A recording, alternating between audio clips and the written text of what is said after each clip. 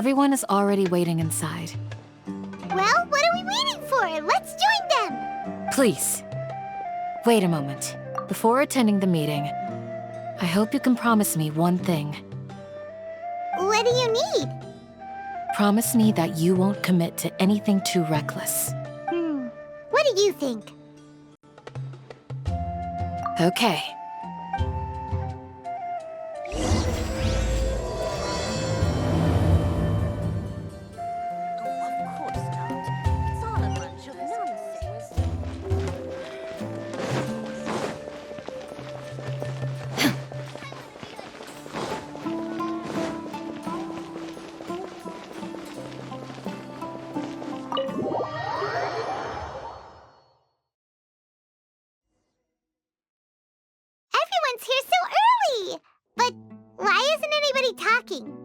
We already discussed things a bit.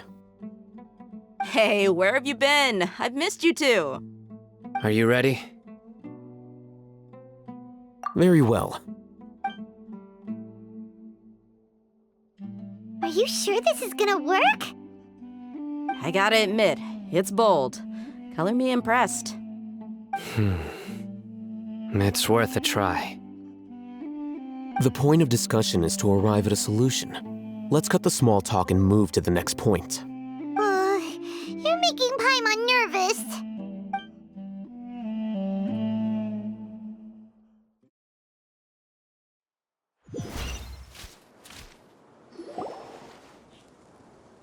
You're finally done.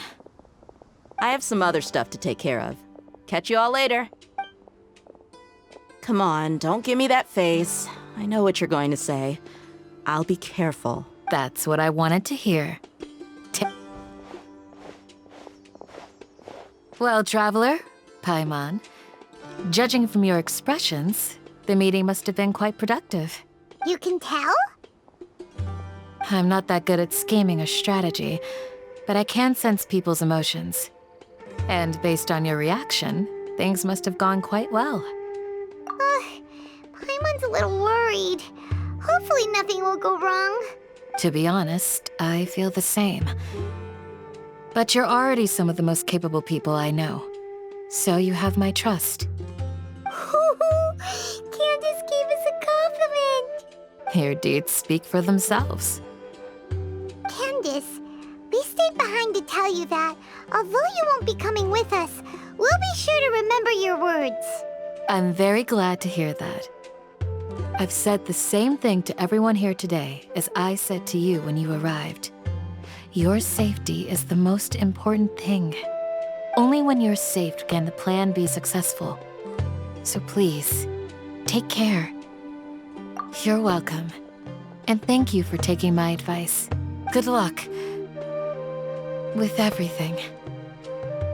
I'll be here in the village praying for you.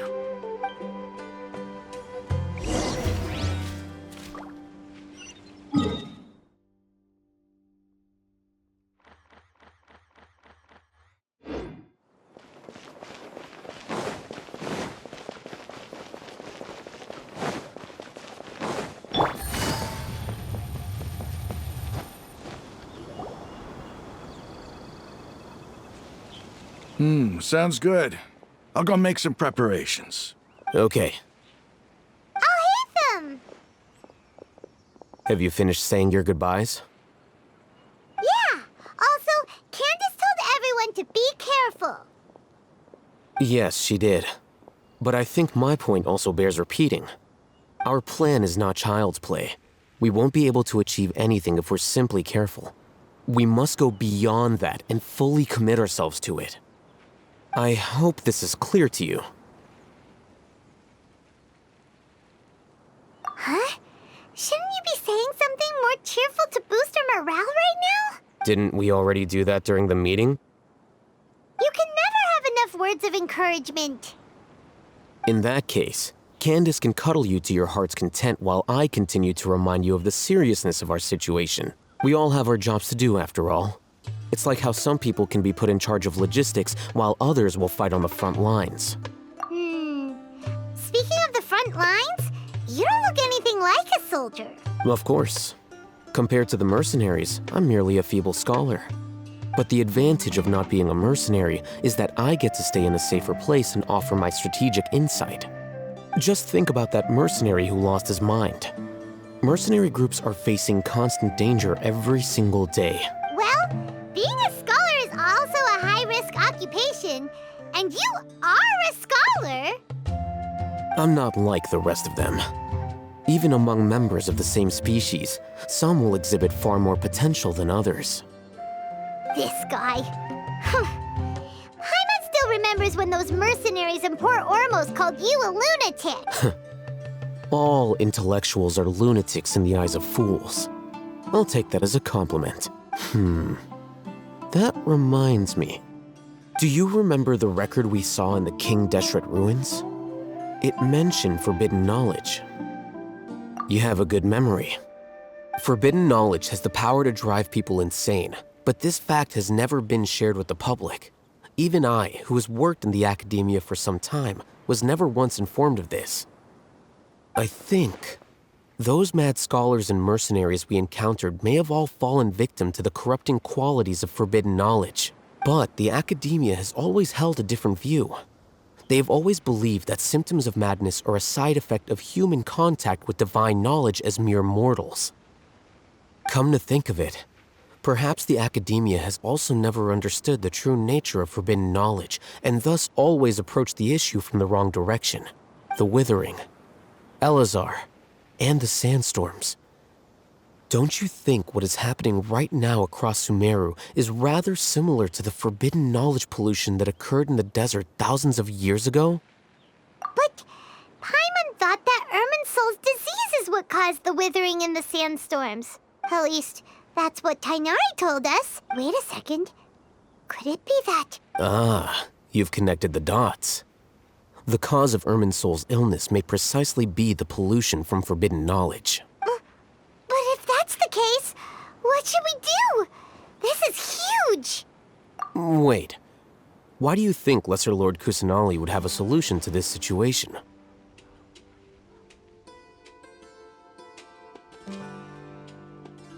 You mean, it's related to the scene you saw when you passed out in the Avidia forest? That whole, the world forget me thing? In that case, it's imperative that we rescue Lesser Lord Kusanali.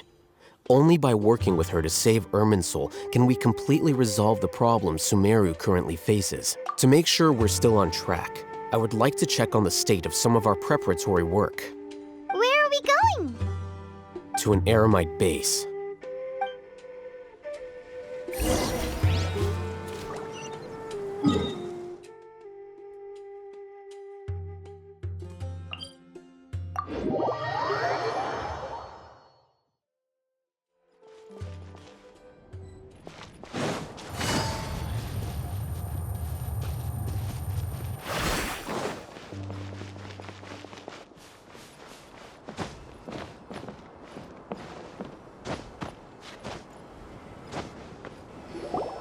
Oh, you made it. Huh? What are they doing here? I gave them some technical work to do. Ah, it's the scribe. And is that the traveler I see? How's the work going? Ah, yes! We have fixed the devices according to your instructions. One of them is already ready for use, while the others are still under repair. Aren't those devices for canned knowledge extraction? What are you doing with those? Look here. Huh? More canned knowledge? Are you going to put more weird stuff into his head again? What's that look on your face? Are you scared? Paimon's a little scared, but very, very furious! That's an interesting response. Anyway, we're not going to use this just yet.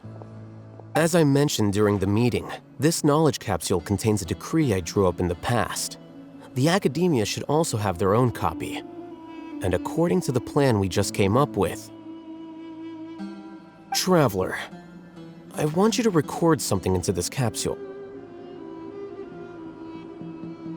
Do you believe we can save Lesser Lord Kusanali? Good. Conviction is the most important part of all of this.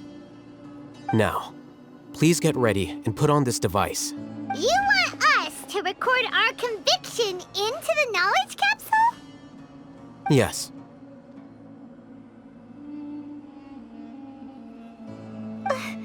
Paimon is still really worried. I understand. But trust me, Paimon, this is something we have to do. It's best if you can do as I say. Because, to achieve this impossible task, it sounds like you'll need to fool your own heart first. Although it may feel like a trick, self-encouragement may be the most important tool we have. Paimon can see the point you're trying to make. Imagine this.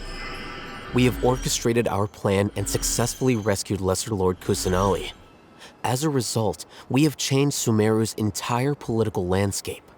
Everything went without a hitch, and everyone recognizes and praises our achievements. Now, open your eyes. Here. What's this? Read it out loud.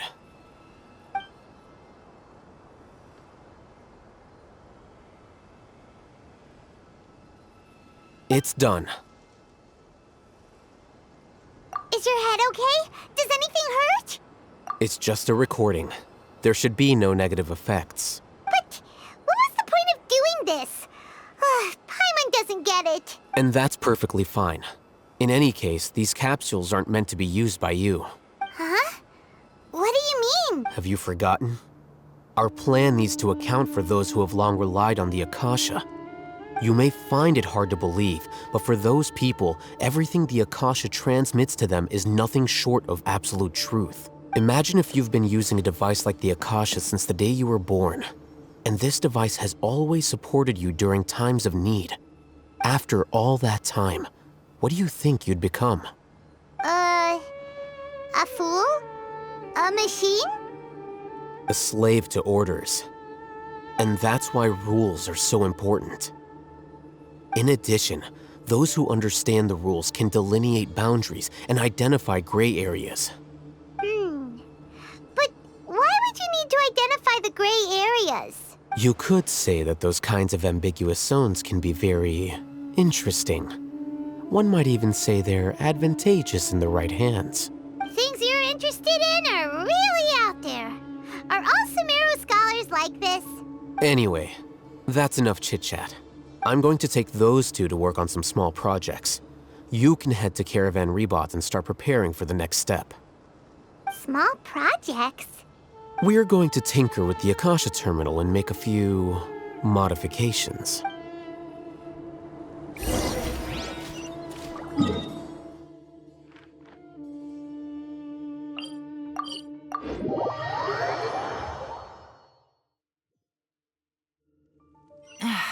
This blinding sunlight is such a pain.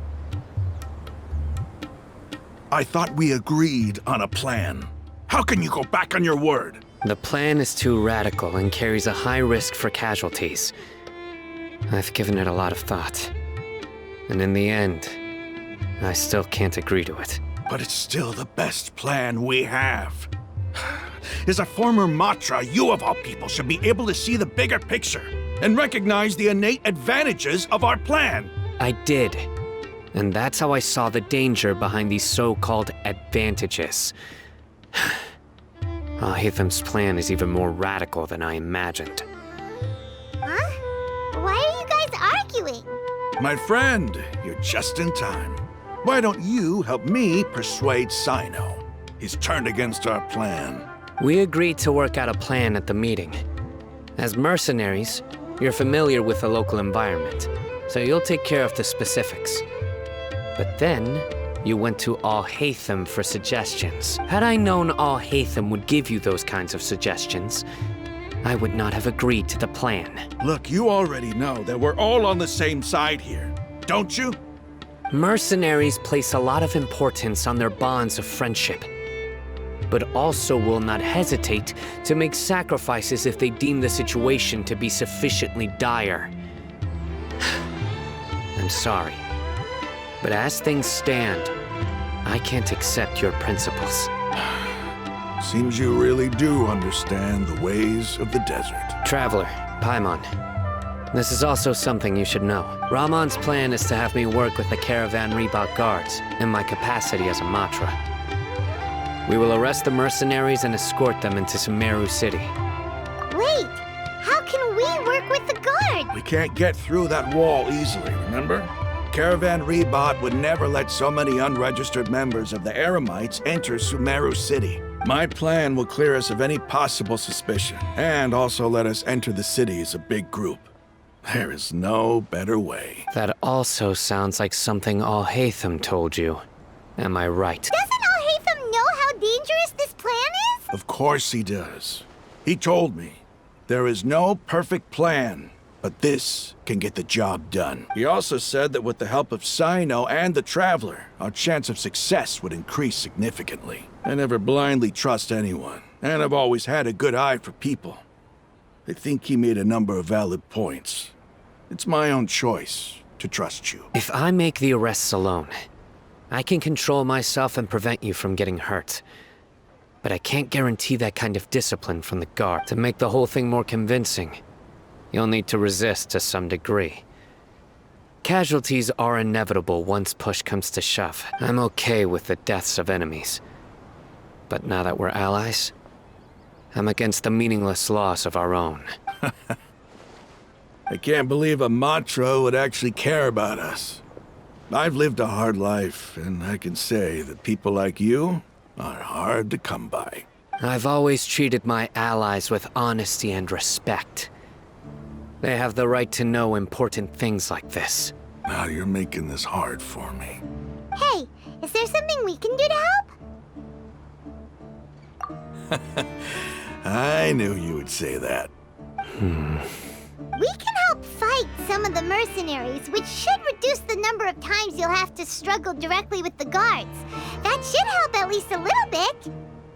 Sino, on behalf of my people, I thank you for your kindness. But this is a mission we cannot turn our backs on. We strongly value the lives of our friends, but the goal we are about to achieve is even more important. We have no fear of casualties, because we crave the spoils of victory. So please, lend us your support. We will show you the determination of us desert dwellers. Well, now that you've put it that way, I can no longer refuse. But remember, you need to follow the plan and not do anything reckless. Candace made it very clear that we can only achieve our goals if we can ensure our safety. Since you and I both recognize the significance of this operation, there should be no more animosity between the followers of the Dendro Archon and those of King Deshret. Everyone's life is equally important. Okay, you have a deal. Let's do this for our shared dream. The guards should be stationed in the courtyard nearby. You can find them there.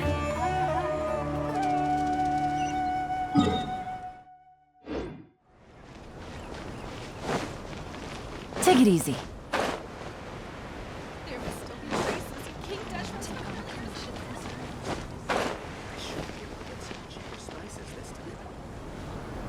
Guards!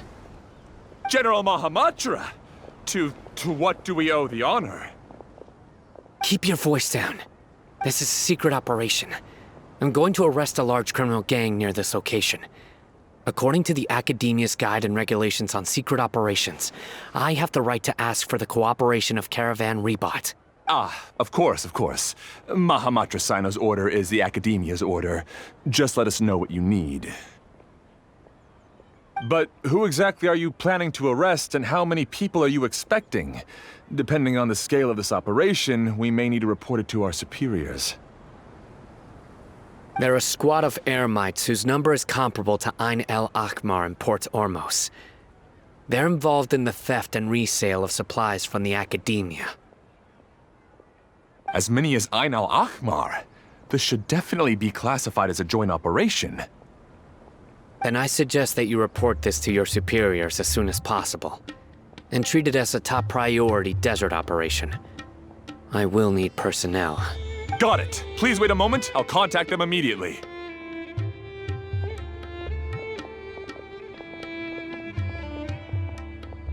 Because this is work. Because I trust you. Paimon can't believe you're still in the mood to chat. This whole thing has Paimon scared stiff. Aren't you even a little worried? What if these guards already know that you have betrayed the Academia and are no longer their General Mahamatra? Even if that guard doesn't know, their superiors might, right? We discussed this, remember? The Caravan Rebot operation is of great importance. But don't worry, the guards there shouldn't know that Sino has stepped down. How can you be so sure? First, the other Matras still don't know why Sino has left, which proves that the Academia has been covering up the matter. Second, this is a crucial moment for the Academia's God creation plan. If something were to happen to the General Mahamatra, it's bound to attract a lot of unwanted attention. No matter how you look at it, they don't seem interested in sharing the news of Sino's departure. A reasonable inference. I agree. Which brings us to our next issue. I'm sure some of you have been wondering if the prediction function of the Akasha will affect our operation. The Akasha is still in operation, so I must remain on high alert. Actually, considering the power of the Akasha, it's quite strange that it hasn't already tried to interfere with my actions. I've given that a lot of thought. For now, I don't think you'll need to worry. If you remember, when you first came to Aru Village, all your actions and routes were predicted by the Akasha. It even gave that information to those who kidnapped the village keepers. But things like that never happened again after we met up with the Traveler. That's true. But why? Look at it from a different angle. Why do you think the Akasha will predict your actions? Because my personal data has been entered into the Akasha. That's true, but the key to this question is, how well can the Akasha make predictions about a person? Haven't you ever thought about it? Just how can it do this in the first place? Because the Akasha controls the entirety of Sumeru. The Academia firmly believes that all human actions can be explained through logic. By sorting and analyzing entered data, the Akasha can derive behavioral logic and predict the actions of those who fit an existing logic model. However, at the risk of sounding like an advocate for fallacies, can everyone truly be considered logical at all times? Emotions are part of our behavioral logic. But can you guarantee that every experience of the same joy or pain would be equally intense? How can our feelings and opinions be predictable down to the letter in every single instance? Sino, in the past, you've always worked alone. In the absence of another person who could sway you or your thoughts, the Akasha could produce predictions that were similar to your real-life behavioral principles. Decisive and principled, you were used to solving problems alone. That's why the Akasha could figure you out. But now, you've joined a team. And I believe the Akasha hasn't yet figured out the full composition of it. Our thoughts and logic have intermingled and weaved themselves together to become a complicated, chaotic mess. Any one of us could potentially disagree with another. The Akasha lacks data on these interactions, and it's impossible for it to predict your actions in the future based on your decisions in the past. After all, there's probably a limit to just how much we can be modeled or controlled by data. So, in my opinion, you're probably safe for now. Makes sense to me. I agree. The Akasha is not alive, and I don't think we can be completely controlled by something without a mind of its own. Is that so? I guess there are things that even the Akasha cannot calculate, and people will not be forever trapped by the past. I'm so glad that this is settled. Next time, pay attention during our meetings. Will do. Just remember to stay vigilant. Footsteps! General Mahamatra, we were not expecting your presence here. I'm the security officer of the Grand Deshret Desert District. My name is Luxembarbo. This is my assistant, the Traveler. He will be working with me. The Beep! Construct, beep! What a great honor to meet you. Your golden hair is as bright as the sun. And, is this the latest technology from the Academia? Have you made a decision regarding the matter I mentioned to your subordinate? It seems to be a dire situation, so of course you will have our full cooperation. To be perfectly honest, I've always longed to go on a mission with someone as well known as yourself. There's no need for flattery. Yes, sir. Take your most elite platoon and follow me to the eastern side of the district. We will carry out the operation there. Understood. Map? Hurry, bring the map! In 2 days, we will engage Rahman's Eremites and capture all of them. Any questions about the time or location? None at all, sir. Good. See you then. Yes, sir.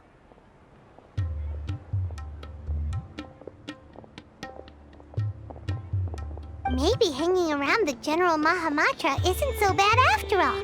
Everyone's so respectful towards us. This is all due to the absolute authority of the Academia. And now, we're going to strike back against that massive pillar of power. Get ready. We will move out in 2 days.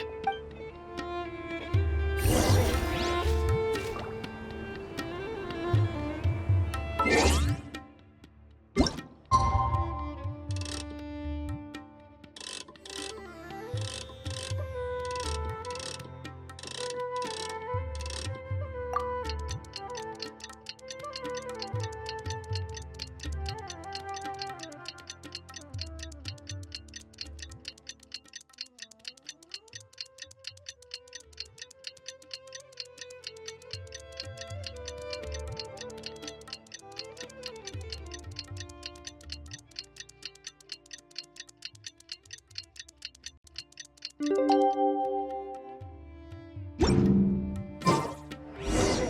time for the operation! Let's go meet Sino in the desert!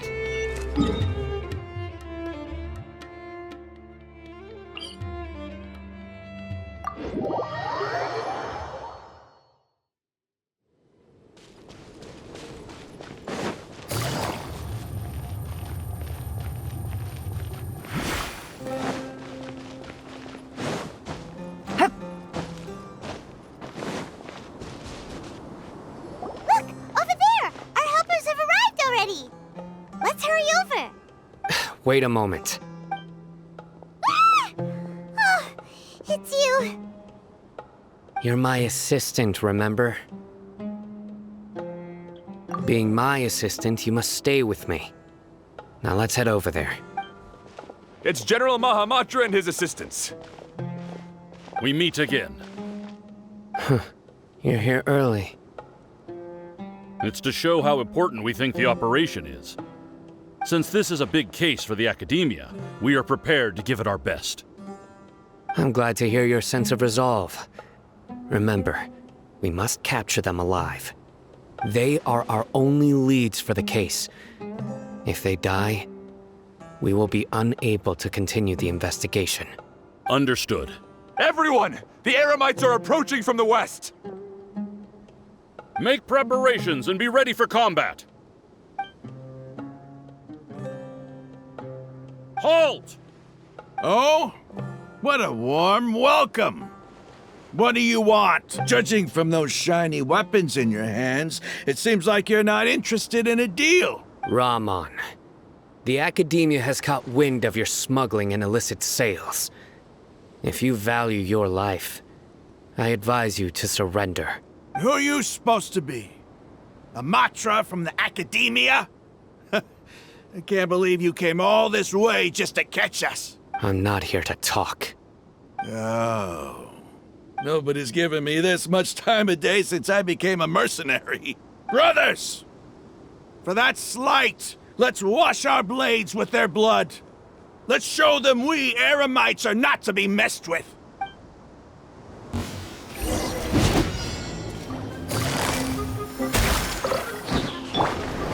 Into the wind! Shine down!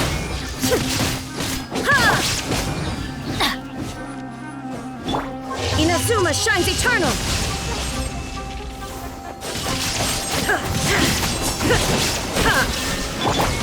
The wind knows me. It's over. Ah! We have subdued them. The operation is now over. All Aramite mercenaries and related personnel in the area have been arrested. Ah, you pitiful Dendro Archon dogs! You'll regret this! I'm afraid you'll regret it first. King Deshret will curse you, and you will all... Silence! Oh, Restrain them and take them back to Caravan Rebot. Count their numbers and send them to the Academia as instructed by the General Mahamatra. Yes, sir!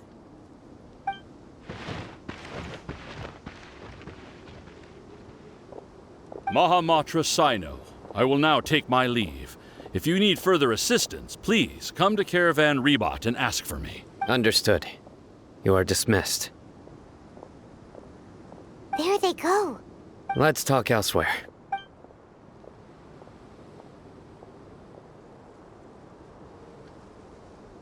This part of the plan went really well. Yes. Things went perfectly. That's fantastic! And that punch you gave Ramon there sure looked convincing enough. Once we're done here, I'll return to Caravan Rebot and oversee the group's transport. I promise. I'll get everyone into Sumeru City safely. Yeah, you're the reason why everything went so well. It's not the time to celebrate yet. I believe Dia should already be waiting for you. Go join up with her. She will need you to introduce her to Tainari. Speaking of which, is it really okay for us not to share the full plan with Tainari? What if he'll feel miffed about it and refuse to work with us? I have a very close relationship with Tainari. Given how well we know each other, I believe my message alone should be enough to bring him to our side. He knows I won't make jokes about things like this. If we need help, Tainari is the best option. Get ready for the next phase of the plan. Don't keep them waiting.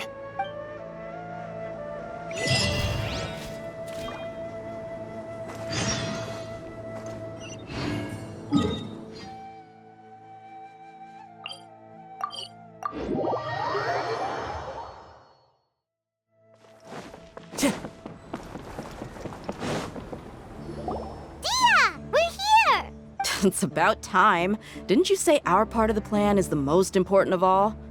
And here you come rolling in late. In the time it took you to get here, I already did 5 laps around the place, downed 7 drinks, and even did some clothes shopping. Sorry. We didn't mean to keep you waiting. I just wanted to fix your attitude and rub it in a little. After all, you took your sweet time getting here, and we've got important stuff to take care of. I just like seeing that serious look on your face. All right, I'll stop. All joking aside, I'm glad you're here.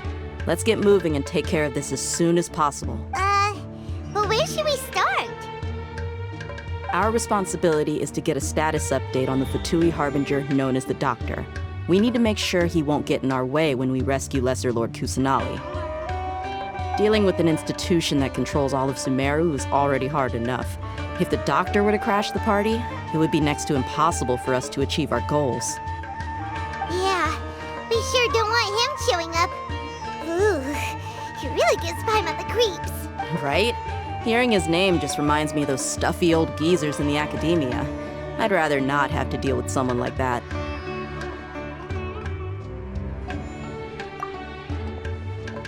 According to the plan, we should first go to Pardis Di and ask for Forest Watcher Tainari. If all Hatham and Sino's sources are solid, then we can be sure that Tainari still has the Academia's trust. So, we'll find Tainari and convince him to get us the latest intel on the Doctor. Then, depending on what we learn, we'll make any necessary adjustments to our plan. The sages have placed spies everywhere on the other side of the wall. I'll follow you as a bodyguard. You should be honored. I don't offer my services to just anyone you know. But Paimon thought mercenaries would do anything for Mora. That's certainly true. But when multiple employers are vying for your services, you should always go with the best offer. Let's see. If I were to charge you a bill, I guess I can apply a discount. How much more do you want? I was not sure we can afford it. How much do I want?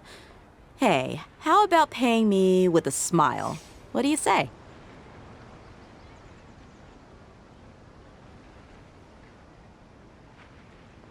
I haven't seen you smiling much recently. If you ask me, someone like you must look lovely when they smile. Come on, give me a smile so that I can be less worried.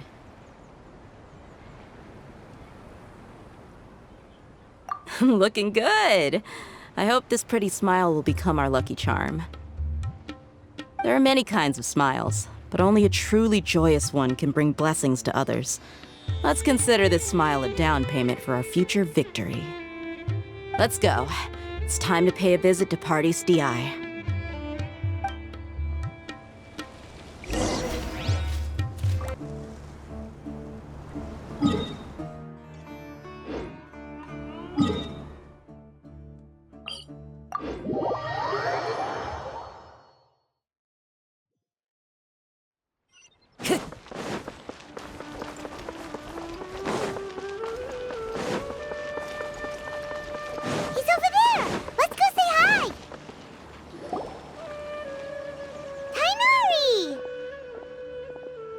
Ah, Traveler, Paimon. And you are? Hey there. This is our friend Dia. She's an Aramite mercenary. A mercenary? You must have some big news for me. It's something really important. Please help us out.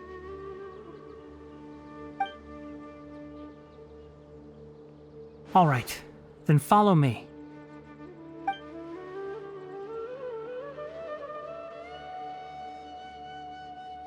This place is better. We won't be disturbed by any passerby. Okay, what is this important thing you want to ask me? The doctor, huh? He's that strange-looking Fatui Harbinger with the mask. Paimon thinks he has blue hair. Yes, I know him. Actually, he left Party's DI just a little while ago. He left already? Yeah, he came looking for me. Can I ask what it was about? Sorry to ask you like this after having just met, but your answer is very important to us. For now, all we can share with you is that your friend Sino is working with us. Sino, you say? I see. So that's why he hasn't been at the Academia. Okay. I will answer your questions and will assist you any way I can. You don't have to tell me everything that's happened. Sino's name really does work wonders. You're not even a little worried that we might have made it all up? Despite having just met you, I can sense that you're the serious type. Between you, the Traveler, and Sino, none of you strike me as the type that would conspire to deceive me. You don't need to tell me anything you don't want to. I'll also get straight to the point. The Harbinger you mentioned came to me because he wanted to take the scholar Hypatia away with him. Hypatia? Why would he want her? And what do you mean by take away? Is he planning to leave Sumeru? Yes. He told me his return to Snezhnaya is imminent.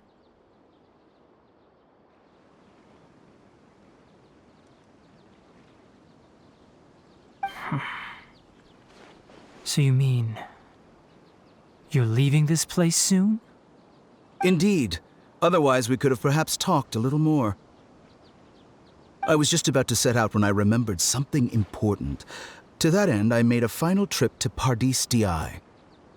Let me ask, have you been taking care of a scholar by the name of Hypatia? Your sources are accurate. No doubt because you recruited many informants. But you're right. Hypatia has indeed been receiving treatment from me. Forgive me for asking, but how's the treatment coming along? Given the way you're asking, I assume you have something to say. Since you asked, I'll be frank. I would like to take Hypatia to Snezhnaya. It's incredibly difficult to transfer a patient. As a scholar yourself, shouldn't you at least be aware of this? Oh? I can't believe your utter lack of faith in me, to the point of even questioning my general level of knowledge. How unbefitting. Well, you're the only one who's ever made such a request. I have my ways of keeping her safe during the journey. In addition, I can also promise that under my care, Hypatia will receive the most advanced and effective treatment. I will personally supervise her treatment and see to her recovery. Would that be agreeable to you? Hypatia was born in Sumeru and remains a scholar of the Academia. Her situation has not become dire enough to necessitate her transfer to another nation. Transporting her to Snezhnaya is risky, and the potential benefits are unknown. As the person currently responsible for her treatment, I cannot possibly sign off on this transfer. Your suggestion is rude and reckless. I'll pass. I don't know much about the doctor, but after talking with him, I realized that, just like many other scholars, he possesses an aura of arrogance that I've come to detest. It's not so much that he's looking down on others, but more that he's so confident in himself and his abilities, to a point of near insanity. I would never refer a patient to someone like him. I prepared myself for a protracted battle of wits, and was really surprised to see him just give up on the topic. Still, his reaction really concerned me.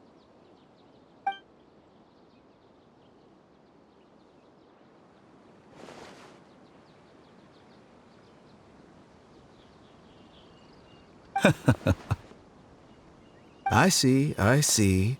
Of course, your opinion makes perfect sense. You're still young, but already quite stubborn. I must say, you are not like what I had expected. Under normal circumstances, I wouldn't just let you off the hook like this. But unfortunately, I'm in a hurry today, what with Her Most Noble Majesty the Tsaritsa calling for our return. Luckily, there is still some time left for me to take care of everything before I leave. It's just as the Academia said, you're a responsible and gifted scholar. Sadly, even with all of that, you're still lacking a bit of shrewdness. And that's also why people like you can never realize that sooner or later, everyone must pay the price for what they've learned.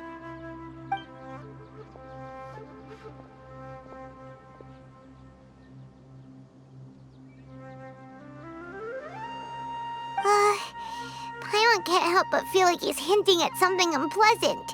He asked a question, yet didn't care for my answer. Perhaps I'm nothing but a talking rock in his eyes. He never came off as malicious, but an utter lack of compassion permeated throughout our conversation. From his tone, I can sense that he's always looked down on others. I can barely believe it myself, but if that's true, the situation will be in our favor. I don't think I missed any details. Frankly speaking, I don't want you to do anything too risky. Now that you know a little more, it should be easier for you to stay safe. Sorry we can't tell you everything. We appreciate that you helped us anyway. I won't forget your kindness. It's okay. I have an obligation to do so. To be perfectly honest, all of this may have started because of me.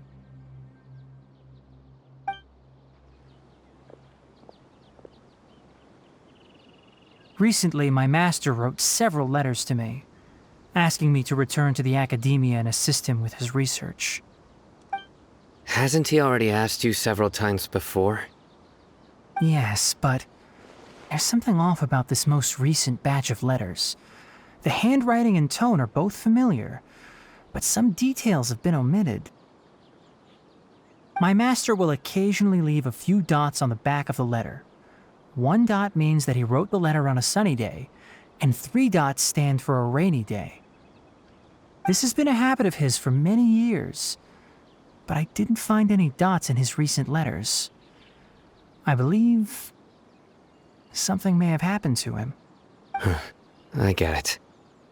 Since you are always at Gandharvaville, you would like me, someone already working at the Academia, to investigate this matter, right? I'd like to ask you to do that for me. If you can keep yourself safe, please withdraw immediately at the first hint of danger. I can do that, but I have a feeling it won't be that simple. The Academia has been working on a big project. I'm not quite sure what it is, but your master might be involved with it. If the higher-ups really are hiding something, then it will be difficult to remove myself from the situation once the investigation starts. If the situation becomes critical, I'll leave the Academia. If you don't see me there for an extended period, that's your cue. All right, we've got a plan. I'll stay at Gandharvaville to support you. If that scenario comes to pass, you must be extra vigilant. And be wary of any messages or direct requests from the Academia. I must say, I didn't expect a warning like this from the General Mahamatra. Being loyal to the Academia doesn't mean blindly doing whatever the sages say.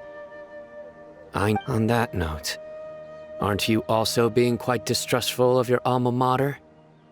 The Academia, yes, but my master is a man of integrity. Even when I was a student, I was worried he'd get in trouble for sticking to his beliefs. I suppose he's lucky to have lasted so long. But in the end, it still caught up to him.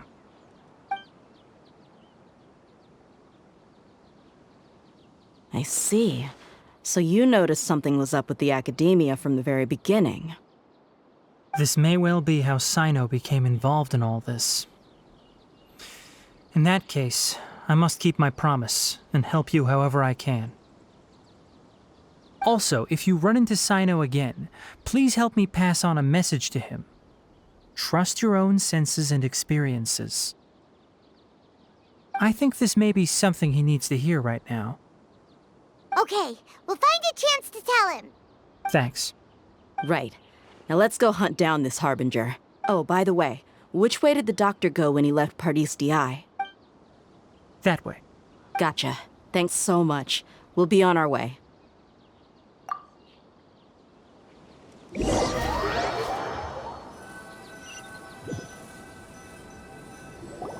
According to Tainari, the doctor is leaving Sumeru soon. I want to check if the doctor was actually telling the truth. He also said that he'll take care of everything before he leaves. What did he mean by that? We need to be extra careful when dealing with a person like him. Just to be safe, let's chase him and see what we find. But we have no idea where he went! How can we start chasing him? We'll do it the mercenary way. I'll find leads as we go. All you have to do is just follow me. That Harbinger may have tried to cover his trail, but he still left some traces. Or perhaps he never even thought about concealing his whereabouts. Maybe that's just how arrogant he really is.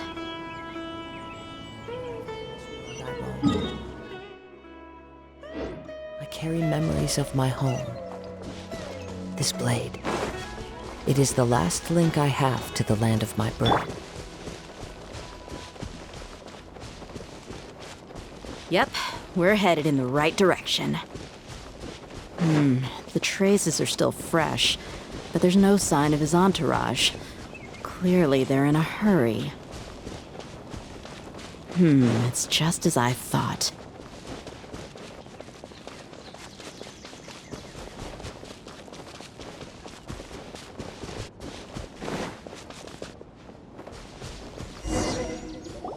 We can stop here.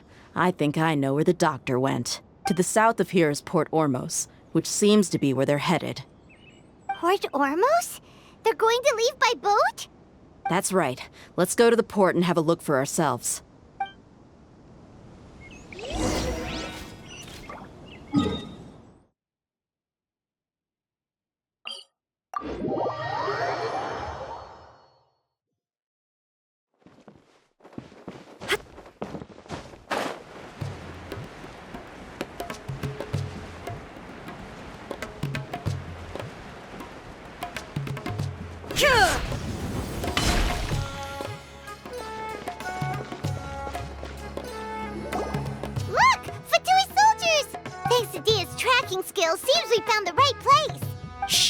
Don't draw their attention.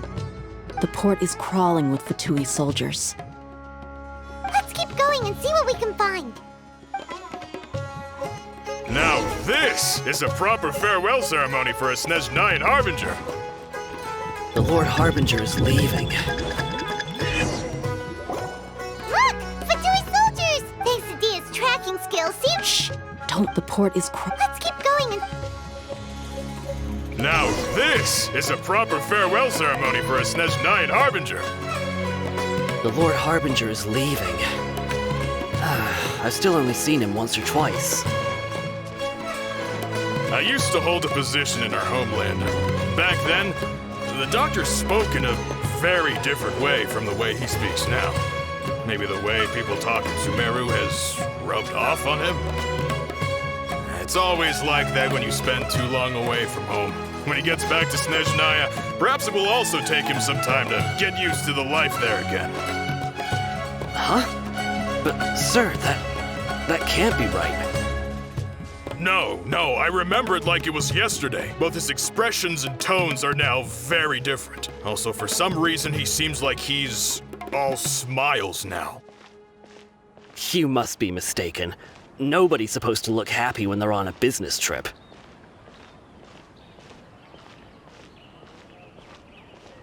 The doctor is on that boat. So he told the truth after all. He is actually leaving Sumeru. Let's get closer and find a place to hide so we can observe him.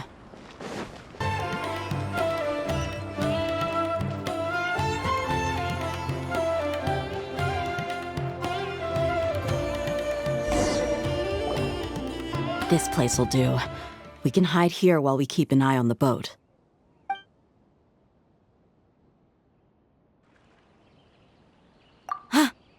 Uh-oh! He saw us! Huh? Is he waving at us? It's time to say goodbye. Wait, is he the only person on the boat? Huh? You mean there's nobody with him? And where are all the soldiers we saw in the port just now? They were all here just a few minutes ago, but now they vanished. So this was a trap. Wait, don't tell me that... Luckily, there is still some time left for me to take care of everything before I leave. Oh no. They might be after Hypatia. Let's get back to Party's DI. Huh? What do you mean? I'm afraid that she's seen something that she wasn't supposed to see. If I were the Fatui, I would also try to take her away. And if I couldn't... Oh no! Are you saying they're going to kill her? Let's go!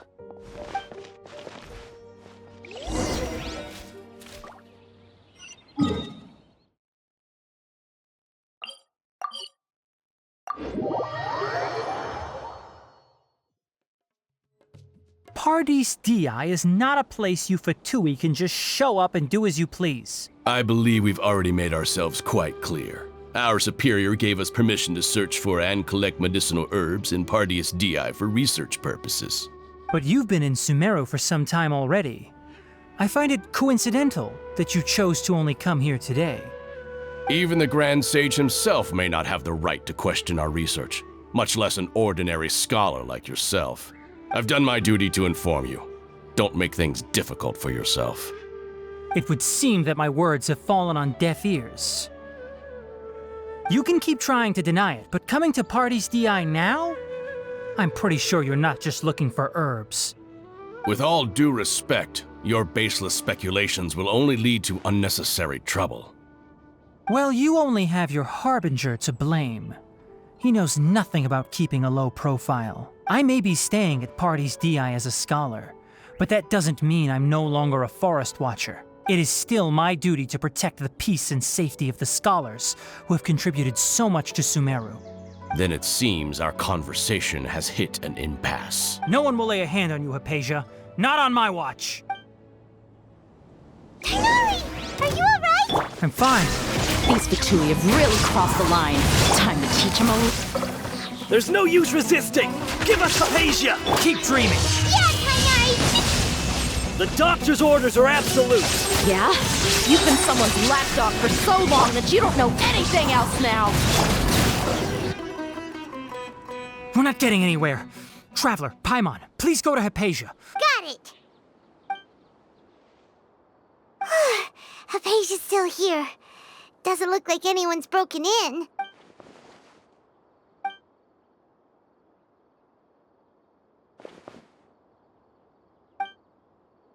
Well, how is she? Oh, that's good.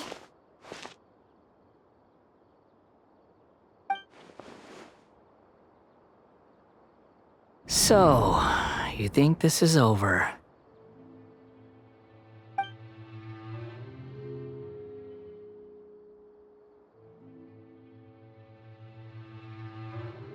What? The Balladeer is here?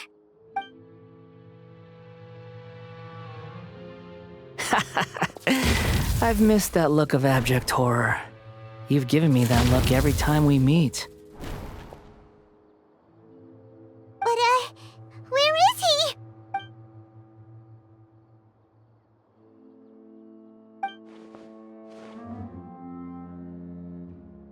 I can hear all of your thoughts, you know.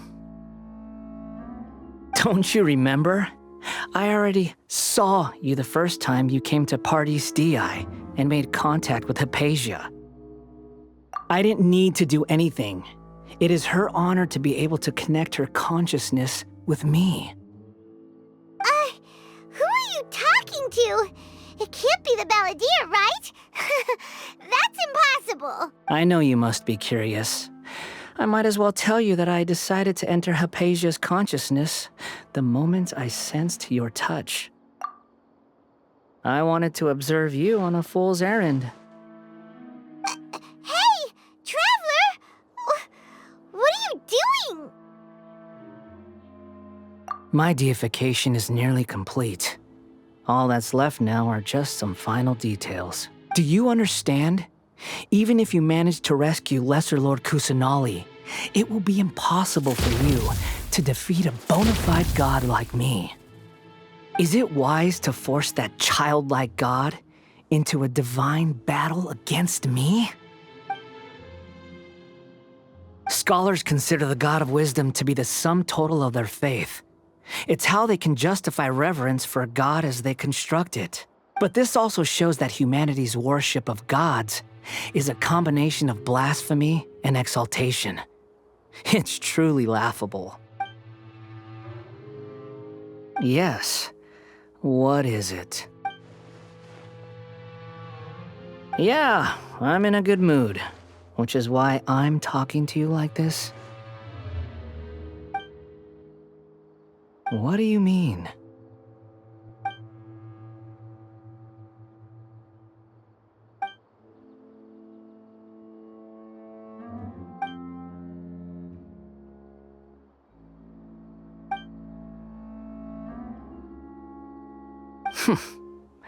Those words almost make you sound like a friend who actually cares. But you're wrong. I'm different from all of you. I was born to become a god. My entire life up until this point has just been a meaningless routine. Just think about a sheet of paper. By itself, it holds no meaning. The content recorded on it is what gives it value. All I had recorded down before were some painful memories and boring human feelings.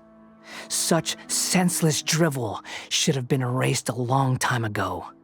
Indeed, to me, the sight of you fools in your futile struggles is far more amusing. Tell me, just what has this world done for you to protect it with such zest and conviction? I'm connected to your consciousness, so I can hear what you're thinking and sense the depth of your determination. This is a good conversation we're having. So here's a word of advice. Let go of your misguided guardian complex. You know nothing about the truth. It'll be for your own good, as well as everyone else's. Humans are a species that can only find bliss in ignorance.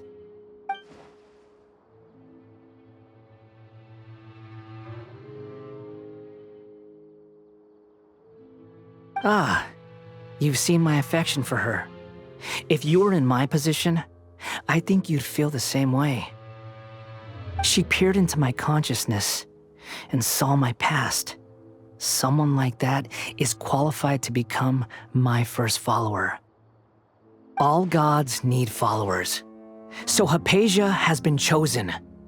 Her appearance heralds my imminent arrival at the throne of divinity, while her worship shall become my glory. You're doubting me again? No matter. Soon, you'll know what kind of authority you're challenging. Who wants to hurt my devout follower?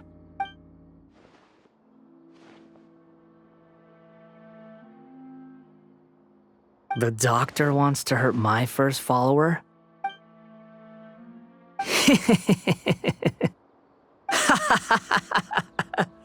How very amusing.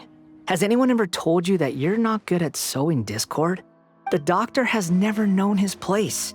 Even now, the puny human thinks himself capable of interfering in the business of the new god.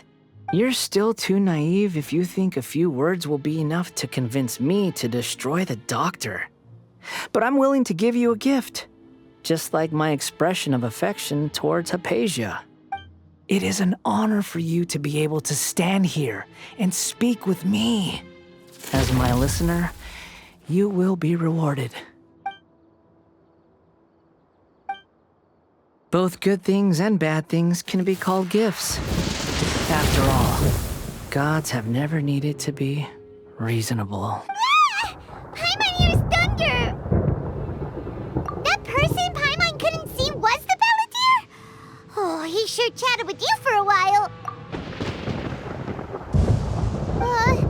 Where is the storm headed? That means anyone outside is in danger! Let's go! Tainari and Dia still must be fighting!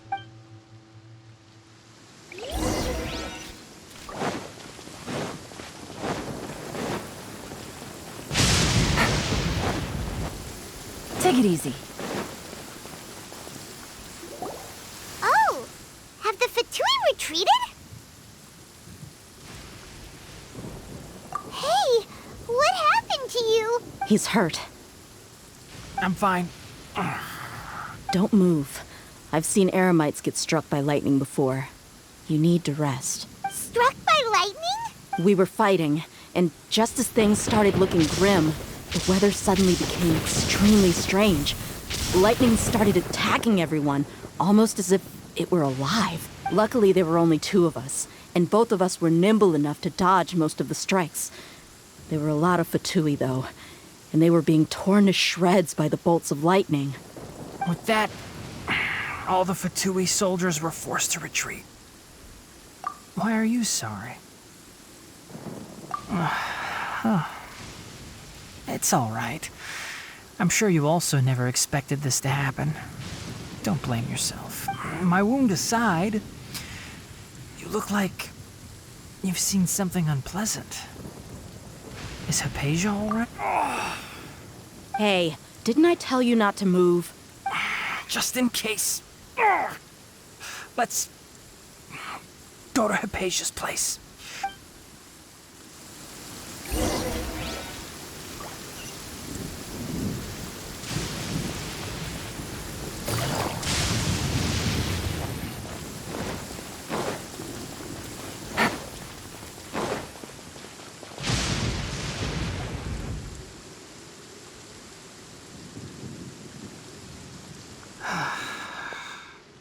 Thank goodness she's fine. Hey, how about taking care of yourself first? I understand my condition. The wound is not fatal. I'll be all right. Ugh. The more you understand medicine, the worse of a patient you become. I know. They always think they can push through the pain. Oh, he sat down. Let me rest for a bit. Sorry, traveler.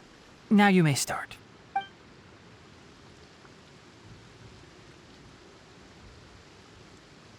So that's what you were talking to the balladeer about?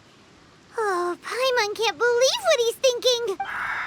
The Academia's God creation plan.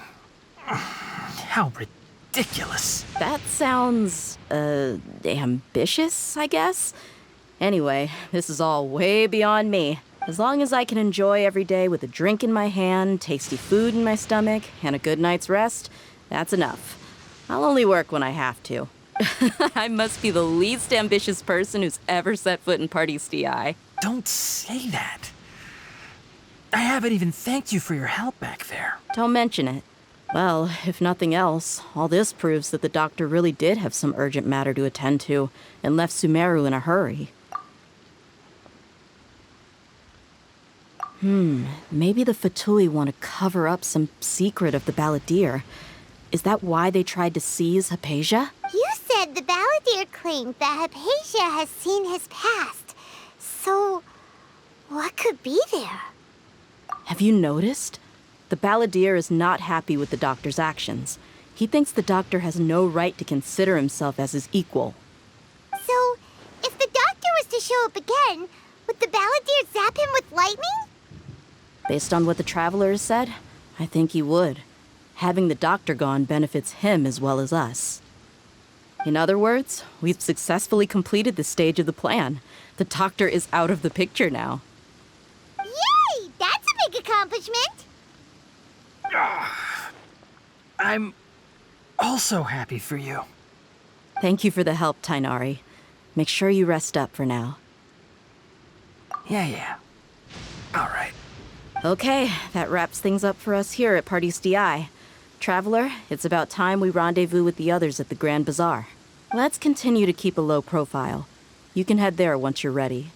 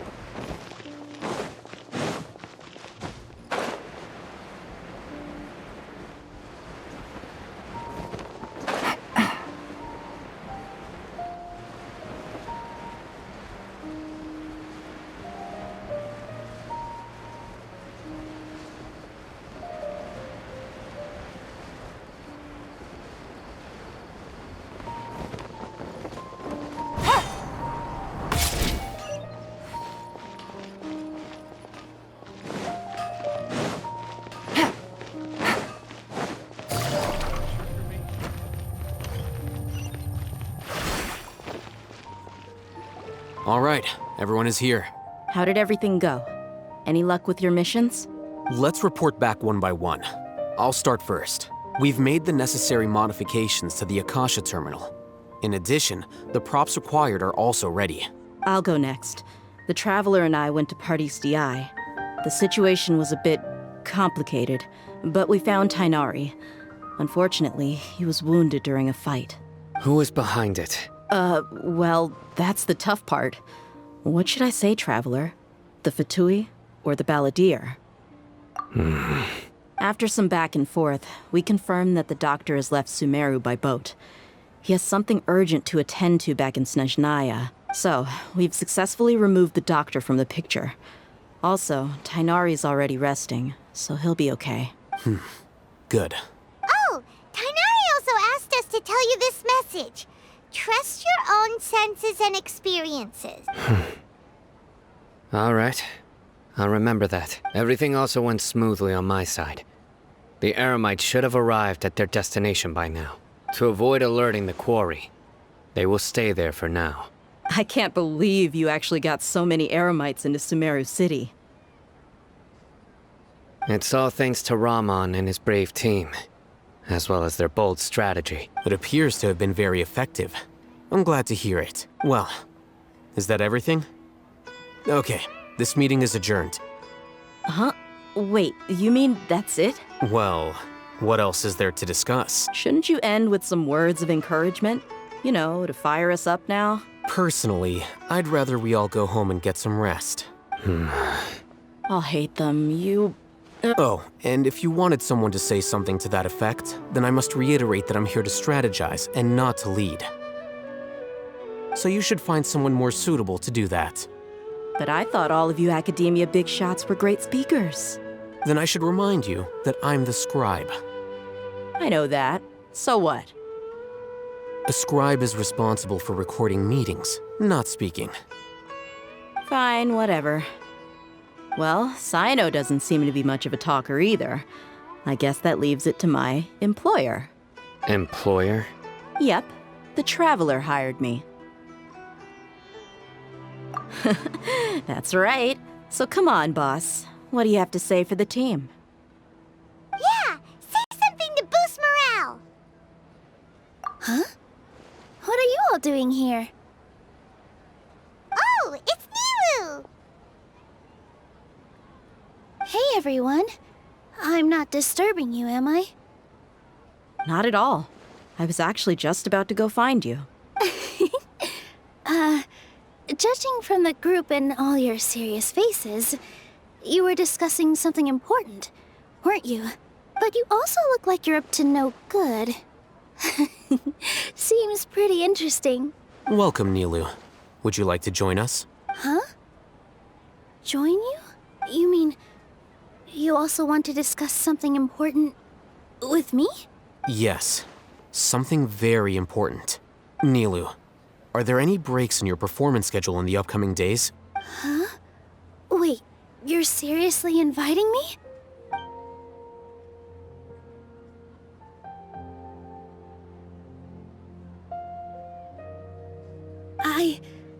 I can't believe my ears. You are truly the bravest and most passionate people of Sumeru, well, that I've ever met. Oh, right. The Traveler and Paimon are not from Sumeru, but you are awesome as well. That's right! I must admit that I'm a little scared, but I'll try my best for Lesser Lord Kusanali. If I can somehow use my abilities to help you, then count me in. Remember, believe in yourself. Okay, I'll get my friends at the Grand Bazaar to help us tomorrow. Just remember not to say too much. Be discreet. Yep, you got it. All the preparations are done. Now, can we finally conclude this meeting? So, have you thought up what you'd like to say, boss? Yep, it's a grand plan and we're all super awesome!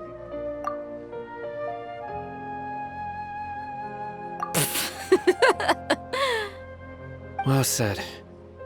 A good night's rest before an operation can be the difference between success and failure.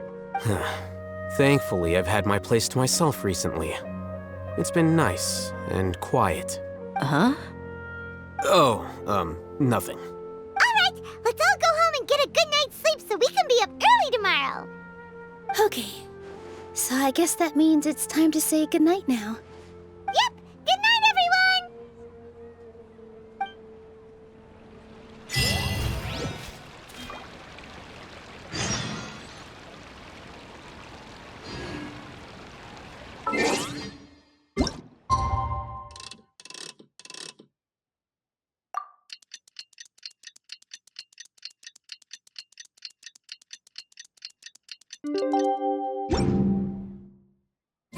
Today is the Academia's Garbaha Day.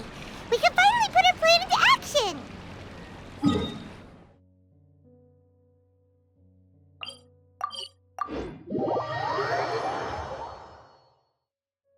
Hello, you two. Sleep well? Not really. Paimon got too nervous thinking about today and didn't fall asleep until the sun was almost up. What about you all, Hatham? Naturally, I slept just fine. After all, a good rest should be considered part of the plan, since energy is an important resource. You just want to show off how calm you are! It's crucial to dissipate any tension before we execute our plan. The only thing you're doing is being annoying! Anyway, do you need me to go over the game plan again? Our target is Grand Sage Azar's office. Everyone in the Academia knows that's where the Grand Sage's console is. Only they can operate it. Many restricted commands and operations are executed via that console. I'm sure that console has a way to free Lesser Lord Kusanali. You know, Paimon's been thinking, what kind of technology could let the sages imprison even a god? That isn't something they could have accomplished with their scholarly talents alone. In the sanctuary of Suristhana, there's a device of Greater Lord Rukkadevata's that she once used to isolate herself while meditating. 500 years ago, the Grand Sage at the time modified the device so that it can no longer be controlled from the inside. They were effectively trapping one god with the power of another.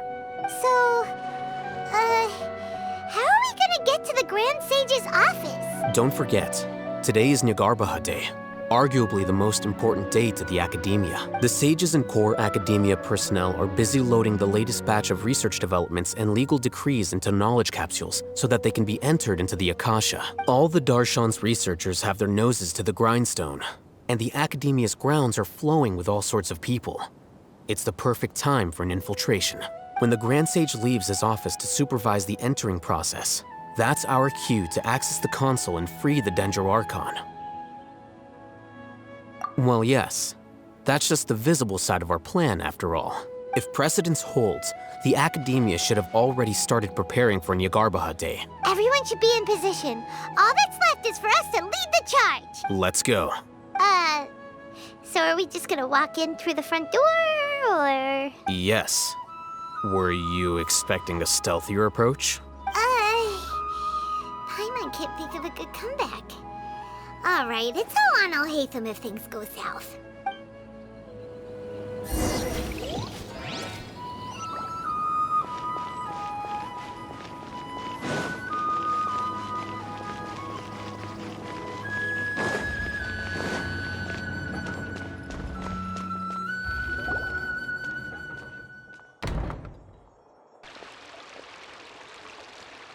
Scribe? Please, wait. Are you Scribe Alhaitham? That's me. Is something the matter? I'm in a hurry. No. I was just surprised to see you here. I had heard that the sages were looking for you not long ago, but I didn't know what for. And, also, please don't bring outside guests into the Academia. Outside guests? How did you arrive at such a conclusion? Your groundless inference shames the Haravatat Darshan. What did you say? I'm the top student in Haravatat, and I earned 3rd place at the last Inter-Darshan debate. Don't look down on me! That wasn't my intention. As your Haravatat senior, I just assumed that you possessed a greater aptitude for critical thinking. Look, based on what you already know, the purpose of my return and the reason they're here should be obvious. Is that so? Wait a moment. Let me think. Don't tell me the answer. The sages search for you. A blonde-haired traveler. Outside guests. So, from the start, the sages weren't looking for you, but this traveler? And you were gone from the Academia for so long because... Hey, shh. Yes, you've proven yourself as the top student in Haravatat. I surmise you've arrived at the correct conclusion. As I expected. Please, forgive me. I wasn't thinking clearly just now. Thank you for getting me back on track. It's nothing. We'll be on our way then. All right. Thank you for your contributions to the Academia, Scribe.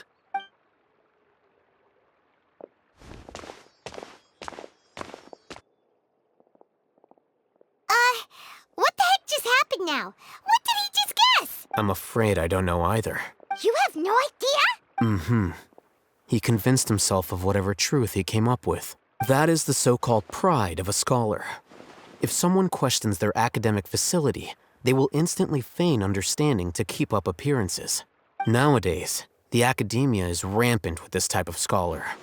Their obvious farces of intellect only serve to highlight themselves as fools. Wow, so there are special ways to deal with smart people. We don't even need to make up our own excuses. We shouldn't waste any more time. It would be problematic if we missed our window of opportunity.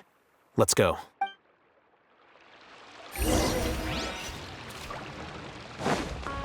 Take it easy.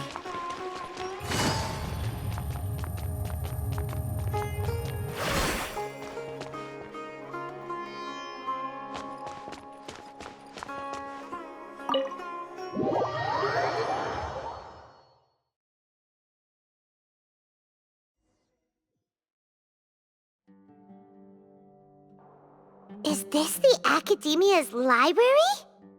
Indeed. Known as the House of Dana, it is quite possibly the most extensive special collections library in Teyvat. There are a lot of students going through here. Is it really okay just to waltz right in? The Academia marches to a fast beat, especially since it's Nagarbahad Day. They're all occupied with their own matters. Just act natural. Now, hurry along.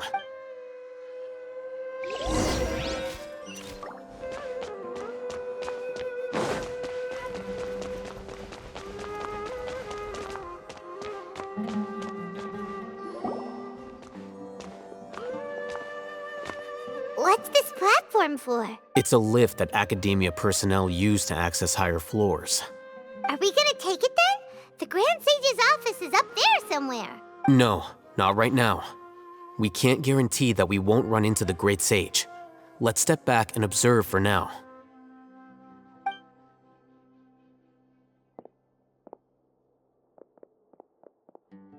You think the Grand Sage will exit from there? And after he does, we'd sneak past him? Oh, Paimon thinks that's really dangerous. Who knows? However, if we can confirm Azar's current location, our operation will be much safer if we... Allow me to offer you a hint. If you wish to know his location, look behind you. What's Grand Sage Azar doing here? Do not tell me you believed the Academia would not grow suspicious of you after such a prolonged absence, scribe. An eyewitness had informed me of your whereabouts, so I came to personally welcome you. Great Sage, I didn't expect you to care so much about me. I'm truly flattered. I'm sure, but compared to you, I am far more interested in these two unexpected guests. You are the Traveler and Paimon, correct? It's a pity that only now have I been afforded the opportunity to formally meet two of Sumeru's most esteemed guests. I do apologize for my lack of decorum. Excellent. You immediately initiated discussion instead of attempting to prepare some perfunctory excuse. You clearly understand the situation at hand, and have no intention of making a reckless stand. The foot traffic here renders this place unsuitable for discussion. Please, follow me to my office.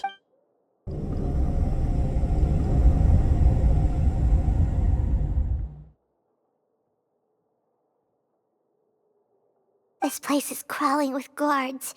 There's no way out for us. All right then, Traveler. What did you wish to discuss with me? Today is Nahida Day, so I still have many responsibilities to attend to. There is little time for idle chit-chat before I detain you all. You seem to know quite a bit about our endeavors. If that is so, then you should be praising our great work, rather than using your trivial misgivings in a futile attempt to sway me. Trivial? Then tell me, what do the Fatui want from me? Worthless. Those are all completely worthless. Benefits, divine power. These materialistic words do nothing but debase our great work, creating a god. Yes, we are using human wisdom to create a god. If humanity cannot attain omniscience and omnipotence, then we shall create a god to reveal them. This is the pinnacle of human wisdom. We shall regain a god's guidance at long last. No longer will we flounder in the interminable void of consciousness and knowledge. Even Irminsul will be freed from its plight. For our nation of scholars, this is the ultimate aspiration.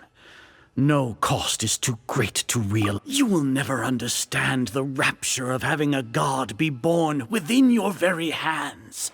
With your degree of knowledge, you cannot even comprehend such an emotion. Gods exist on a plane that far eclipses humanity's. Lesser Lord Kusanali, what can she even do? Care for the people? Fend off sandstorms? Fabricate silly fairy tales? These are but child's play for the Academia. Does that make us equal to the gods? We are a people favored by Greater Lord Rukkadevata. Though I may have personally not seen it, our forefathers bore witness to true wisdom. The ascension of the Lesser Lord has brought nothing but bewilderment to the scholars. They all ask, is that truly what true wisdom is supposed to look like? With that in mind, it is better to keep her isolated in the sanctuary of Suristhana, so our academy will not become embroiled in turmoil. Justification. Do you really think that only the super smart or powerful should be able to call themselves gods? As per your judgment, Grand Sage, they are indeed dangerous individuals. Not only are they acting against the Academia, but their ideologies have the potential to lead scholars astray. Looks like there really was merit in my assignment. Oh, Hatham? Are you talking about us? Anyway, I've brought them to the Academia as ordered. But it took some time and trouble. Oh, that reminds me. Here's the investigation report you had requested. It's a summary of my time spent with the Traveler, an array of information about him ready for your perusal. Oh, Hatham! So you're still on the Academia side! We finally started to trust you!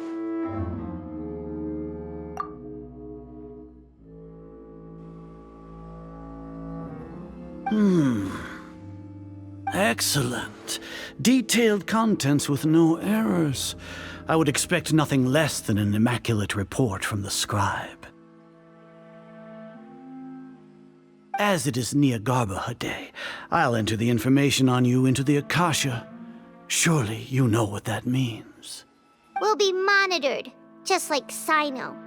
With the Akasha's calculation prowess, all of your actions will be predicted with an accuracy of at least 98%. Furthermore, your data will be updated in real time whenever new information presents itself. To put it into words you can understand, wherever you go, you will be walking under an invisible leash. This is Sumeru's greatest penalty for dishonest persons. Are you not familiar with the concept that great responsibility begets an equally great suspicion? In any case, you are Sumeru's most concerning external variable. Locking you down will greatly decrease the chance of any undesirable outcomes coming to pass. You're despicable! Despicable? Perhaps from your perspective, but I suppose you had mentally prepared yourselves for this, no? Your ploy was to sacrifice the Traveler here, was it not?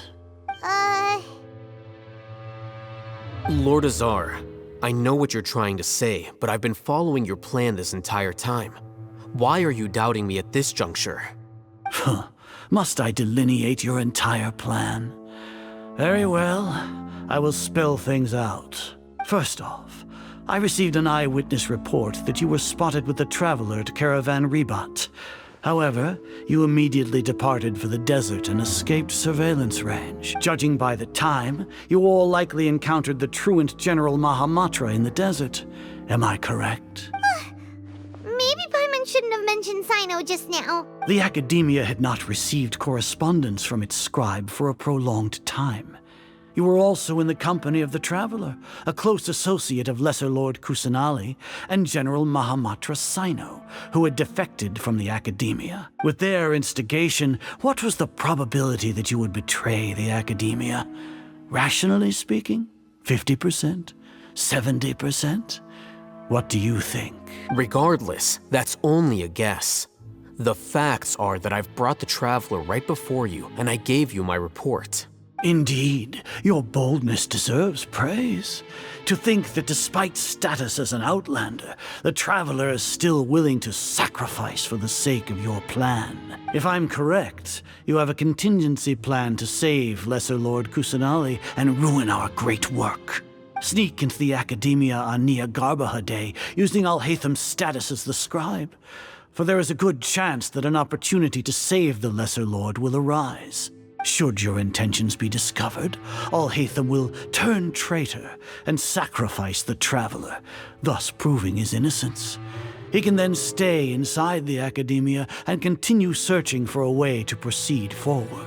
As for Sino, according to the Akasha's calculations, he will soon return to the Academia and confront me in person. I suppose this is also a part of your plan? You'll see me as a traitor regardless of what I say. No? Even if you impugn me, it would have little effect on you all. You misunderstand. Losing our scribe would irreparably damage the Academia's regular operations and the development of Sumeru's future academic systems. However, under the current circumstances, even that is trivial compared to what we stand to gain from our great work. You said that I betrayed the Academia, but you, Azar, you've betrayed all of Sumeru, betrayed its Archon.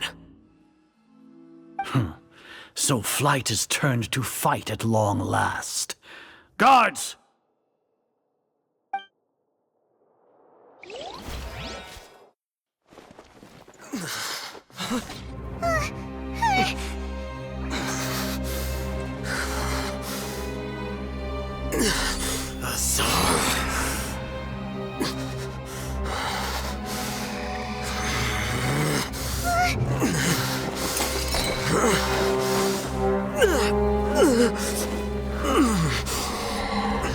Well, what do we have here?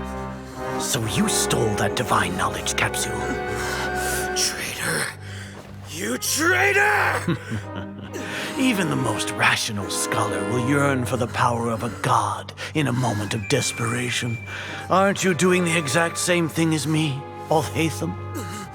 Unfortunately for you, no god will lend you their power. Azar!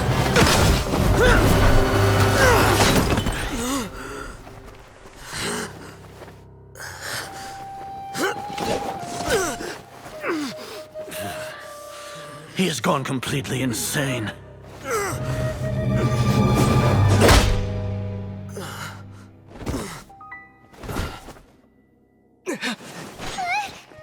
Take him to the Matra and exile him to Aru village. Then find someone to take these two to the confinement room. I'll deal with them later. Grand Sage, we've finished all required preparations for Nahida Day. We may begin to enter the capsules now. Excellent.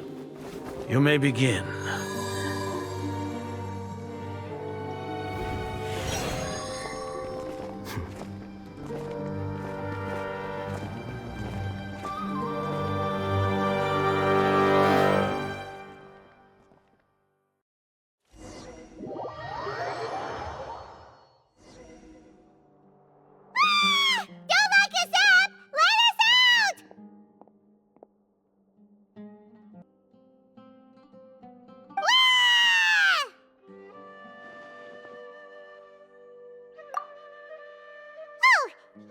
Paimon got a bit carried away there.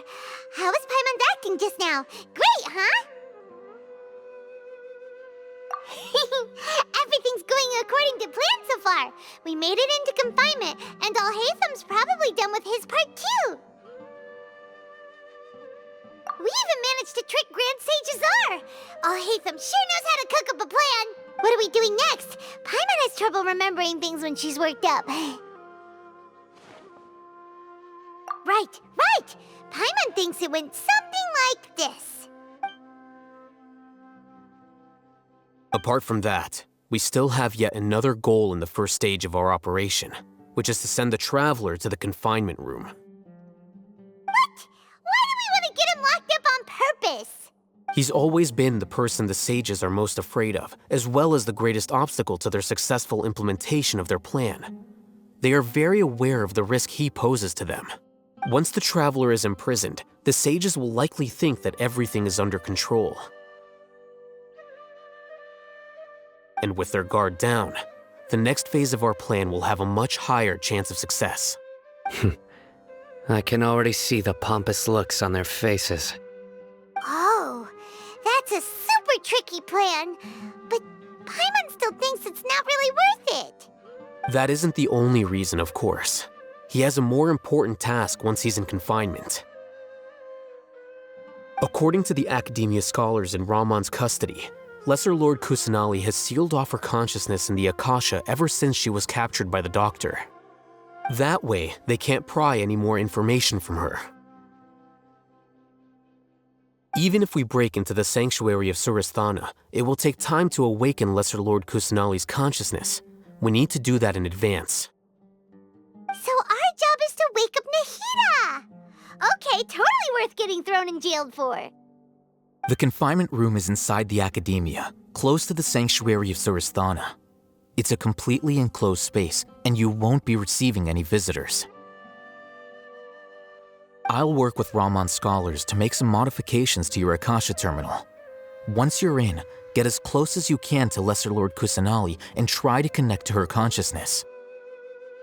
However, as for whether she'll actually wake up, that will depend on our luck.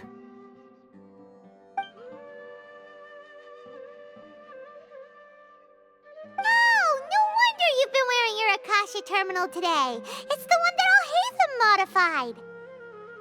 Paimon thought they'd take our Akasha terminals when they locked us up in here. Were they being careless? Alright, so what now? Sounds easy enough. We can finally talk with Nahida after all this time. Let's do it. There's a light flashing on your Akasha terminal. It's almost like... the faster it blinks, the better the signal!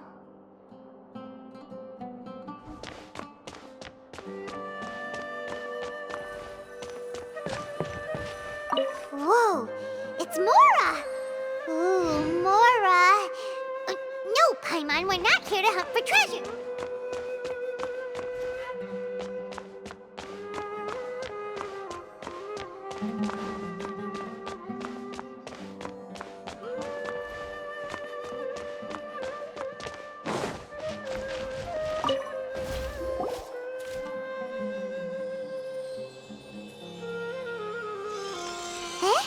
Is this the right spot? Are you getting anything?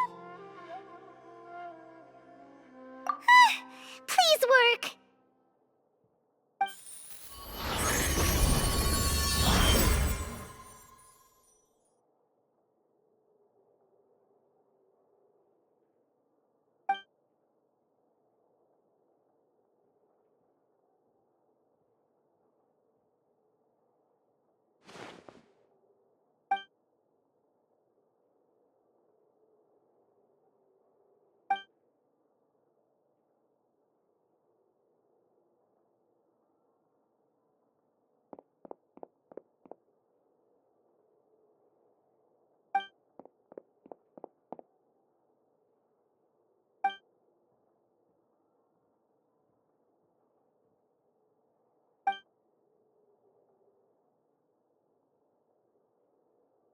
Nahida!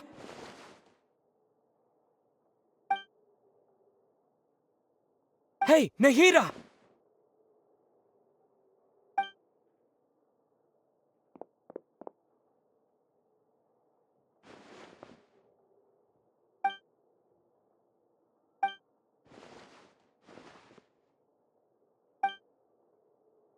When did it first start?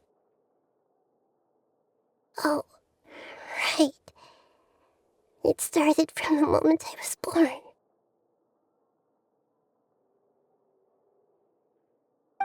I want to become a worthy Archon.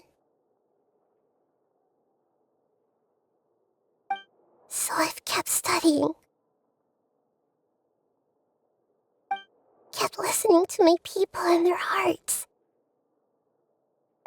Kept looking for a way to save Irminsul. So I can catch up. Catch up to Greater Lord Rukkadevata. But I'm stuck in the sanctuary of Sarasthana. The sages are creating a god to replace me. And I'm forced to lock my consciousness in this boundless darkness. Nahida!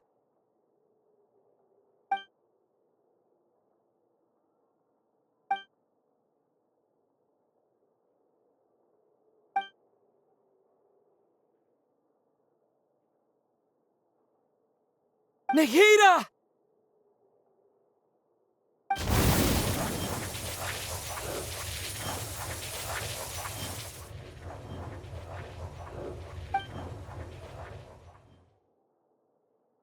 It's so quiet here.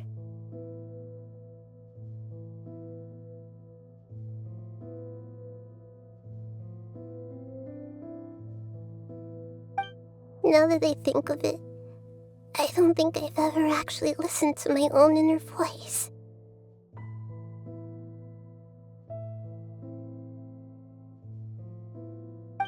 Do Archons have them? Should Archons have them? Have I been doing the right thing? Am I really not needed?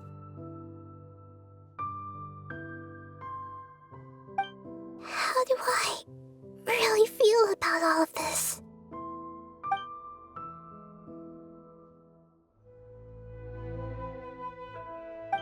It's so quiet here. Since you're the god of wisdom, you've known the answers to all these questions since the very beginning, haven't you? Who are you? Whose voice is that? It sounds familiar. You're right, though.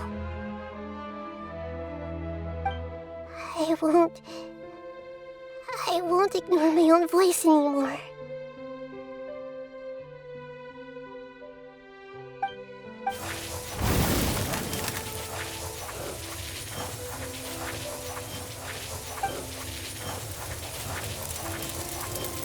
Nahida!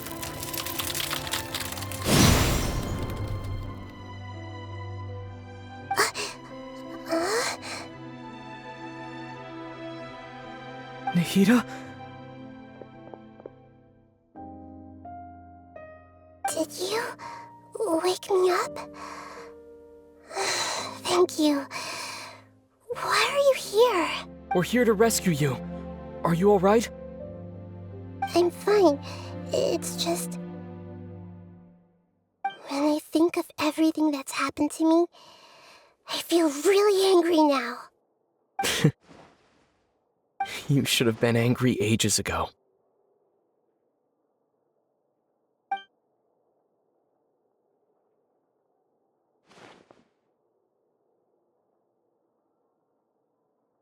Huh? Oh, you're back! How's everything? That's wonderful news! Great! We weren't locked up for nothing. When you went to wake up Nahida, Paimon was listening for any sounds outside. You were out for a long time. There are fewer and fewer scholars going about now. You think everyone's done with their Nahida Day stuff? Yep, so that means our next act is Nilu's performance!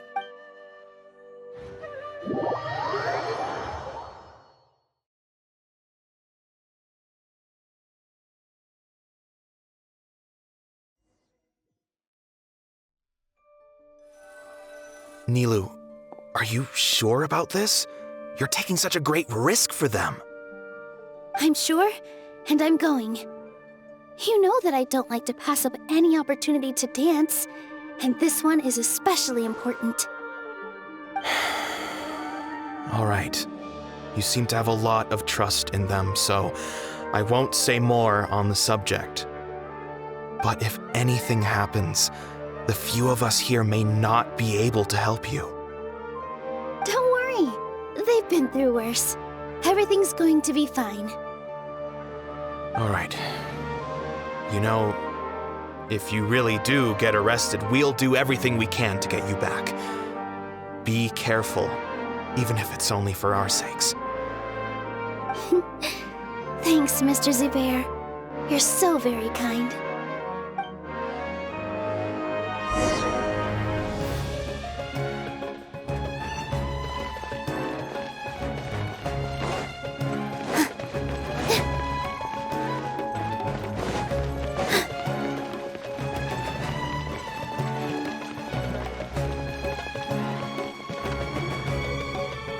Nilou, how's it going? Nervous? Definitely more than usual. But it's because I'm worried I won't dance well enough. It's okay. Just focus on your performance. We'll take care of everything else. You sure know how to talk. Taking all the credit, even though we came here together to help out. Well, thank you both. I'll have to treat you to a meal after all this ends. Ooh, that sounds great. Huh? How can we say no to that? All right, let's get back to business. Nilou, we'll be here to keep people from going to the Academia so they don't interrupt your performance. I was planning on telling them something like, the Academia's been conducting a weird experiment, and some of their test subjects escaped. It's really dangerous there, so stay away. Oh, you couldn't think of anything better? Oh well, I guess it does sound like something the Academia would do. I think it sounds great. I'm counting on you guys. Don't worry, it'll be a piece of cake.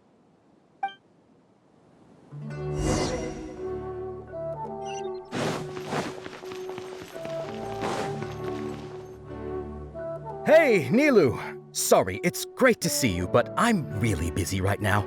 Our Bait People Away with Yalda Candy's plan is working beautifully. Do you want some candy? We have more than we can give out. Vihar, thank you so much for doing all of this. And even dressed up as the Knight of Flowers, no less. I'll pass on the candy, though. I cut back on sweets in the period leading up to a performance, and I'm about to start one. You have a point. The stage is cleared and everything's ready, so you can start your performance at any time. Yeah, thanks to you. I'm really grateful. All right, time to hit the stage. You're welcome. The honor's all mine, since I'll have such a great view of the show.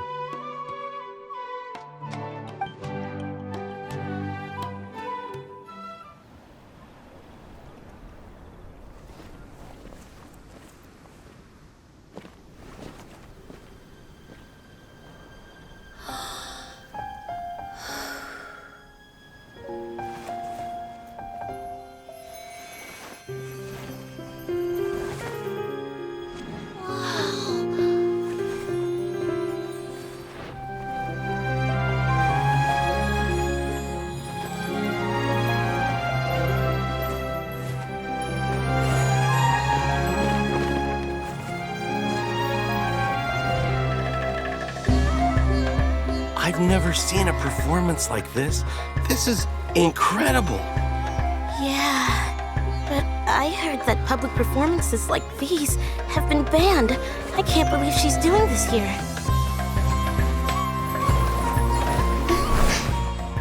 Grand Sage, there's some commotion outside. Huh. How uninteresting. Issue the new Prohibition Act from the Akasha to the guards. They'll know what to do. Do you think we should, stop her? Let's just watch for a little bit longer.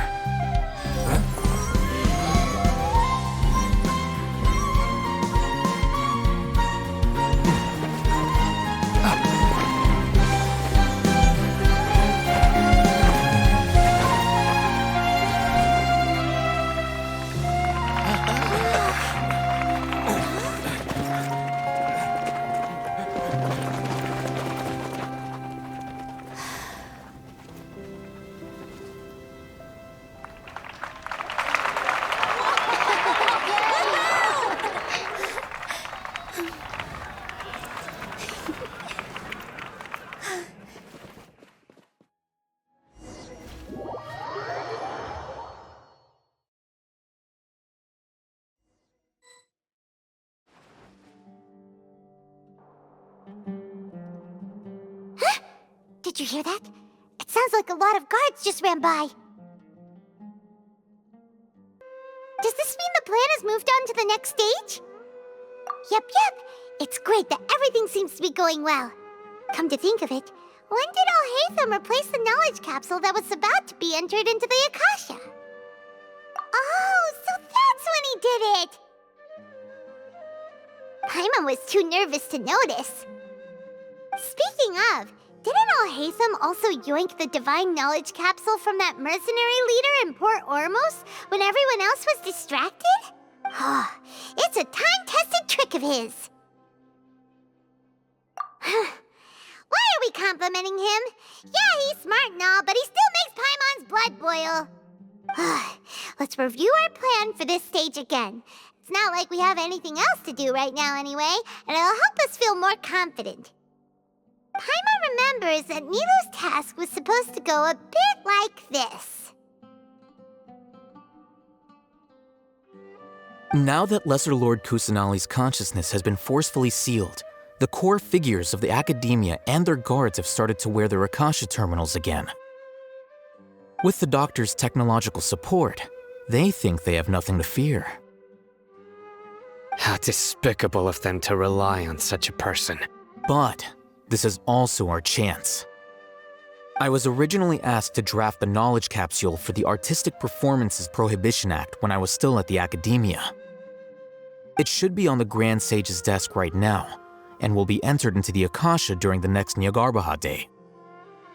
Are they really going to stop all artistic performances? That's horrible! I'll make an identical knowledge capsule, but this time, I'll smuggle some misleading information into it. We only need to find an opportunity to switch the capsules. Once it's been entered into the Akasha on Nyagarbaha Day, if someone were to be seen performing in public, the sages would definitely use that opportunity to announce the ban, and so the misleading information will be disseminated amongst the guards. Sure sounds complicated, but it seems like if everything goes well, we'll be able to get rid of all the guards in the Academia without any effort. That's pretty clever, getting right into their heads. I just have one question. Even if we manage to get the misleading info out to the guards, how can we be sure that they'll believe it? People who are used to relying on the Akasha become less inquisitive, and their ability to distinguish truth from misinformation is significantly reduced. They will view everything the Akasha releases to them as the unequivocal truth. The Akasha will turn humans into machines. I've seen it happen many times. Yikes. Good thing I didn't wear it for long when I was working in Sumeru City. At first, I thought it was a good thing too. By the way, this plan still requires a performer, right? Do you have someone in mind? Nilu of Zubair Theater. I know her really well. We can trust her. I'm kinda hesitant to ask her to participate in a dangerous plan like this, but we can ask her in person. All right. After the guards in the Academia are gone, then it'll be time for me and my stowaway brothers to shine.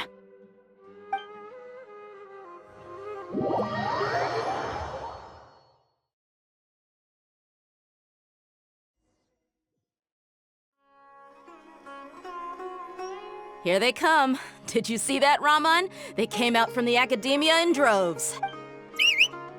After laying low in the city for so long, this is the moment we've been waiting for. My brothers have already sprung into action.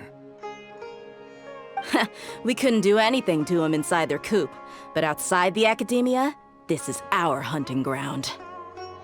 With a lioness like you, the prey sure won't be able to run far. We still need to eliminate the guards as soon as possible.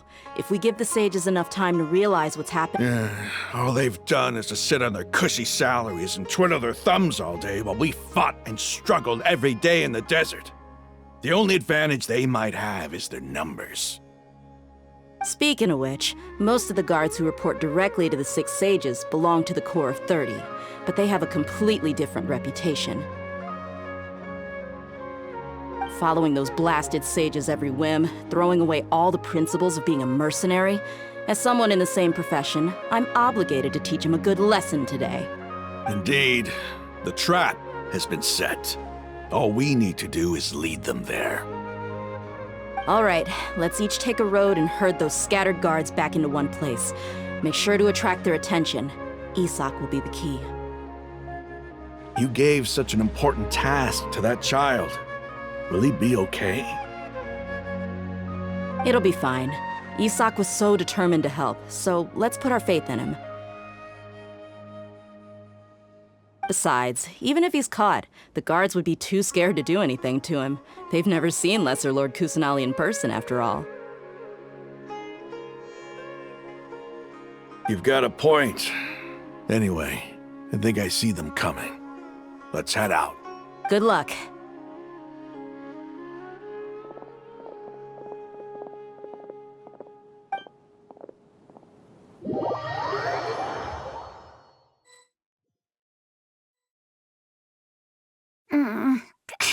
This outfit. Hey, do you remember what you need to do, Isak? When the guards get here, you'll pretend to be Lesser Lord Kusanali and run away from them. Oh, yeah, I remember. Of course I do. I'm just a little nervous. Relax. Don't think about getting caught. Even if that happens, we won't leave you behind. You only need to think about getting the guards' attention and leading them to the Grand Bazaar. Leave the rest to us. Okay, got it. I'm here to pay back Lesser Lord Kusanali for helping Grandpa.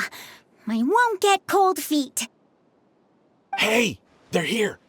I can see the Academia guards.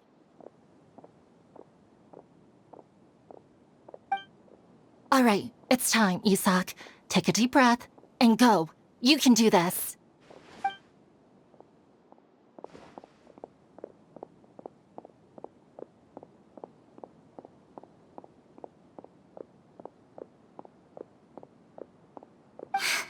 Why is there a guard over there? Did he already run ahead of me? This is different from our plan. But there's no time. I need to make a choice.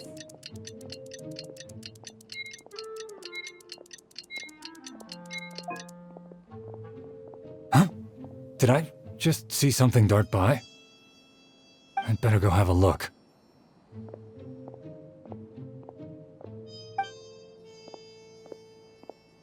Were my eyes playing tricks on me?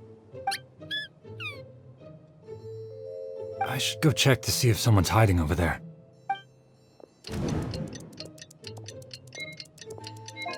There seems to be nothing here.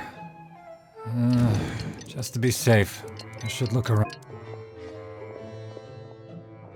Good thing they didn't find me. That was close. I'd better hurry and keep going.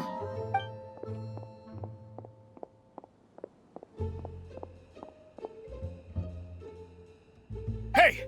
Lesser Lord Kusanali's over there! Stop! What?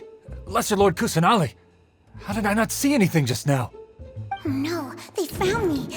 Where should I go? The target suspected to be Lesser Lord Kusanali has escaped into the Grand Bazaar. Assemble and arrest her!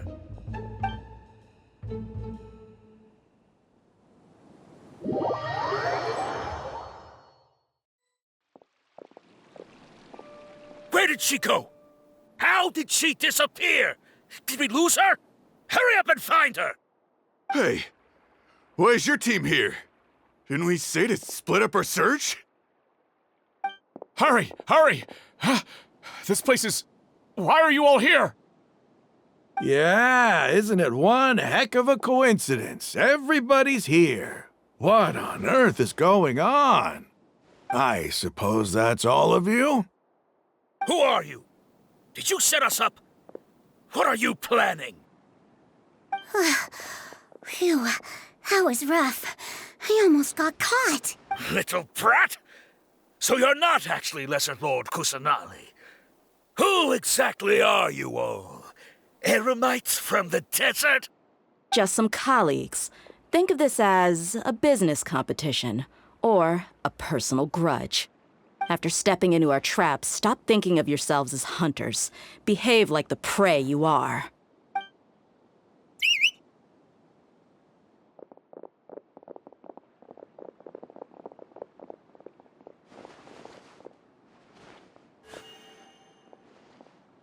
An ambush?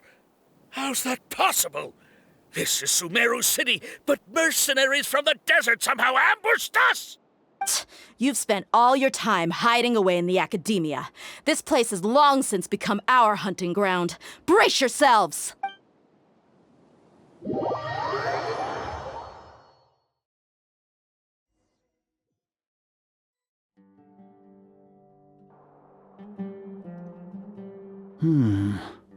This is odd. The Academia has quieted down after the conclusion of the Nahida Day ceremonies, but it's much quieter than usual. Where are the guards? Why have I not seen a single one? Guards? Guards! Grand Sage, how may I be of assistance? I called for the guards. Why did you come? My apologies, Grand Sage. Right now, all Academia guards have entered the city to perform the ordered arrest. I thought you knew. Arrest? Who is there to arrest? I have an ominous feeling. Arrest Lesser Lord Kusanali, right? Is that not what the order was? Lesser Lord Kusanali? You mean... Yes. I wouldn't dare make up something like that. Right now, everyone is in a panic, and many are saying that Lesser Lord Kusanali will take revenge on us. What happened? Just what is going on? Lesser Lord Kusanali somehow escaped? Was it Alhaitham and his party that freed her? That's impossible. The Academia is heavily guarded today, and any order to release Lesser Lord Kusanali would be strictly confidential. Besides, Alhaitham and the Traveler are already in our hands. What manner of trickery did they employ? How could Lesser Lord Kusanali disappear into thin air? Disappear? Wait. How was the arrest order distributed to the guards? It was issued by the Akasha earlier today. Only you have the authority to send messages like that, so I thought it was your order. Let me check.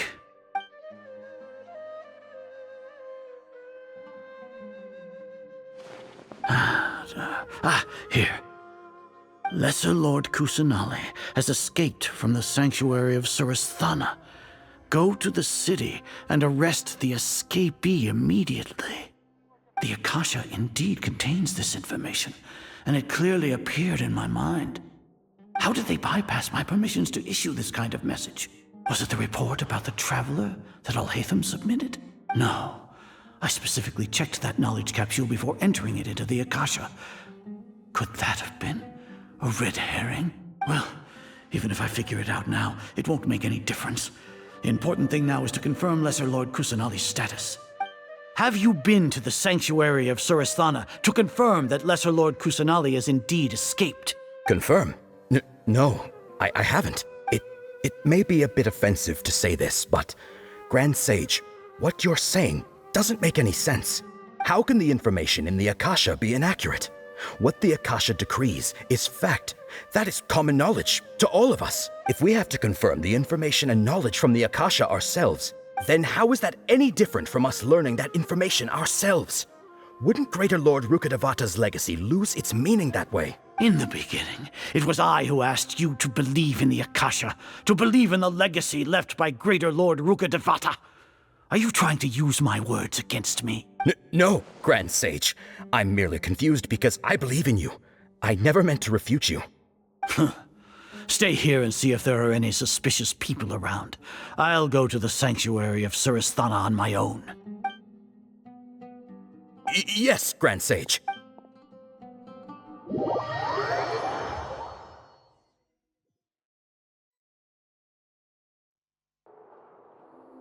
Lesser Lord Kusanali has escaped from the sanctuary of Surasthana.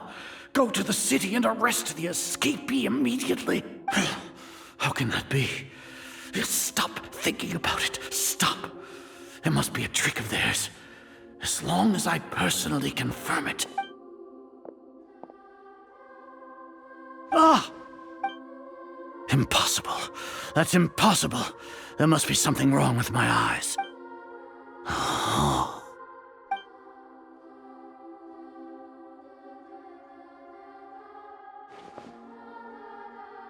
What a comical sight, Azar. Once the Akasha has put certain thoughts into your head, even the Grand Sage can no longer see what's right in front of him. You all can only see the world in your mind, the one you think you know. And precisely because of this, you disregarded Lesser Lord Kusanali's existence. She has been a wise and worthy Archon. Sino. Have you been waiting for a chance like this? The Akasha predicted that you would return to the Academia to confront me. But I didn't expect it to turn out like this. I was careless. No, you were blinded. Your faults stem from your reliance on the Akasha. You're still the same as always. I truly did not expect a proud person like you to cooperate with Alhaitham and the Traveler. People change, Azar. Admit it. The Akasha can't predict my actions anymore. Then tell me, what have you found during your investigation? You want to buy time? This is the sanctuary of Surasthana. Under your own regulations, even Academia staff are forbidden to come here. No one will come to save you. As for the investigation, I've at least confirmed that you are guilty of insurgency against the Archon. A serious crime. So what? Did you do all of this so I would plead guilty in front of you, General Mahamatra? No. I want you to plead guilty in front of the Archon herself. You once said that I had no standing to judge you. So now, how about judgment in the name of a god?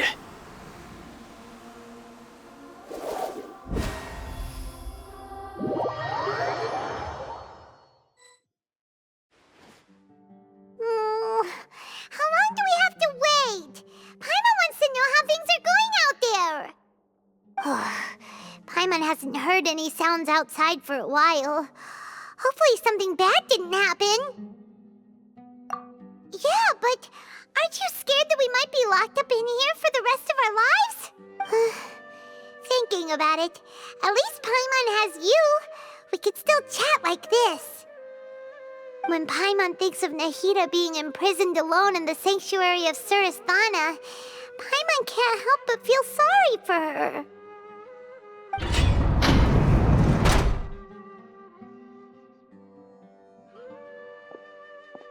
Here comes your savior. Dia! Paimon just knew you would come to rescue us! You two really owe me some big thanks. I had to search through who knows how many guards to find the key here. It felt even more tiring than whacking them. I'm exhausted. Thanks a lot. Need Paimon to rub your shoulders? No, that's, I'll pass. What are you afraid of? Oh, are you ticklish? Now isn't the time to talk about being ticklish. Things in the city and on Sino's side are both going well. The guards that stormed out of the Academia are all taken care of. The Corps of 30 is in charge of the city's defenses, but we already talked to Asfand. They've been fed up with the sages bossing them around. As long as it doesn't break their employment contracts, they'll turn a blind eye. That's probably because you've been super great friends with them for a long time. So, how's Sino doing? The Grand Sage is in his custody. Even I know how terrible it is to fall into Sino's hands, so he probably does too. Sino forced him to release Lesser Lord Kusanali. He has no choice but to obey. So, hurry to the sanctuary of Surasthana. Assuming nothing weird happened, we should have already rescued our Archon. Honestly, I didn't expect our ragtag bunch to do this well. We just came together last minute to save the Archon, you know?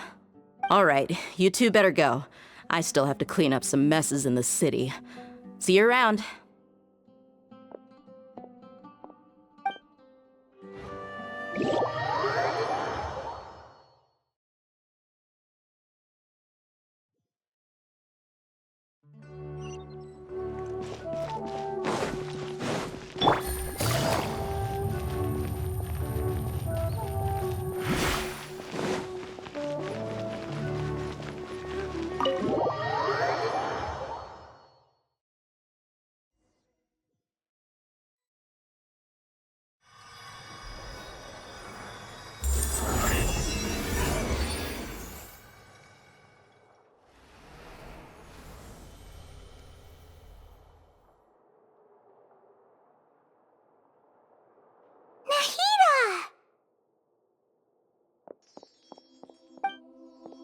Should I say, it's nice to meet you?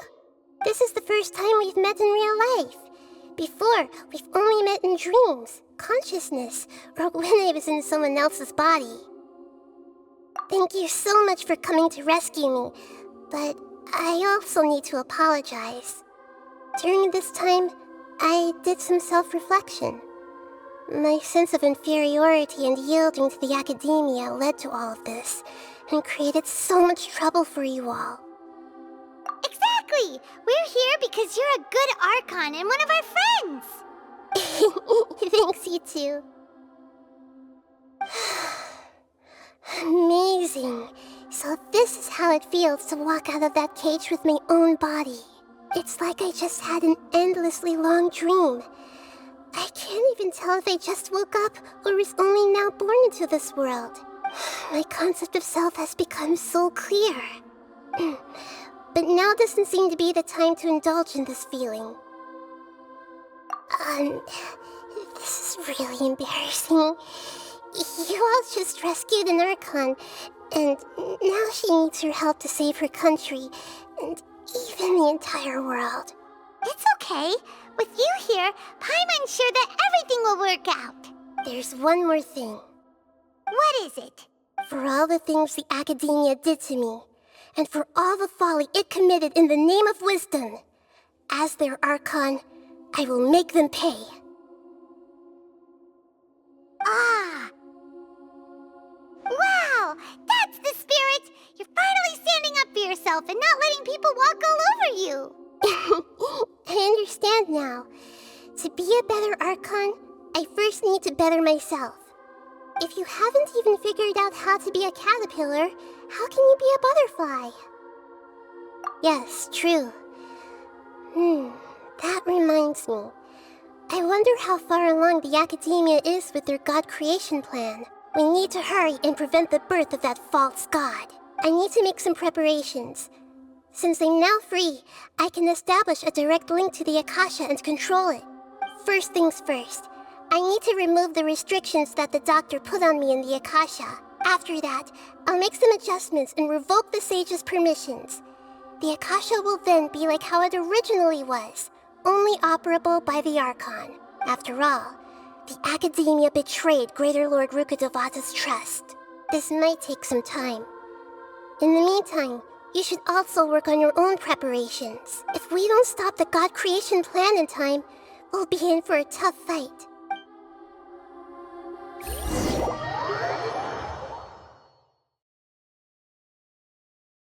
You might as well prepare for a fight. When we're done, we can take a walk around.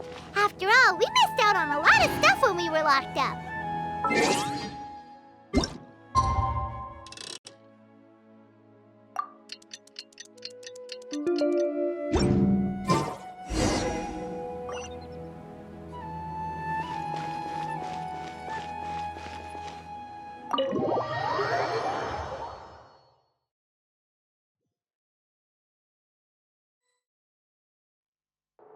How's it going, Nahida? I'm done with the parts that needed my involvement to complete. Although it's my first time working with the Akasha like this, its internal structure and operation procedures are easy for me to understand. Greater Lord Rukkadevata's design is truly brilliant. Oh, also, this is for you. Huh? What's this little floaty thingy? It's a small device I put together just now. You can think of it as an upgraded Akasha terminal. You may not need it right now, but it should be helpful in certain situations. Wait! This thing has the same characteristics as Paimon! We're both small things that float! Oh, all the things that make Paimon special got copied! When Paimon appears with the Traveler from now on, people won't remember Paimon because she isn't unique anymore! It's alright, Paimon. It can't replace you. It's only a flying device, but you're the Traveler's irreplaceable friend. You're so good at comforting people, Nahida. If only the Traveler was as smart as you. I was simply telling you what I feel to be the truth. I wasn't trying to comfort you. Nahida, you're natural at this. What you just said made Paimon even happier. By the way, there's something I need to confess. Even though I'm the Archon and in control of myself again, I'm not very good at fighting. You may have heard that an Archon's power is derived from their people's faith. However, I'm not as well loved as Greater Lord Rukkadevata. If we get into a situation where combat is our only option, I'll have to count on you, and I'll do my best to provide support. I'm glad I can rely on you. So the God of Wisdom isn't good at fighting? That actually sounds about right. I've located where the false god is. Time is of the essence, so let's skip to it.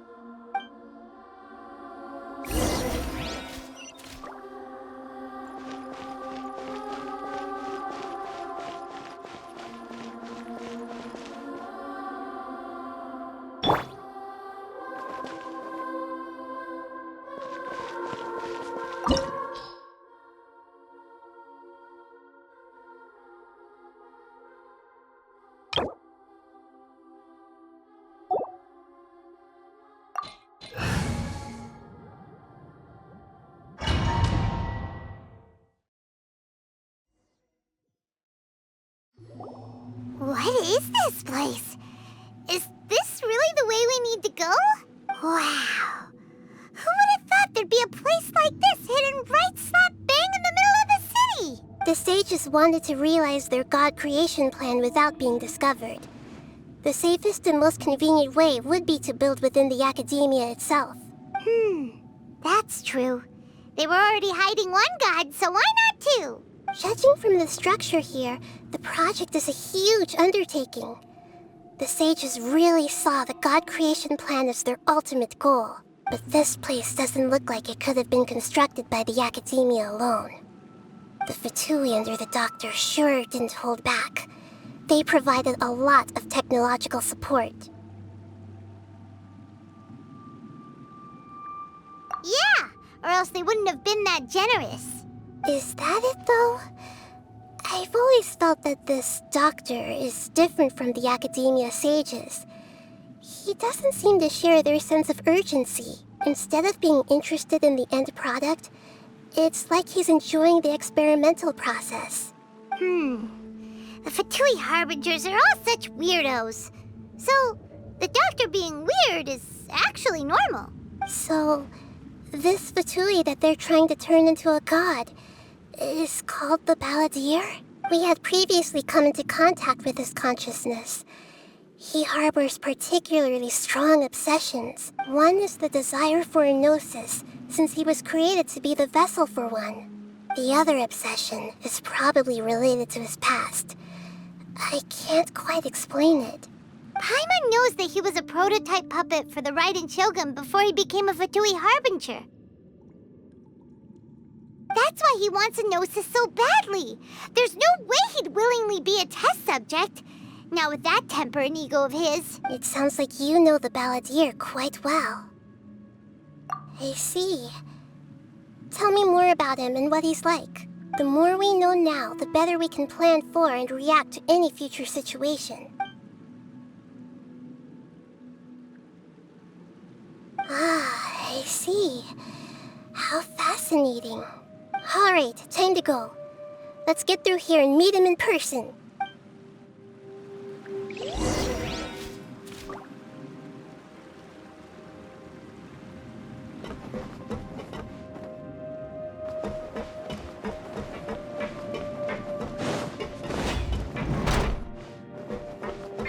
Time to work! Illusion shattered! Let's begin! Work time! No, Into the wind! Teamwork is dreamwork! Time to face my duty!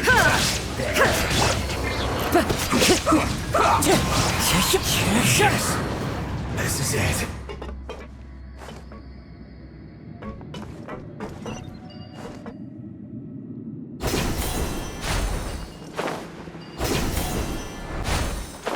It looks like we can climb up these pipes.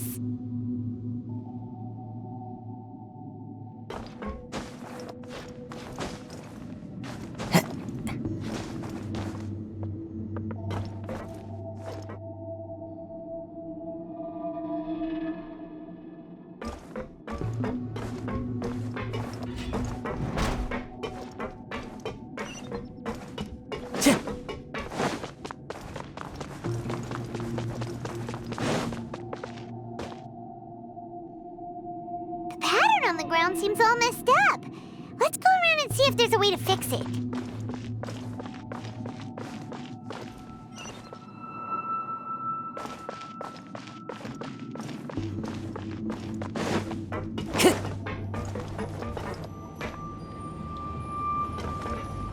It seems to have stopped. Let's continue.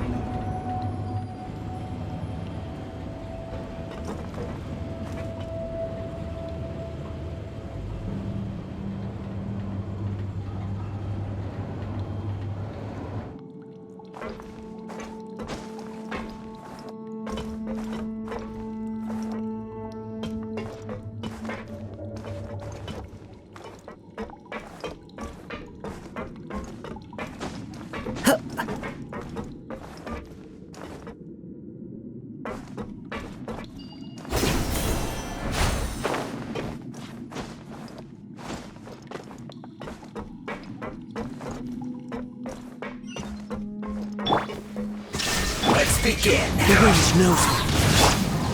Now you shall perish! I guess this is it.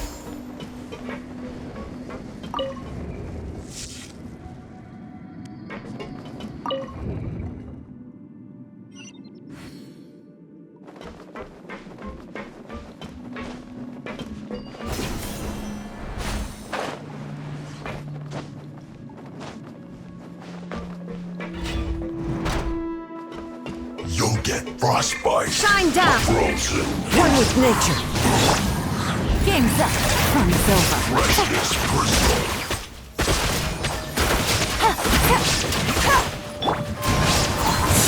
Illusion shattered! Can't run from death.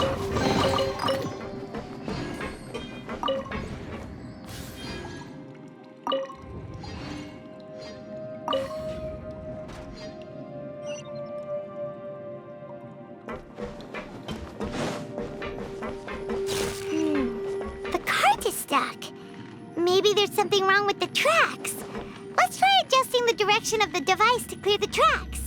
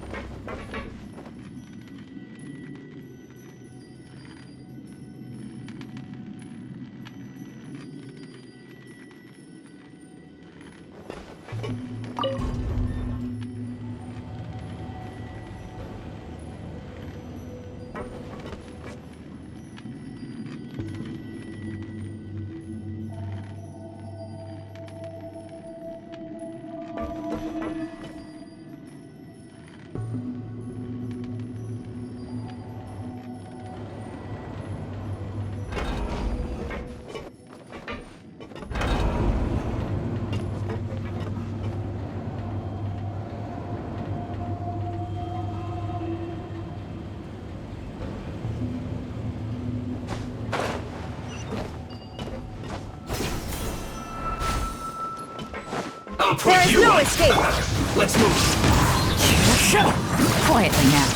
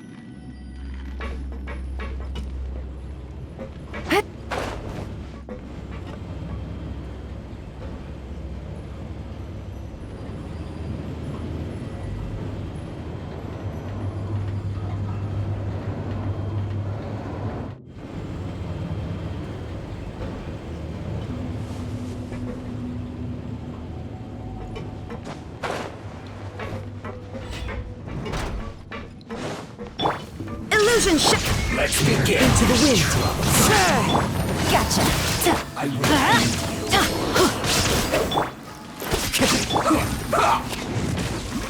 Let's light it up! There is no escape! Torn to oblivion! Killjoy! Everybody stand back! One with nature, clouds high, the birds call.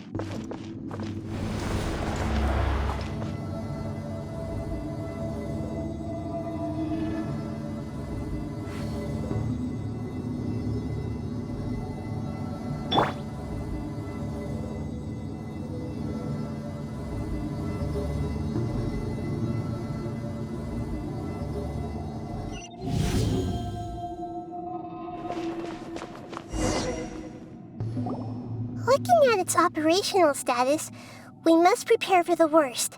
The god they wanted to create is likely close to completion or already completed. Oh no! What should we do? Paimon can't imagine how hard it would be to fight against a Fatui Harbinger with a Gnosis. Are you nervous, Paimon? If you really want to know, of course Paimon's nervous! Aren't you too, Nahida? Yes, I am. This is probably the first time I faced with a calamity of this degree since my birth. I feel not just nervous, but curious as well. Curious? Curious about what? Curious about our fate. To me, everything we perceive in this world, everything we learn, and everything that happens to us is considered knowledge. And if it's a form of knowledge, then it can be understood. However, only fate is about that which has yet to occur, so it has always drawn my curiosity. So to me, fate is the ultimate knowledge. That's also why I love observing humans and all the things that happen to them. It all brings me great satisfaction. And now, at long last, I'm not just an observer anymore. I will personally experience my own fate with you by my side.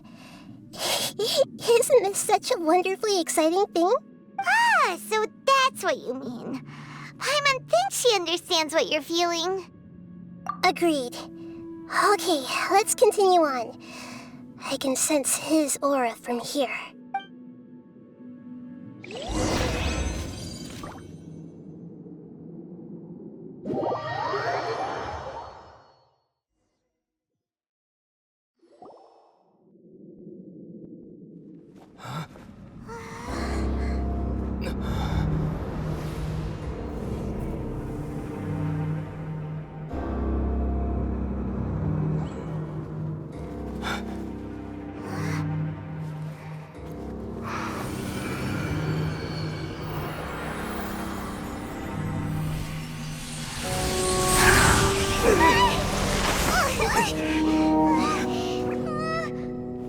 Who would have thought the world would be so eager for my birth?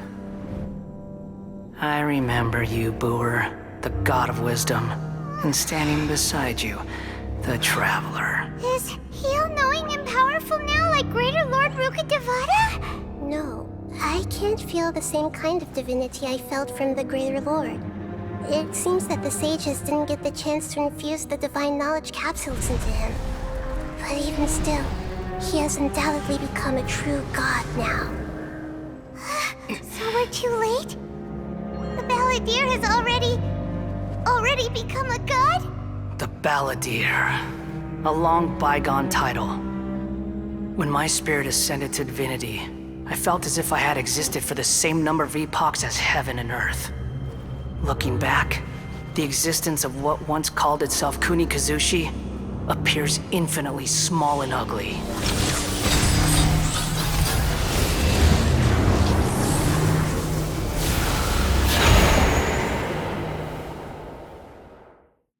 This imposing aura, it really feels like a god's. A body that capitalizes on the Balladeer's original construction as a mechanical puppet, with the Gnosis serving as a constant power supply. How much effort and resources did the sages put into this? From a purely technological perspective, it's a commendable achievement indeed.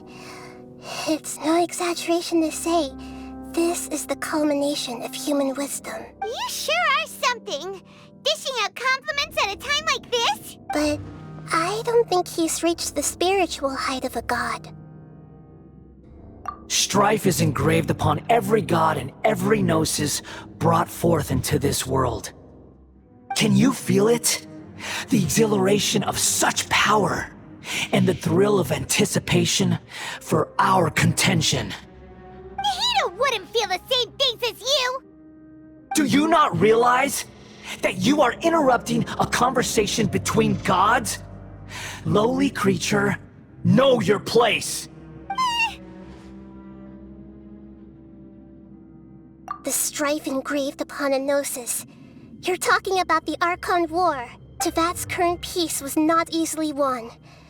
I didn't personally participate in the Archon War, but the way I see it, all those losses were meaningless, driven by the demands of the laws. There's no point in bringing it up again. Is that so? Yet I am deeply disappointed that I was never allowed the fortuity to personally participate in the Archon War. This is a first. Encountering a god in this world who does not crave power. No wonder your own people have abandoned you, god of wisdom. Your judgment is as your existence. Unsubstantial. This is where everything ends, Booer. The god of wisdom. You should know that wisdom cannot solve every problem. Like now, where your only option is to face me in combat. Come! Let us reenact a scene of the Archon War. Come and inaugurate my birth as a god.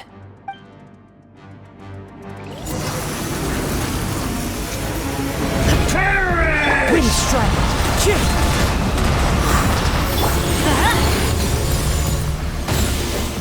Adventure time! Feeble human! Illusion shattered! Ha!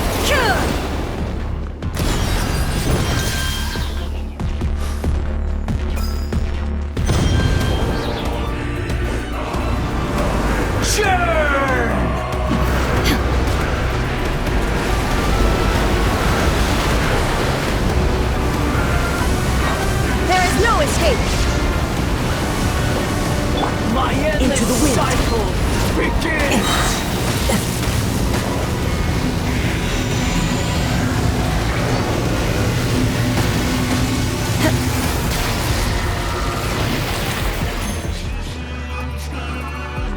Insignificant pest!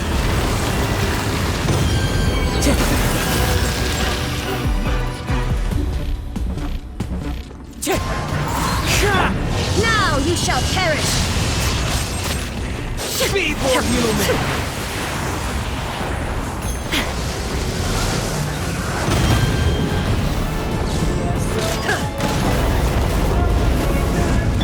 Teamwork is strength! Things are about to get dicey. Busted! At my command, you shall fall!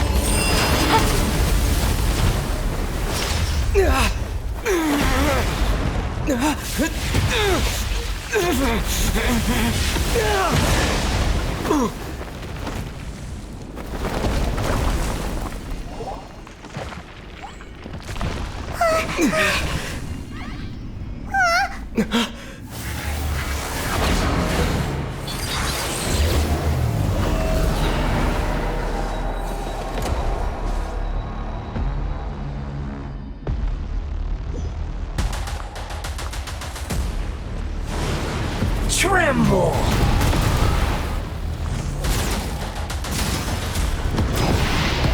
Burn to oblivion! Illusion shattered! Ha! Kneel!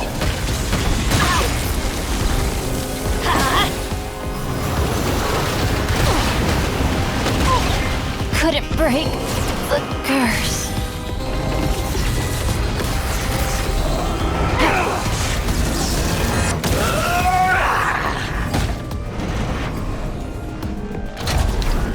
Gotcha. Absurd.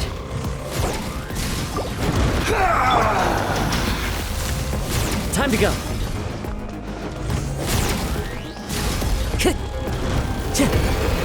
Reality nature. is pain!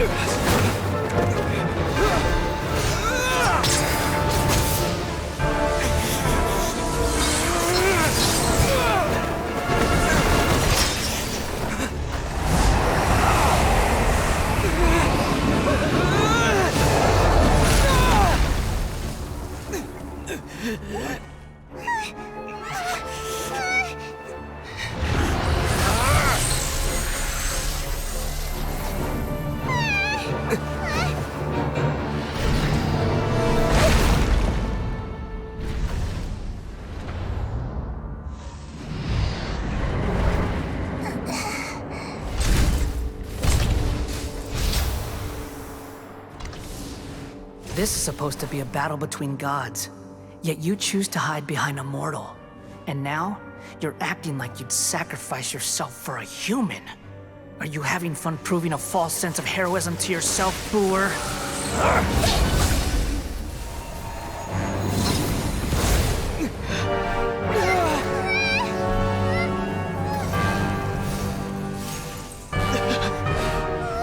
The data collection is almost complete.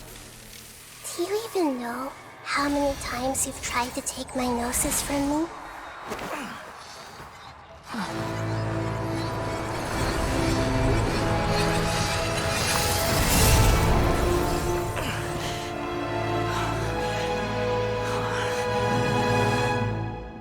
We just concluded the 168th loop. Did you know that in the effort to create you, the people of Sumeru were forced to live through the exact same number of Sub-Zerus festivals and Samsara cycles? The power of dreams. When did you use it on me?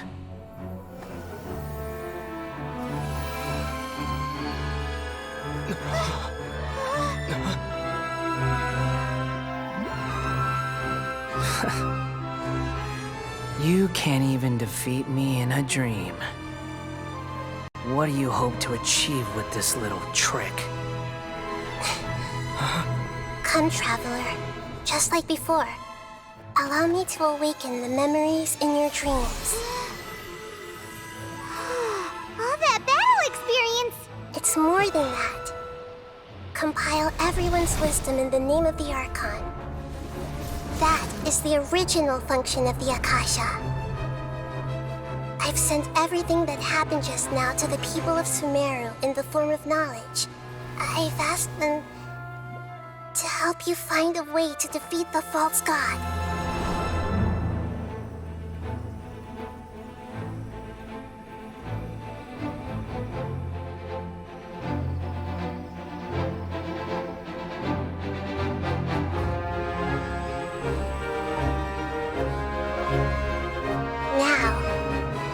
Sumeru's wisdom is at your disposal. Meaningless tricks won't save you.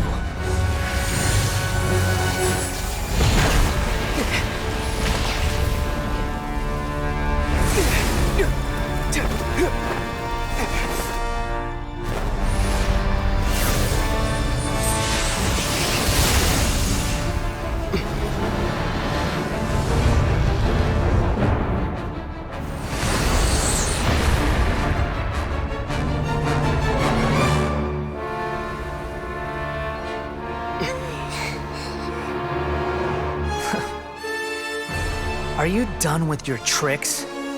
Can I finally take this as a real battle between gods?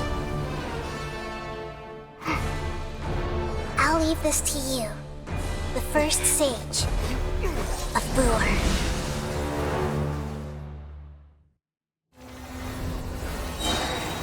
1,000 eons, mine to dominate!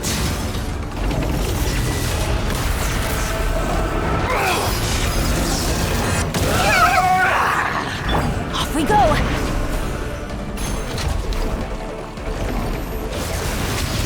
Kneel! This might hurt a little.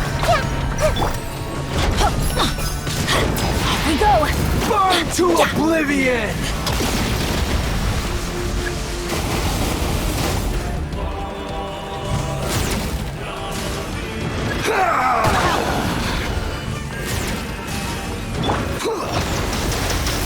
I see everything. Kneel! Look at her.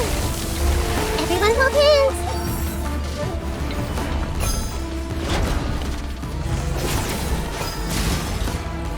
Hey!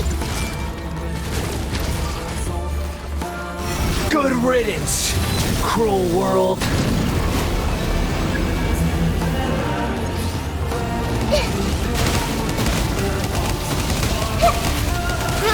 Grow!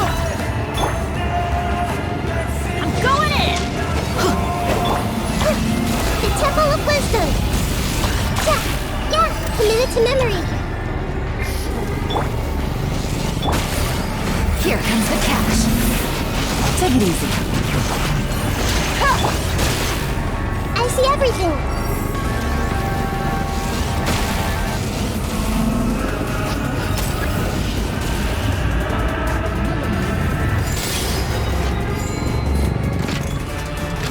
Your new god awakens! Now, your eyes have been opened. On to oblivion! Shine down!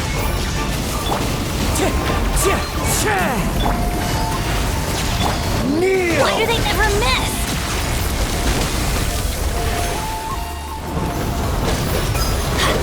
Illusion shattered!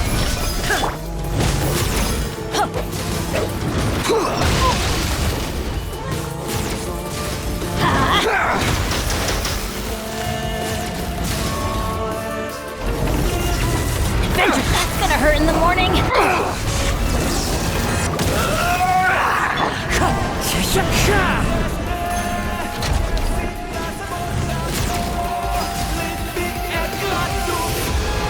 Reality is pain!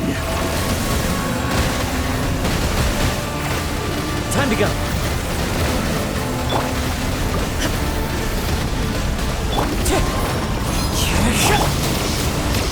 Shine down!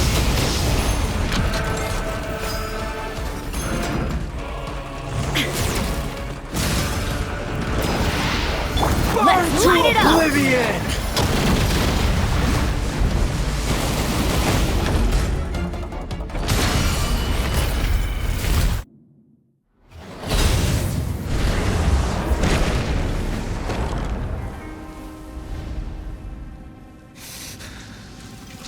Humans. Filthy humans.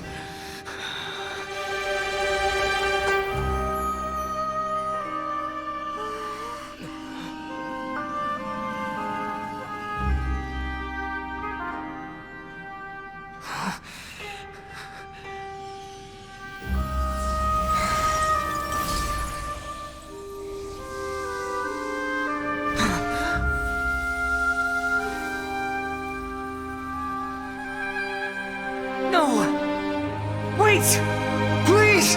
Anything but the Gnosis!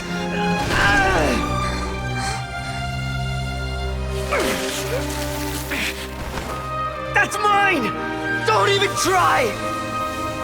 I'll never go back!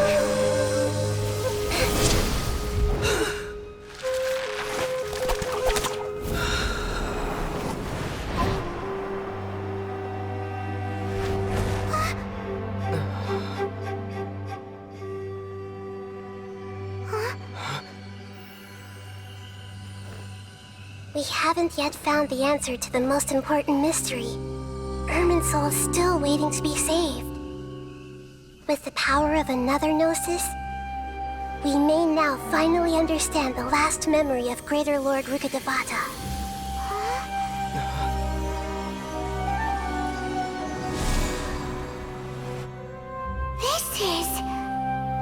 That's right. This is the last memory of my predecessor.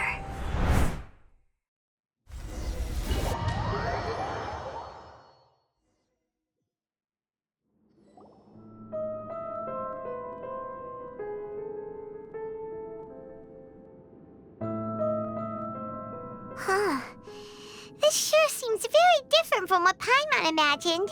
Shouldn't Irminsul be in this realm of consciousness? Yes, that is our destination. But I didn't expect the remaining consciousness of Greater Lord Rukkadevata to be as polluted as this. Forbidden knowledge? It seems you know about a concept that even I don't completely understand. Could you tell me what you know?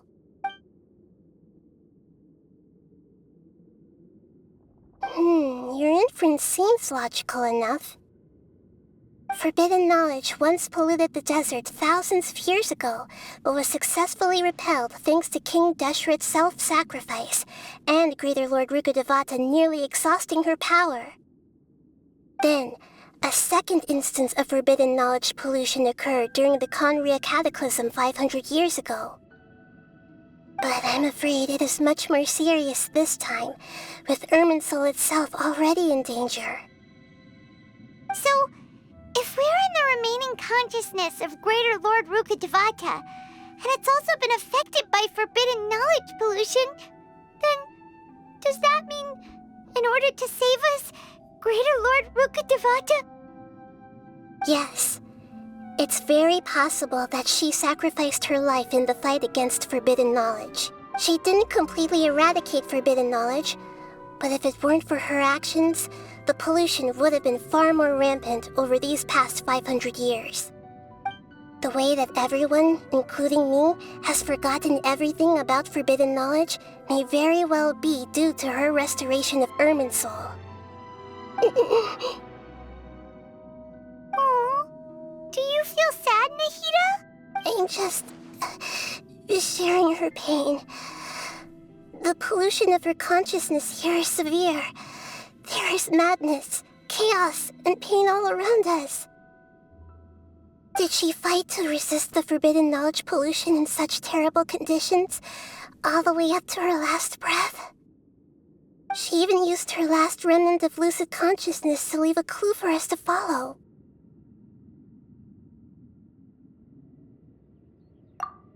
Yes, her words were distorted by forbidden knowledge, so that's all we could hear. But now, we have a chance to find the answer to this mystery. We can cross the polluted consciousness until we found the right path to meet with our lucid consciousness. And then, we'll let Greater Lord Rukkadevata tell us the truth in person. Each of us need to be mindful of the state of our own consciousness while we are here. Even with the Gnosis' protection, we must always keep a clear mind. Otherwise, we could go mad at any moment. That's so scary. Don't worry, it should be easy enough for you to keep that mind of yours clear, Paimon. Let's go.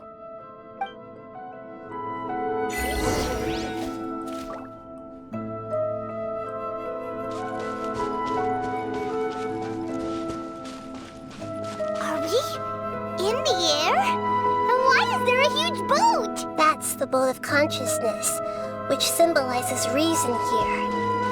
Its course is the direction our consciousness is traveling towards. If we lose control over our consciousness, we will fall into madness. So let's make sure the boat stays on course. Wow! What are these? The monsters seem to have been affected by them.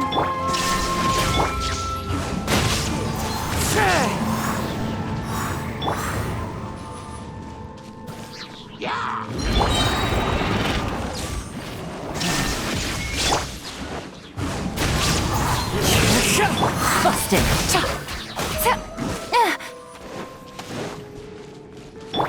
There is no escape.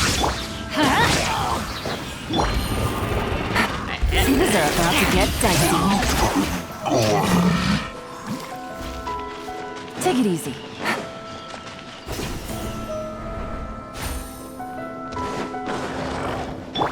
Teamwork is strength.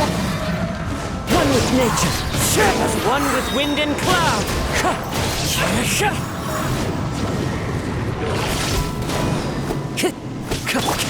Inazuma shines eternal. Look! A four-leaf sigil has appeared in the sky!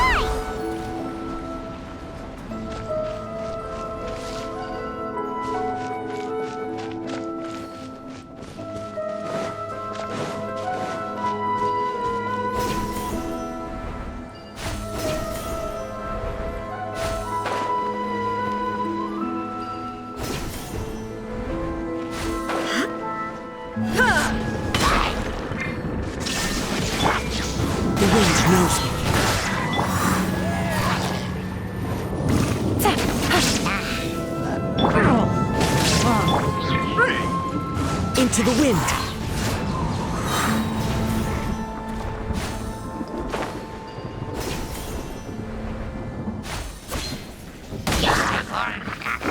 Off we go. Here comes the catch. The clouds high, so the birds come!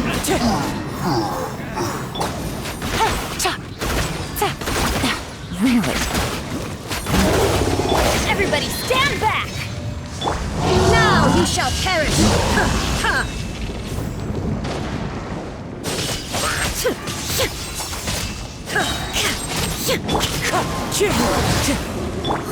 Quietly now.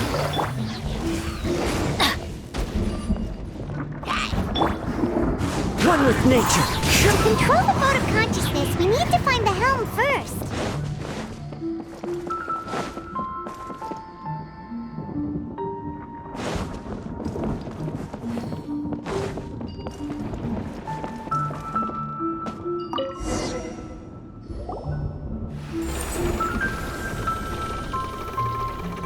We changed direction. Are we still going the right way, Nahida? Mm-hmm. Judging from the current route, the boat of consciousness will soon take us out of here.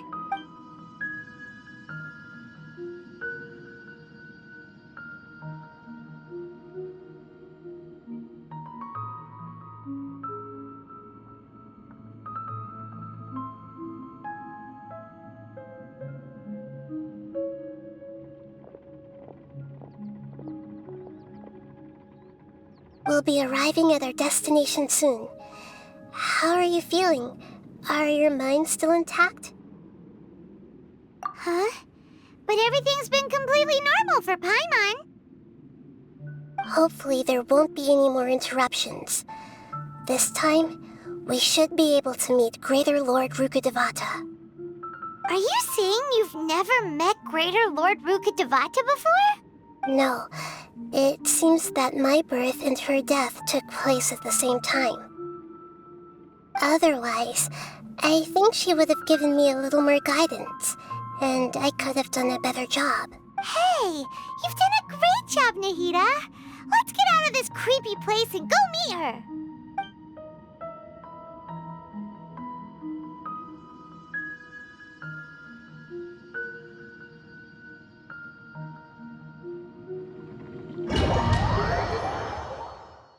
So, is this the place you were talking about?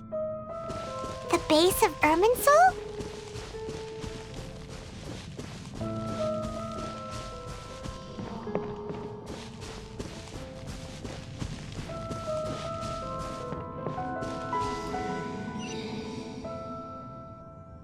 Well, this is the place.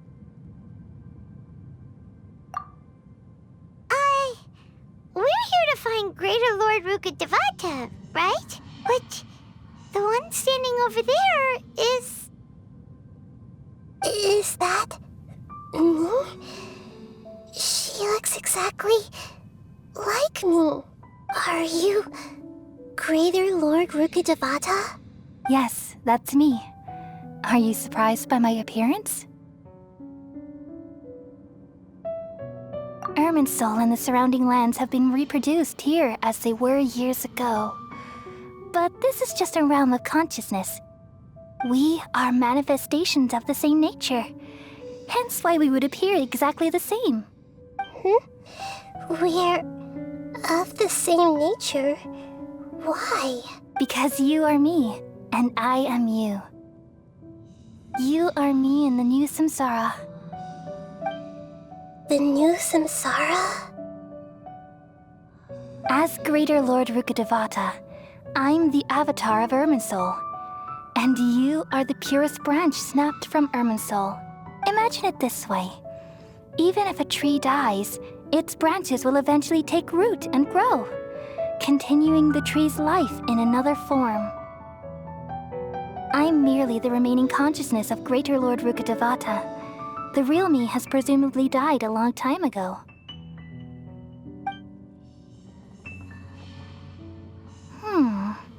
Judging from your appearance, I've probably been dead for 500 years.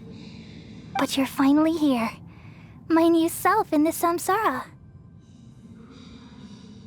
If this is true, then am I going to be a great Archon like you someday? Though we share the same nature, our fates are bound to be different. All things have their own fate. When a branch grows into a mature tree, it won't be the same as the original tree. That's why fate is the ultimate knowledge, isn't it? That's a great insight. Yes, very good.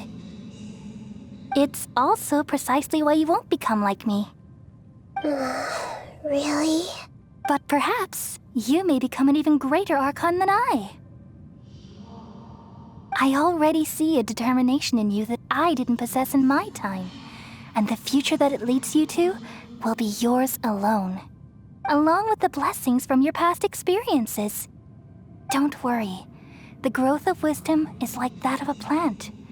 You only need to wait quietly for the flower to bloom.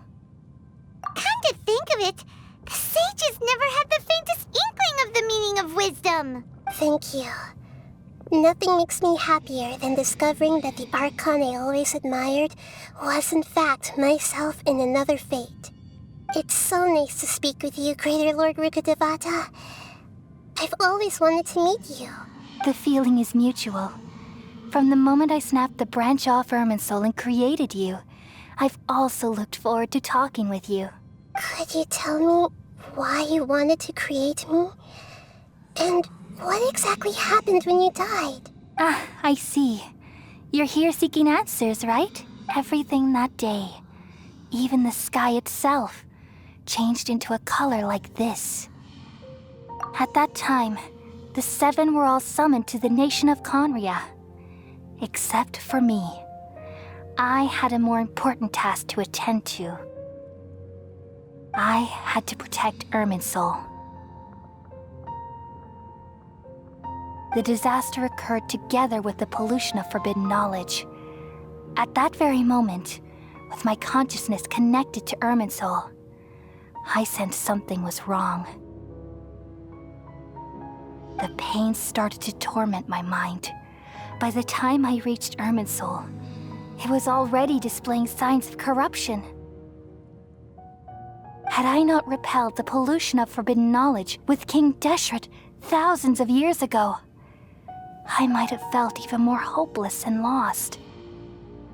So what exactly is forbidden knowledge? It's a kind of knowledge that doesn't belong to this world, and a form of truth that can't be understood. It came from the very bottom of the abyss. Even I could never understand it. The world is constantly rejecting it, leading to all kinds of bad phenomena.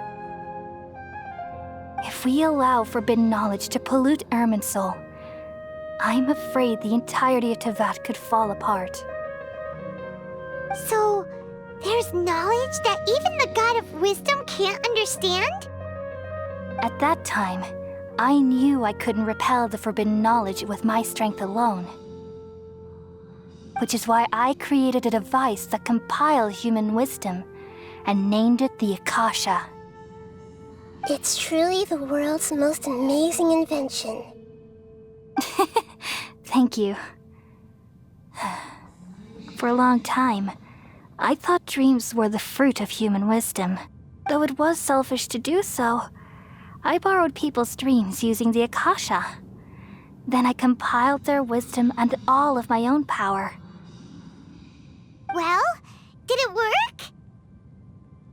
Thanks to the wisdom of the people of Sumeru, almost all the forbidden knowledge was cleared from Irminsul. But things didn't go as smoothly as I thought. I had a terrible headache, which gave me an uneasy feeling. And then, I remembered that my consciousness was also connected with Irminsul. It brought me knowledge and wisdom, but vile corruption as well. From the very beginning, my existence had been polluted by the forbidden knowledge. Oh no, how could that happen? I've experienced that pain in your consciousness. It must have been a horrible experience. Yes, but my feelings weren't important. The important thing was that even if I died, my existence and everything related to me would continue to exist in Irminsul as memories and knowledge, meaning that the forbidden knowledge couldn't ever be permanently eradicated. And there's no way for me to eliminate myself. It would be a sort of paradox. So, I took the purest branch of Irminsul as my incarnation in the next samsara and left a trail of clues, all in hopes that you would come here and remove me and my pollution from Irminsul forever. Wait, no, I can't.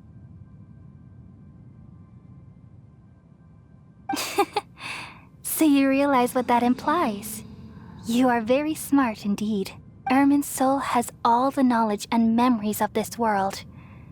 And as you've realized just now, removing me from Irminsul means I essentially will never have existed in this world. But this is the only way to save Irminsul. People love you so much, and they've missed you so much over the past 500 years. I am exactly the same. So how can we just forget you like this? Is there really no other way? There must be something else I can do. You're the god of wisdom, Boer. You should know that there is no other way. But this is so cruel.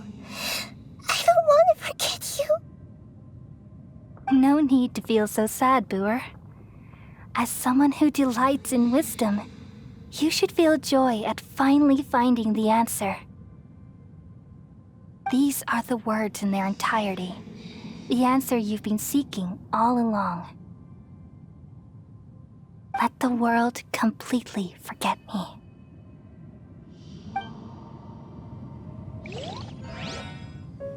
We all nestle under the great tree of wisdom, peering out to perceive the world. From the earth and from the rain, we perceive its wonders until we become a white bird to perch atop a branch and finally snap off the most important leaf. Once upon a time, I alone dreamed in this world. In my dreams, everybody would also dream after they fell asleep. Wild and wonderful thoughts would emerge from their minds. Some tumbled to the ground, and others floated to the sky, connecting all things in the world into one dazzling net. Among a plethora of worlds were numerous smaller worlds, all of fate, finding within the tapestry their brilliant glow. I gradually understood that these indescribable and constantly changing things are the most profound things in the world. Only they can completely repel the madness. Only dreams can awaken consciousness from the deepest darkness.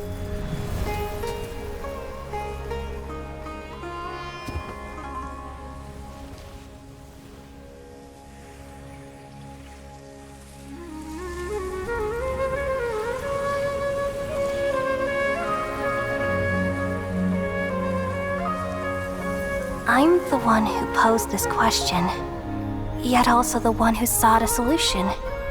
Saving the world with the dreams of the people used to be my answer. And now, you've also found your own answer, and I shall return all the dreams to the people.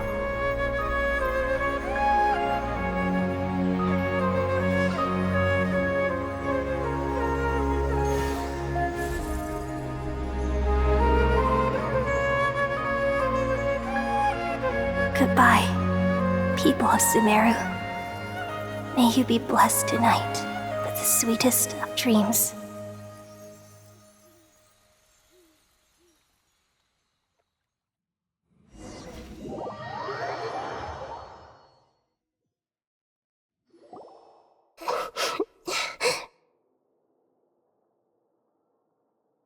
I'm alright. I'm just a little confused. We've just saved the world, right? So why am I crying? I don't know where this feeling inside of me is coming from, but I feel very sad. Just now, we used the power of two gnosis to successfully connect with the Irminsul consciousness from 500 years ago. Then, we removed the remaining pollution from Irminsul.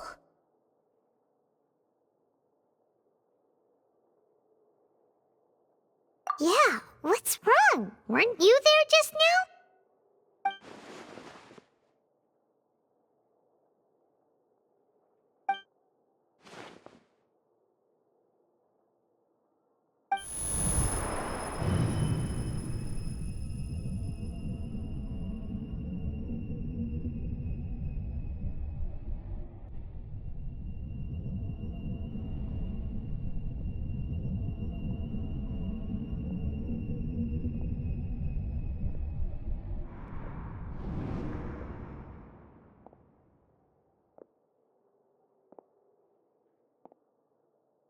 Huh?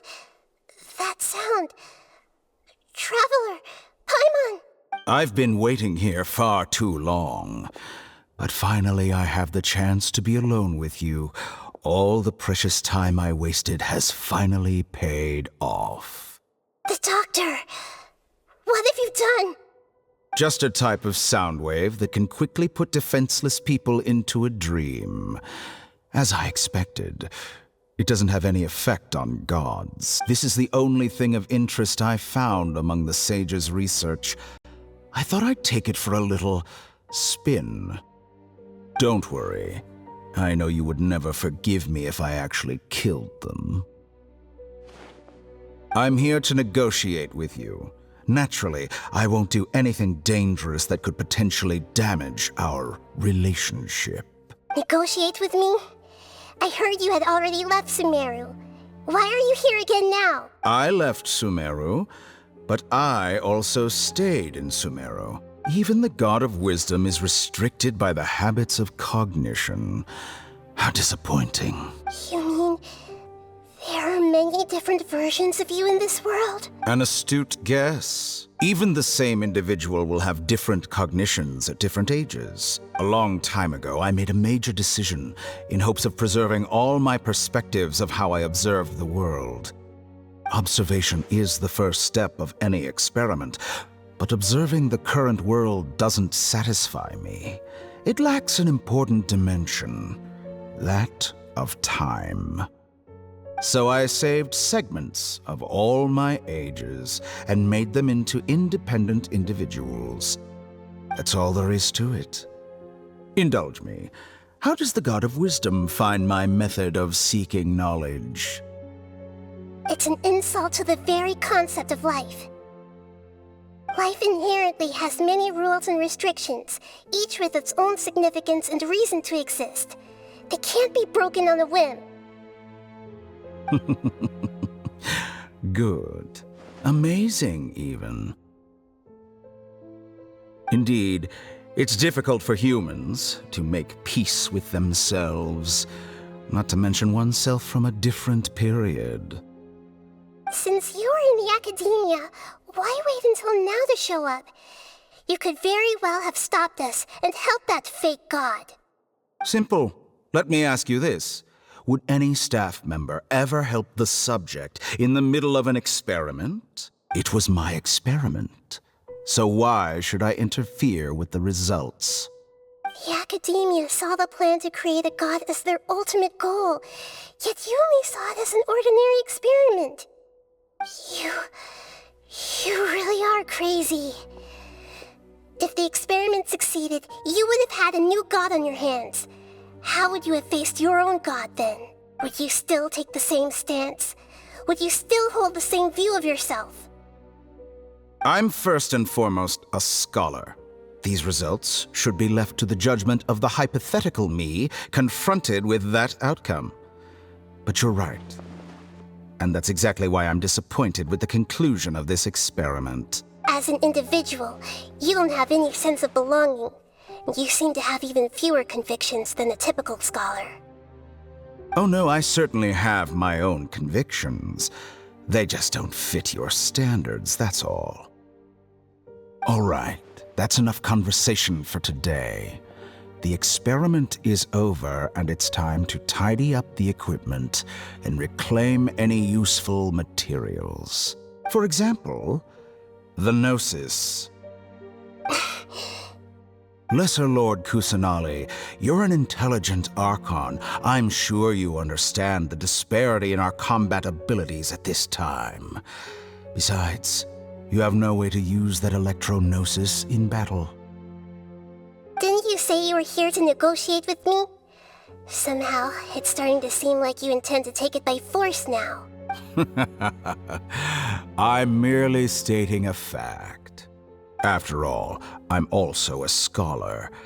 Naturally, I hope to show proper respect and dignity to the God of Wisdom. Your hypocrisy is built on absolute confidence. I understand your scheme, but...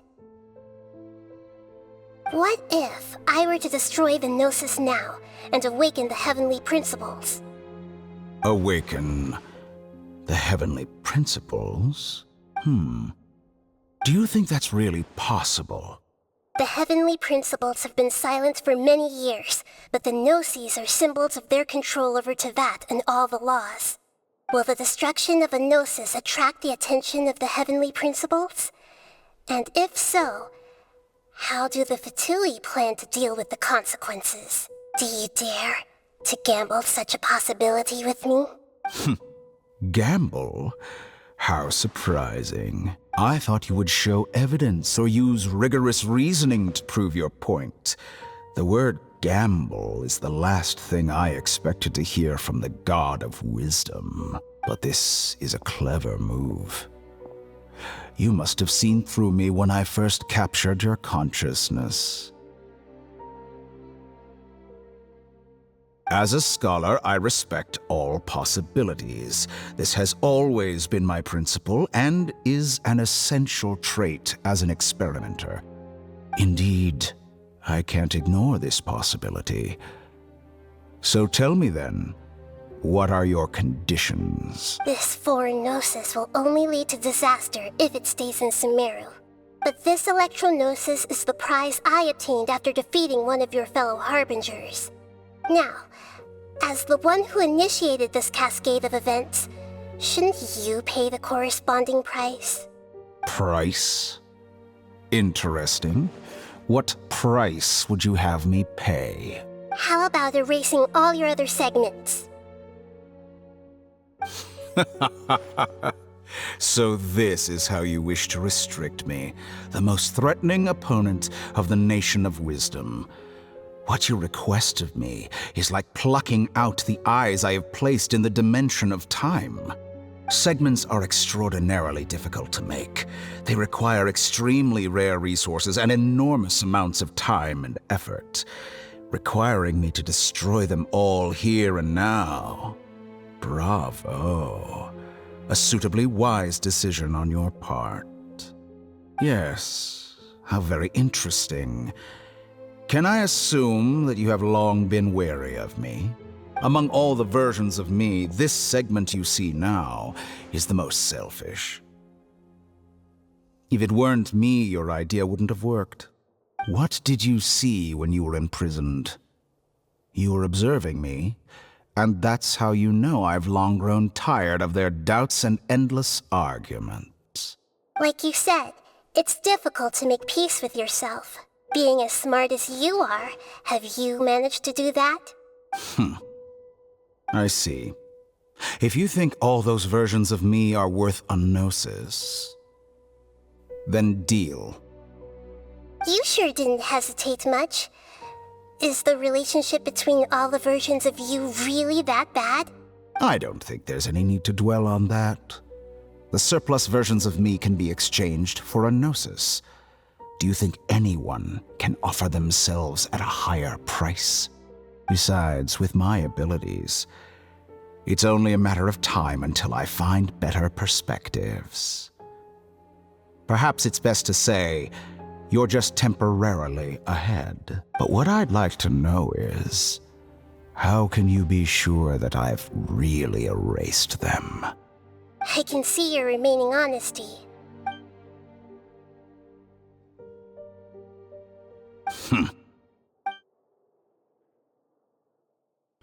What a ridiculous decision! You can't be serious! How could I have been so short-sighted? You think this is the end? Wait, I'll have You'll make Good this riddance. moment count. You will regret this! Well, have you confirmed that it's complete? Here, take it.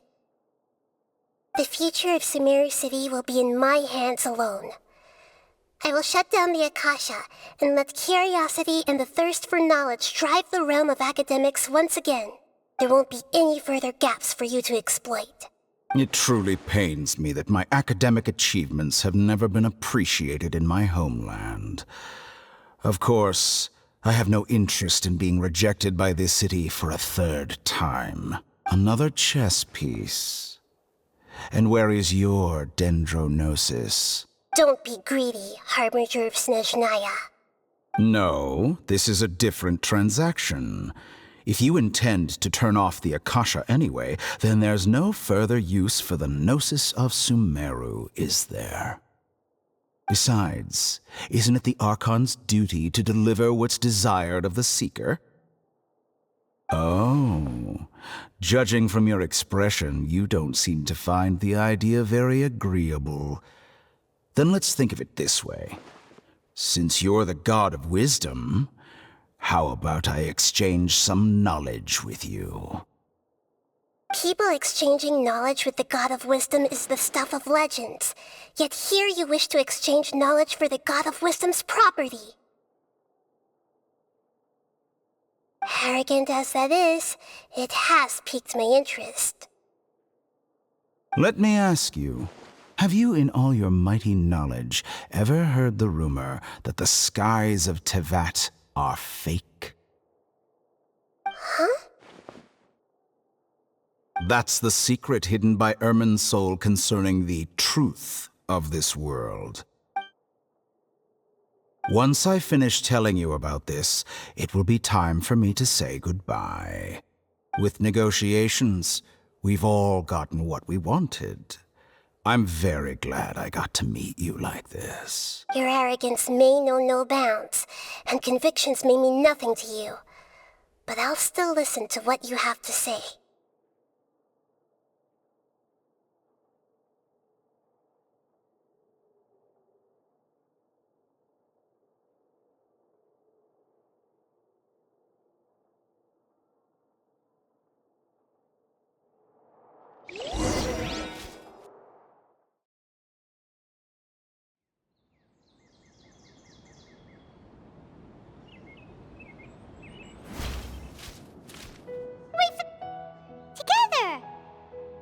Okay. Wake him up.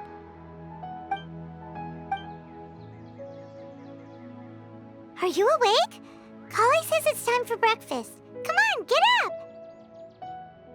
Good morning! How are you feeling today? Good to hear. It looks like we've recovered pretty well.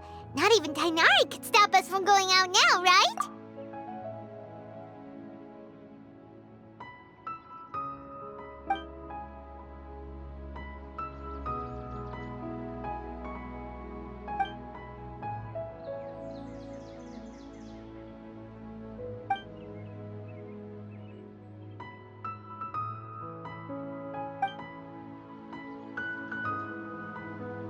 Traveler, let's go!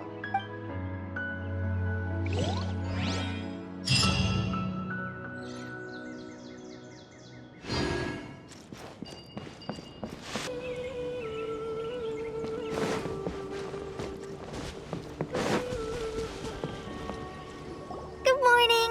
Looks like you're awake. Yep.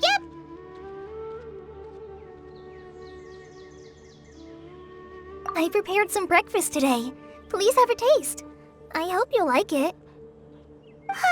It's nice to have you here so we can eat something yummy. Well, now that I've recovered from Elazar, I'm feeling better than ever. I can even prepare 4 or 5 meals a day now. And Paimon bets they're all delicious.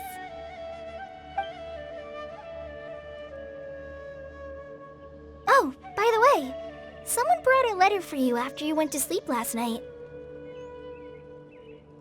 Nope. Paimon wanted to read the letter with you after you woke up, so Paimon didn't open it. All right, let's read it now. Oh, it's from Nilou. Ahem. We're going to hold a feast at the Grand Bazaar and celebrate Cyno's reinstatement as the General Mahamatra. As heroes of Sumeru, please be sure to attend. I'll wait for you.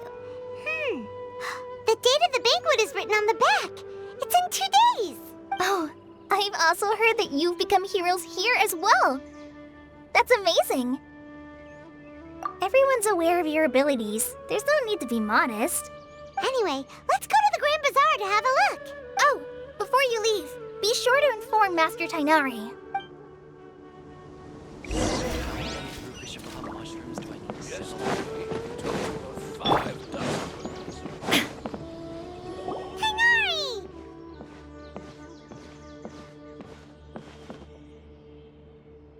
Good morning. How do you feel today?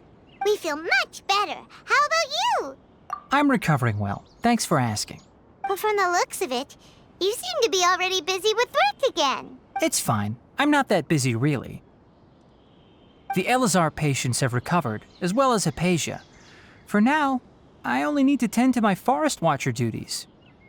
It seems once Irminsul started getting better, everything else started to recover too.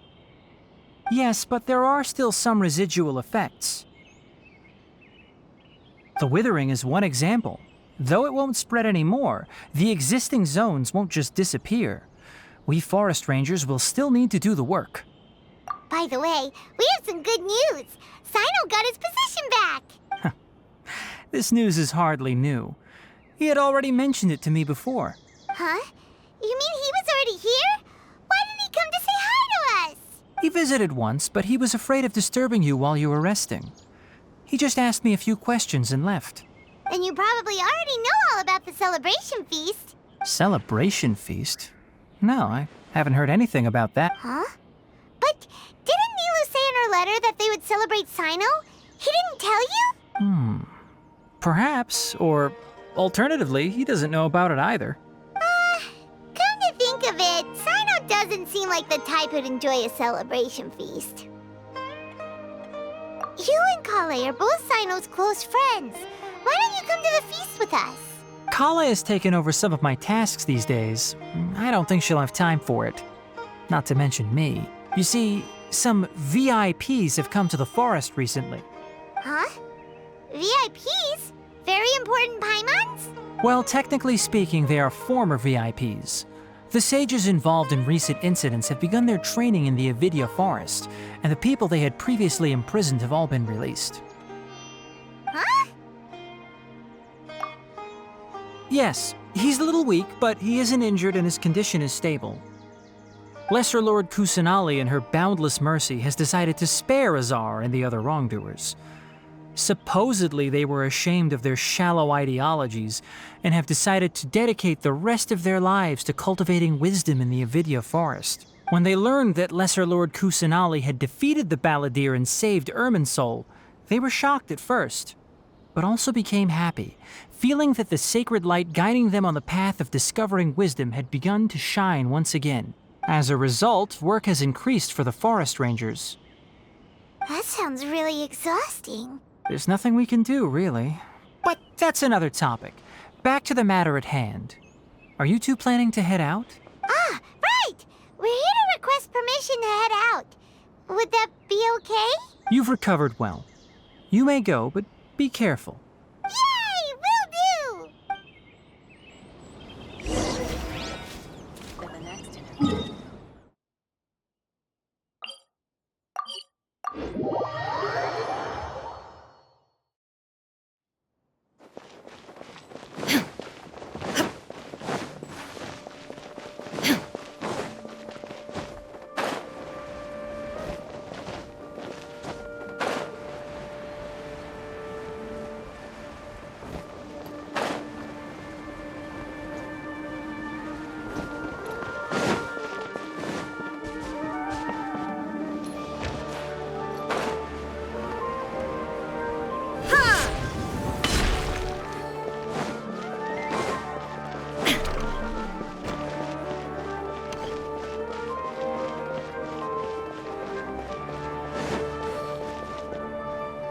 Well, there won't be any problems if the feast starts at that time.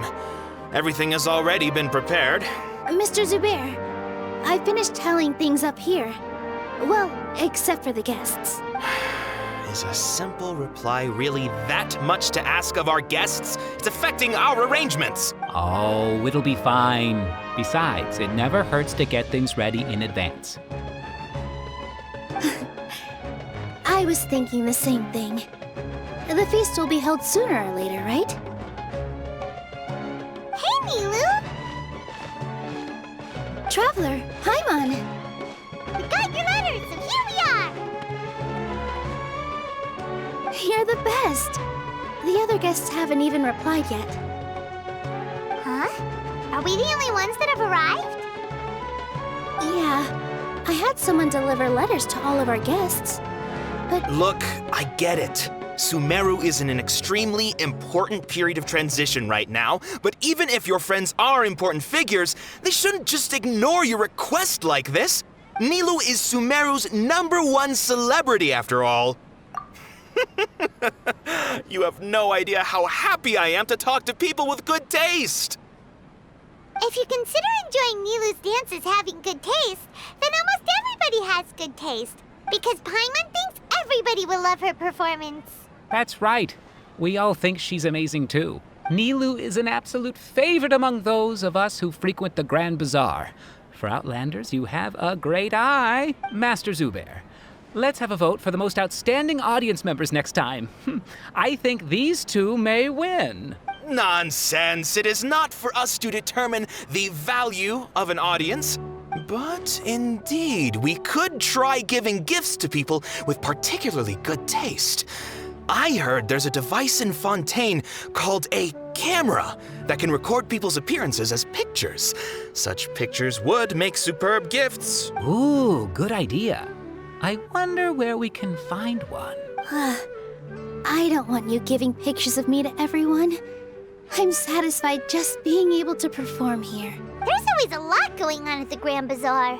Yeah, and that's why I love it here. Traveler and Paimon, could you help confirm if the letters were actually delivered? If for some reason they didn't receive the letters, then please tell everyone that there will be a feast here. Yeah, we can also check out how everything in Sumeru is going now.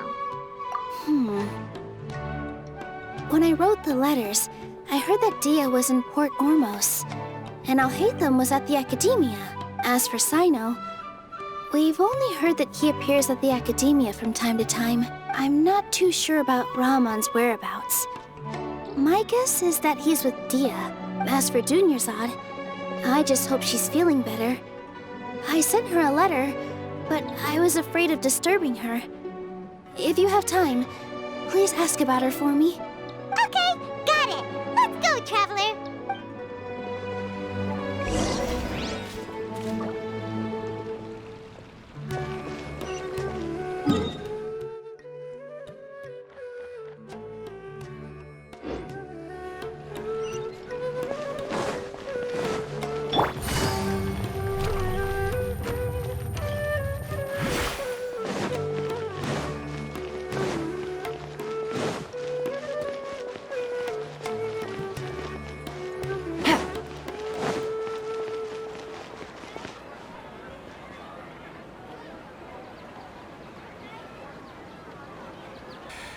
All right, maybe I'll take one more day off and knock out the rest of the work once I'm feeling up to it. Take it easy.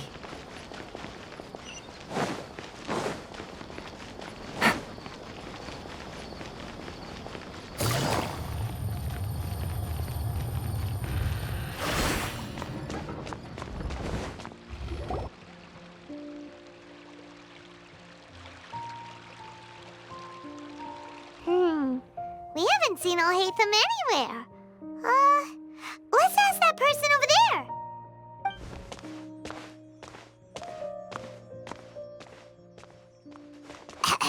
Hey there, have you seen Alhaitham around? Yes, it seems Scribe Alhaitham has gone to the House of Dana. You should be able to find him there. But you're already the second group of people I've seen looking for him today. He must be quite the busy man. Oh? Who else was looking looking for him. Mr. Cavey was just here asking about him. You wouldn't believe how terrible their relationship is. And now you two are here. Don't tell me everyone's here looking for gossip about the sages. No way! We're strictly here on business. Ah, I see. Sorry, I thought maybe everyone's as interested in rumors about the sages as I am.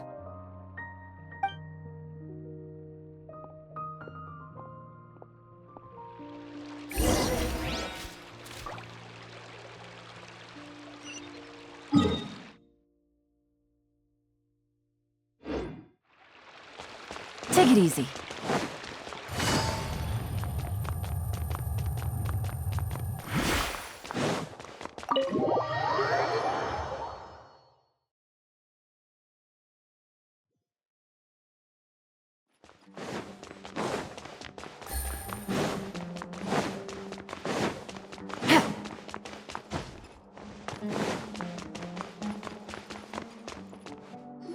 Hatham should be around here somewhere, right? Oh, he's over there! But it looks like he might not have time for us. Just put down that worthless book and tell me what happened in the Academia. This is not just some worthless book. Do you have any idea how difficult it is to find a physical book like this in Sumeru? It doesn't matter. It's probably just another thing that you used your authority to get your hands on anyway. Just put it aside. Listen, I came back today only to hear that the sages have disappeared. Oh? You sound surprised.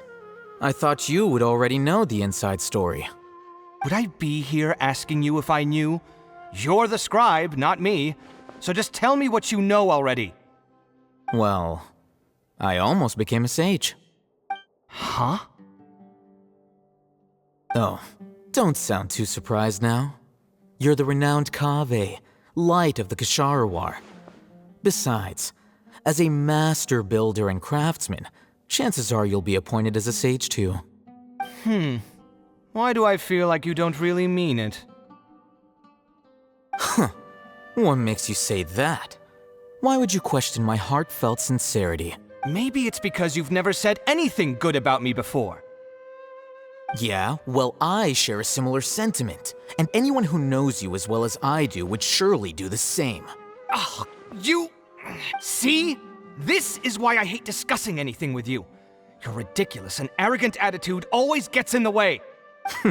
It seems that you really can't stand my personality. Ha! What was your first clue? Well, then you might as well move out of my house. Are you threatening me? Stooping to a new low, I see. Ugh, and don't change the subject. You, a sage? What a joke. The Academia might as well just close tomorrow. Are they having a fight? Forget what's going on with the Academia. Haven't you been busy with your construction project? Tell me, when are you going to build yourself a mansion? Don't get me started. I get angry just thinking about it. So, what great building did our master architect work on this time? Like I need to tell you. Keep your nose out of my business. No, I think we deserve to know. Where were you when Sumeru needed you most? I was in the desert for a large project, but considering Haravatat's utter ignorance of architectural and aesthetic matters, you probably wouldn't understand. Which is truly unfortunate.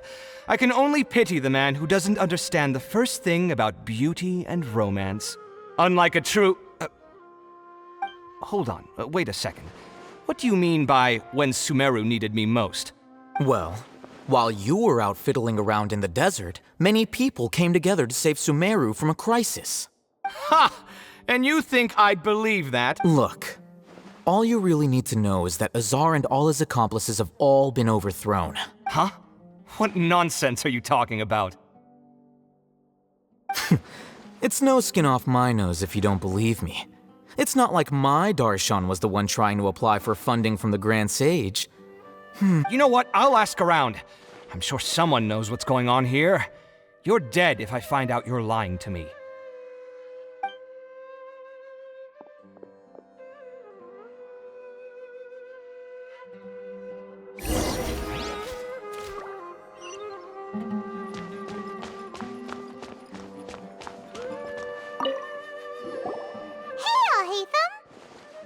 Oh, it's you two. What's the matter? We're running some errands for Nilou. Have you received her letter? Letter? Nilou said she sent out a letter inviting everyone to a celebration feast in 2 days at the Grand Bazaar. We'll also be celebrating Zaino's reinstatement as General Mahamatra. If she addressed the letter to all Hatham of the Academia, then the letter should have gone to my office. I've been busy these days, so I haven't had time to check for any new mail at my office. I only now have some free time to attend to personal matters. Have you always been so busy with your work? Of course not. I'm only busy these days because several sages have been dismissed recently and the whole academia was practically turned upside down. Tainari told us they all went to train in the Avidia Forest. Apparently they will spend the rest of their lives there. That is already the best possible ending for the likes of them. 4 of the 6 great sages were possessed by their desire for power and attempted to create a new god. In order to pull it off, they even imprisoned the other 2 rational sages. To imagine such things could take place in the academia. I don't know where to begin. Yeah, you're right. Huh. Feels kinda strange to hear them called that after all this time. But then again, the 6 great schools sounded pretty impressive too. Yes, at least that's how they're supposed to sound.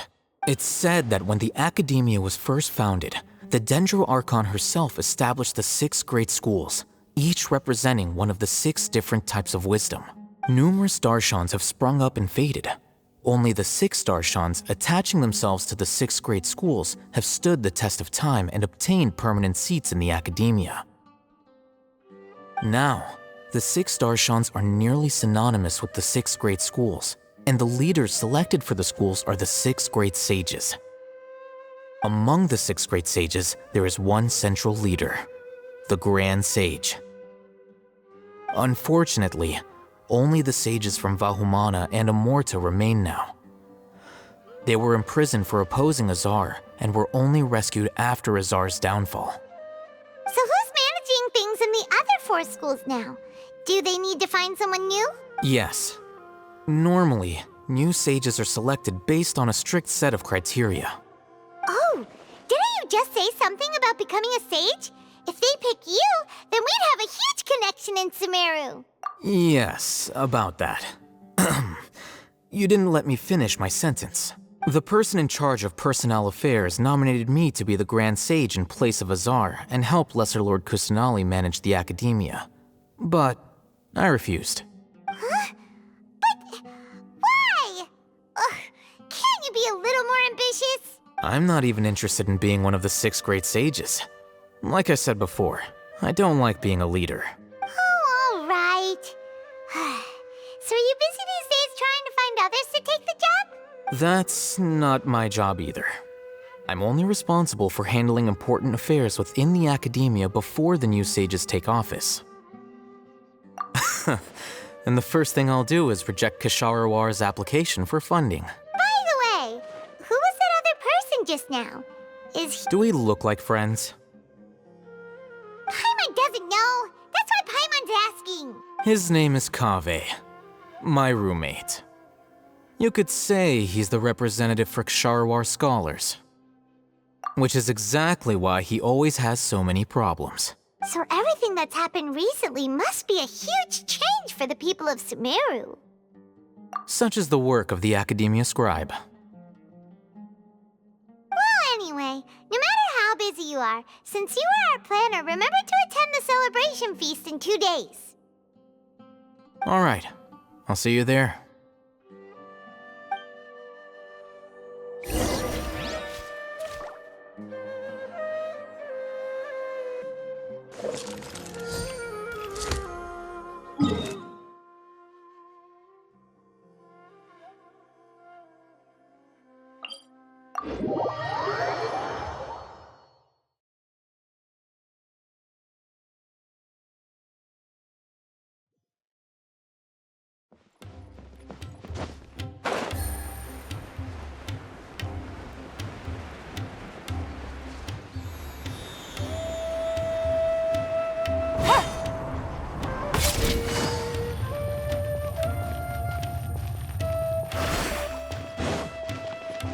it easy.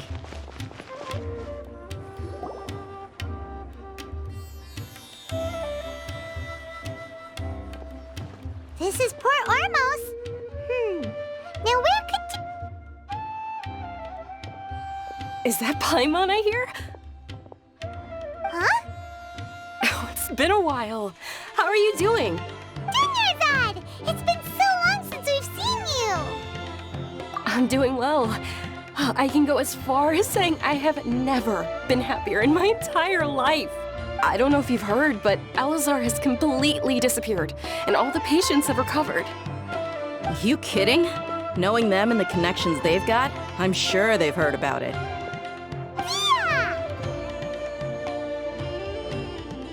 That's right. My lady is feeling better now, so I'm accompanying her for a walk. Why do you still call me that, Dia?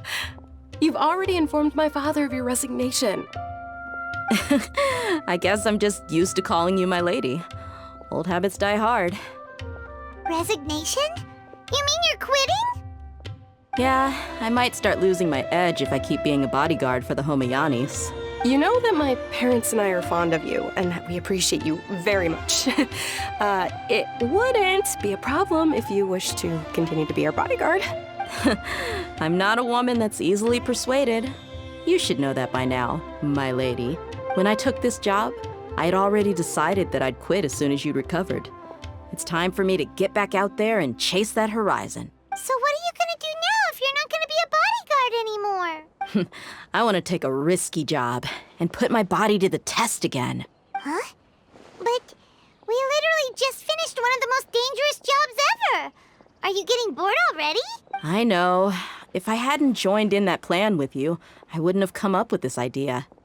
I guess I still get fired up by that feeling of going all out in a fight. It made me realize that I'm still a mercenary through and through. Life is short, and I'm happy that I got to be a part of that operation. But the whole thing also made me realize that there are still many problems in Sumeru. And as a desert dweller, I'm still not completely ready to settle down on this side of the wall. Well, I remember a friend had someone bring you a message. You mean I'll hate them? I didn't expect him to still remember that.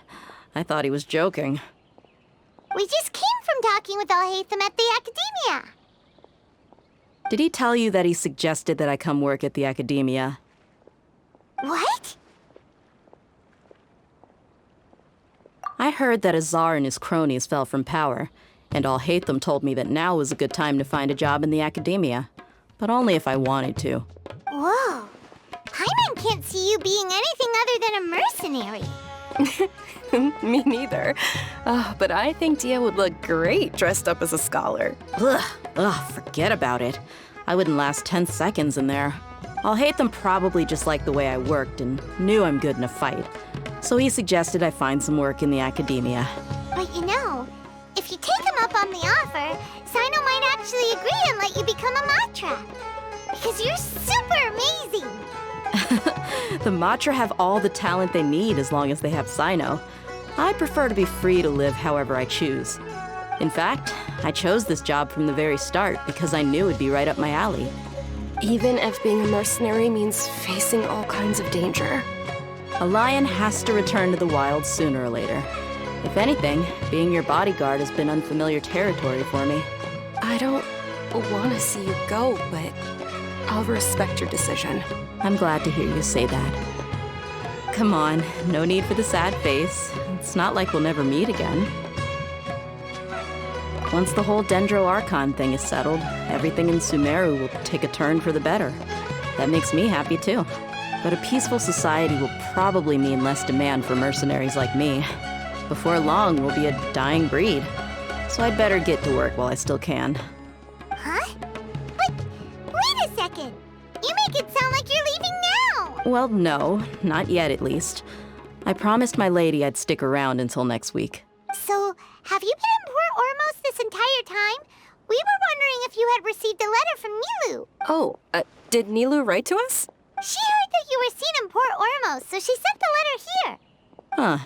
It was probably sent to the inn that we're staying at. My lady has been very energetic lately and keeps taking me on hikes, staying out even into the night. By the time we get back, the receptionist is usually off napping on the job. Right, and we tend to leave quite early in the morning, so the old man on duty is also usually dozing off. So what it really sounds like is that the person on duty is always asleep. I bet the letter's at the reception desk. I'll go check later. No wonder there wasn't a reply. You never received the letter. Good thing Nilou asked us to come and check on that. Sorry to make you two come all the way out here. It must be something important for Nilou to specifically write to us like that.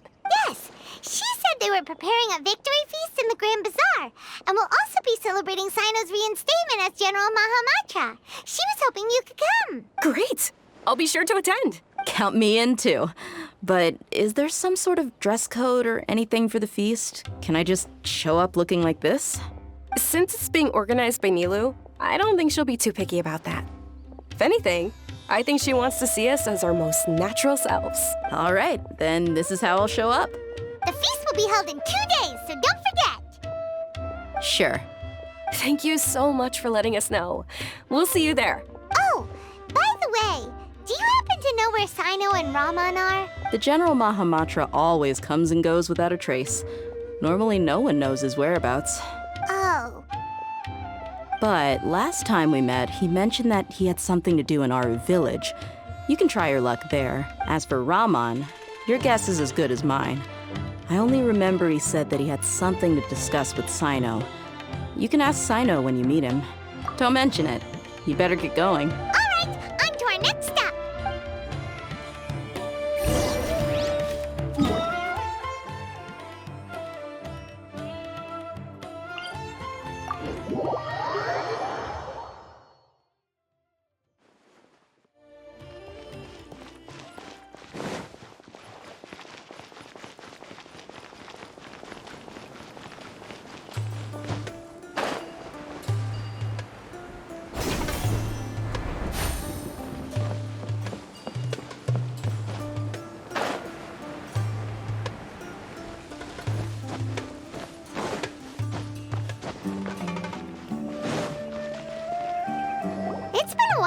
We last visited Aru village.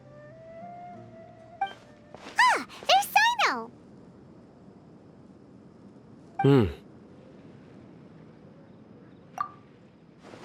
What brings you here?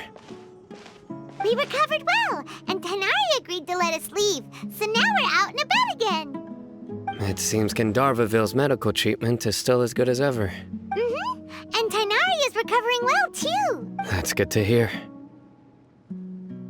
Yeah, you're the one who brought us to him when we lost consciousness, right? Thanks for that. You're welcome. Tainari has excellent medical skills, and Kale is quite attentive. It was the best place for you. But why are you just standing here like a dead tree? I'm meeting some people. Oh, you mean Candace? I've already talked with Candace and the village chief. They're still at the usual place. You can go there if you'd like to see them. But you know one of the people I'm meeting as well. Oh, by King Deshret's blessing, my friend suddenly appears in the desert. Don't tell me you've run into trouble and need us to help now. Roman! And... huh? Sataria? Oh, you know me? Oh, well, you're pretty famous in the Academia. Don't worry, these are our friends. No need to be so guarded. I see. I'm doing well. Many good things have happened recently. Same here. Really, I feel that my whole life has started to shine after suddenly finding a new direction. Oh, tell us everything. Yeah, you go ahead. All right, well, I suppose I should start by saying I've decided to leave the Academia. What? It's not that I've given up on being a scholar. Instead, you could say I've found a new identity. I will no longer pursue research like a typical scholar, but I have not completely given up on my relationship to knowledge either. I can see what you're saying now. I plan to leave the academia and return to teach here in the desert. Wow! So you want to become a teacher? Sataria will return to support education here and teach people from the desert. She can't teach everyone on her own, but there are many of us Eremites all over Sumeru. She came to discuss a collaboration with me and hoped that I could bring her ideas to the Eremites. Yes, it's my hope that the Eremites can help me select a group of smart people with the best aptitude for teaching. I'll teach them, and after they've finished learning from me, they can go educate more people. That is the true meaning of education and the spreading of knowledge. The people of King Deshret suffer from sandstorms, exile, and ignorance. The stars have always guided caravans, thieves, soldiers, and travelers who get lost in the night. They lead those in the dark out of trouble and back to safety. Oh, please. Where's all of this coming from? I'm starting to feel a little embarrassed. You deserve these compliments.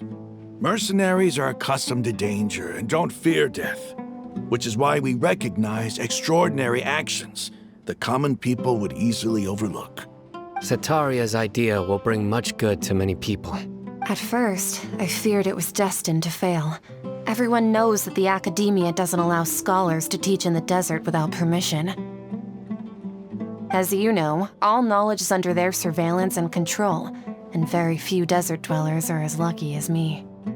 But what I heard at that time has been haunting my heart, as if there were lightning bolts constantly bombarding my soul. Sataria, you tread a treacherous path, and the longer you ignore it, the tighter the Academia's grasp on you will become. Sataria, why haven't you gone home? Never forget that the desert that belongs to you lies elsewhere. Miss. These words sparked something in me, and I knew that I had to bring something back to my people after going home. I gathered up the courage to approach the Grand Sage, only to find that he was no longer at the Academia. Lord Sino told me that Azar didn't belong there anymore. Azar has received much-needed punishment. Though, if you ask me, it may have been too light. Lord Sino helped me obtain permission to leave the Academia for the desert, and accompanied me here to discuss collaboration with members of the Eremites. My plan was able to go smoothly thanks to him and Rahman. You're all doing so much for the desert. Aside from that, I also have some other business to discuss with Sino. Lesser Lord Kusanali has allocated many resources to support and develop the desert. I've done some business for her, and part of it required the assistance of the Eremites. I applied for a few batches of educational materials from the Academia, and sent them to several groups in the desert, as instructed by Lesser Lord Kusanali. That's exactly what the people here need. Physical books and other related items. If it weren't for Sino and Lesser Lord Kusanali, I'm afraid we'd never be able to get our hands on them. Apart from this, the Academia is also recruiting scholars that are willing to teach in the desert. We must be persistent about this, and maintain these resources to ensure long-term effectiveness. This is the first time in hundreds of years we've had a glimmer of hope. I think this may be the turning point for the desert. Remember these words. Here lies our faithful priest, Kasala. His wisdom is a miracle among the people, deserving of high praise and admiration. I hope people with wisdom like that priest will rise again among the desert dwellers. Then we'll once again see the wisdom and glory that once shook the world. Enough about us. Are you here to discuss some business too? No, not at all. We're actually here on behalf of Nilu. Nilu wanted to write to everyone, but she wasn't sure where the letters should be sent, so she asked us to come find everyone personally. A celebration feast will be held in 2 days at the Grand Bazaar. She hopes that all of you will be able to attend. At the feast, we'll also be celebrating Sino's reinstatement as General Mahamatra. Although, judging from your appearance, it seems you've already been reinstated. Paimon thought you would only start working for the Academia after the feast. Celebration? Feast? Hmm? It's the first I've heard of it. Tighnari was right. He really didn't know. This feast is for you, Sino. Sounds to me like you'll have to be there. It's rare to see that kind of expression from Lord Sino. You must not like feasts very much. No, not really. But I'll go. Well, I still have a lot to handle here. Besides, I need to look after Miss Sataria in the desert, so I'll have to pass. I'm afraid I won't be able to join you. Although, if you'd be so kind, please give a message to Miss Nilou for me. The message is, I'm sorry for how I treated you before, but now I understand the beauty of your dance. It's like a light shining in the sky. You and the art you symbolize are not only beautiful, but also lively and powerful, so much so that it was prohibited. Please keep dancing, and someday, I'll be able to appreciate your art in person. Okay, we've got all that down. Our job here is complete as well. Oh, Sino, remember, party's in 2 days. Make sure you're there. Got it.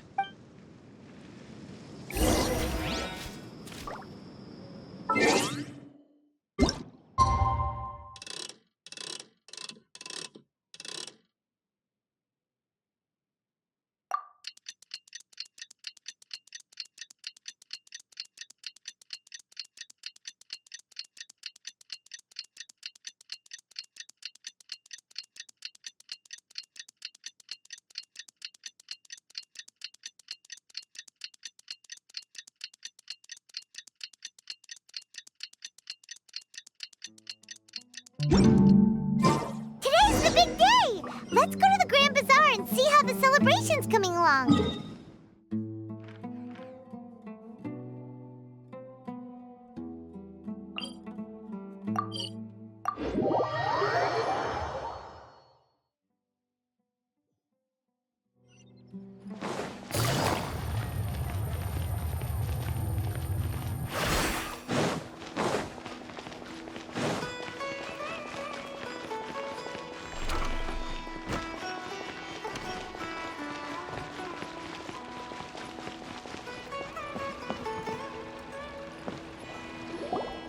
Everybody's already here. Looks like we're the last ones to arrive. I'm here. Ah, there you are. Well, look who finally decided to show up. You look like you came here immediately after finishing up some work. I'm very happy to see you here. But we're not late, are we? It's just that everyone else arrived ahead of time. I propose that the last one who arrived be put in charge of today's speeches. Nah, there won't be any speeches today. Oh, really? Well, even better. Come join us over here. Let's share some great food and drinks, and chat about all sorts of fun things. Everything looks quite good. Wow! Paimon can't wait! Traveler, just look at all the delicious food here!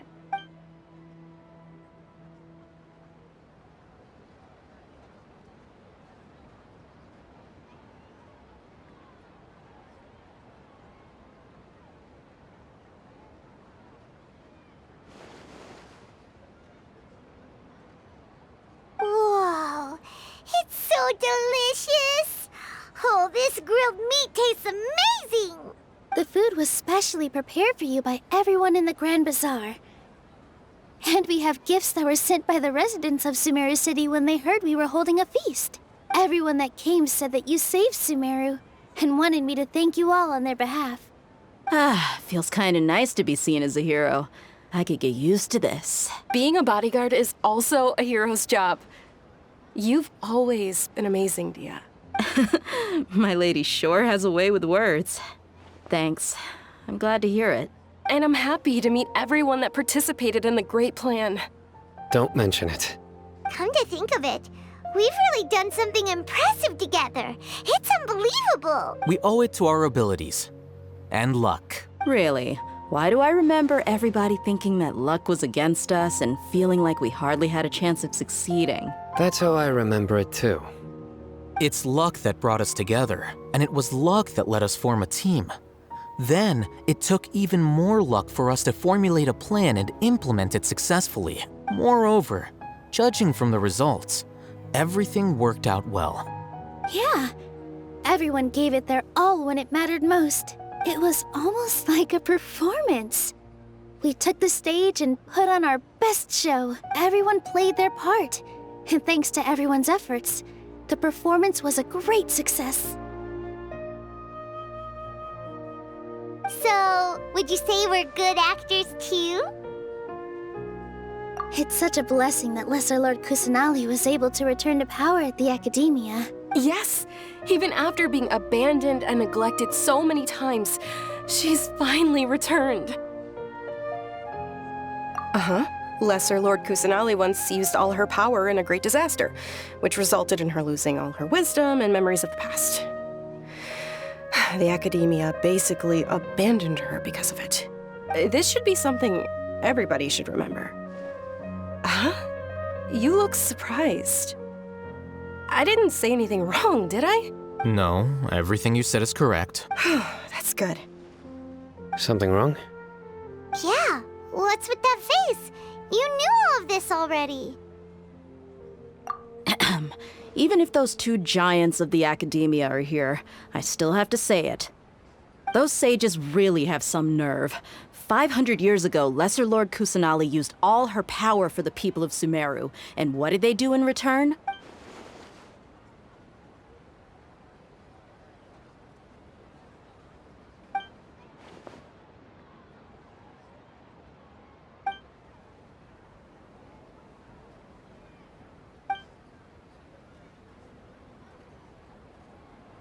If you bite the hand that feeds you, don't act surprised when it turns into a knuckle sandwich, right, Sino?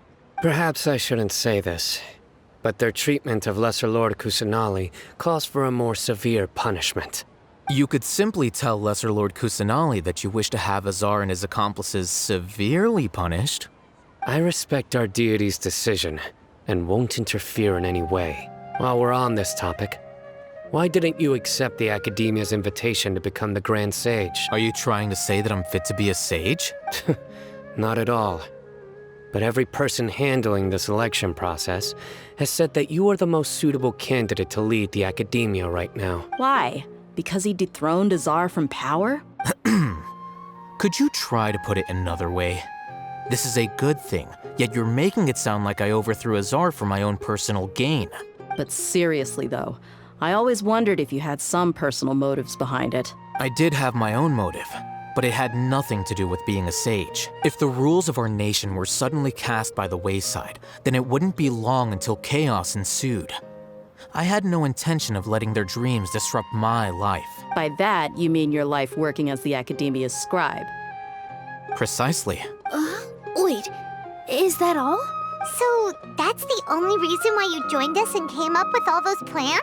It's reason enough. You've certainly got quite the personality. You flatter me. All right then. How about you?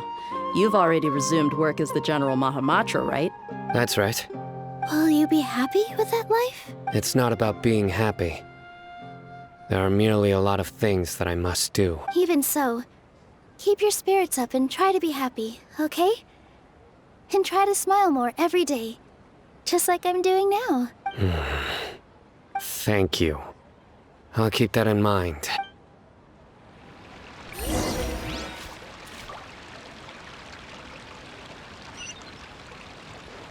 I seldom participate in such lively gatherings, but the atmosphere here is quite good. No, this gathering today has a unique meaning. The Grand Bazaar is lively because the people here feel happiness from the bottom of their hearts, unlike the farces at the Academia. That happiness is an emotion that'll be forever alien to those bookworms who have driven themselves insane by studying. I seem to have taken both keys when I left the house. Oh well.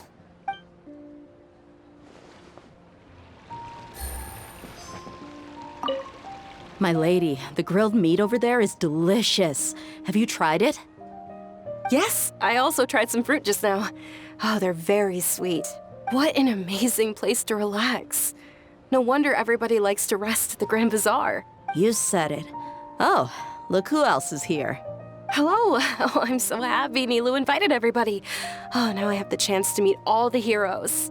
Hey, less of that polite chit-chat and more eating and drinking. The feast is about having fun, not stuffy formalities.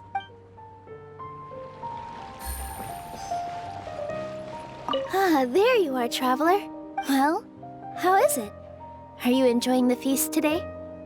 If there's anything you're unhappy with, just let me know. I'll be sure to take note of it. It's the first time I've ever invited so many exceptional people to one place. I was a little nervous myself. You see, every guest here is quite extraordinary. It's unbelievable that we've got everyone together here. Almost like a fairy tale. Make sure you live it up tonight. I'll be happy as long as you're enjoying yourselves. I'm honored to have her think of me this way. If I have a chance in the future, I would really like to invite her to one of my performances. I can't explain why, but I just feel elated right now. Thank you.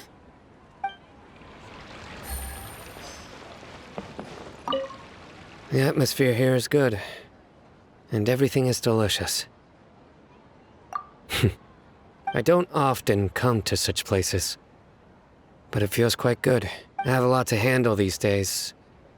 Otherwise, I could show you around. There's always next time. We're friends after all. This feast is pretty good. I like it.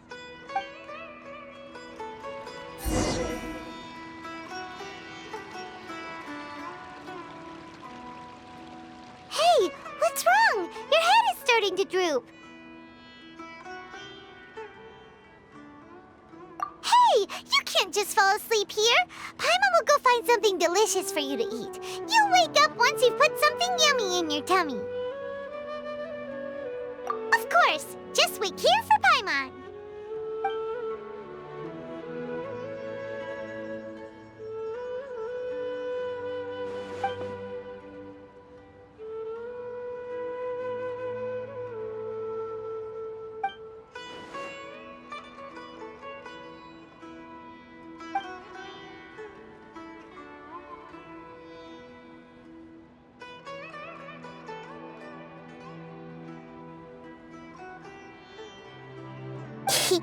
It's me.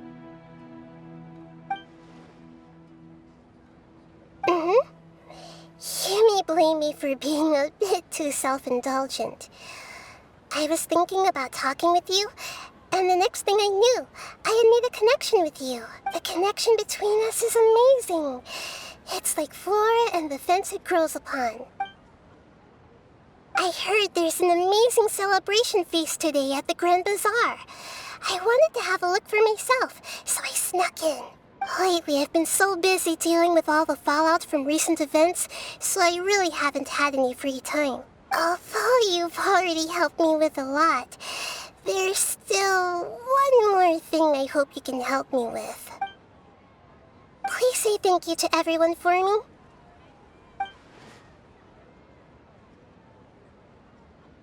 Oh, is it not convenient for you to do that for me? But if I just show up all of a sudden, people will become all quiet and stiff, won't they? What if I end up scaring them and ruining this wonderful feast? That'd be the last thing I want. Let me think about it. Okay. Yes, I have.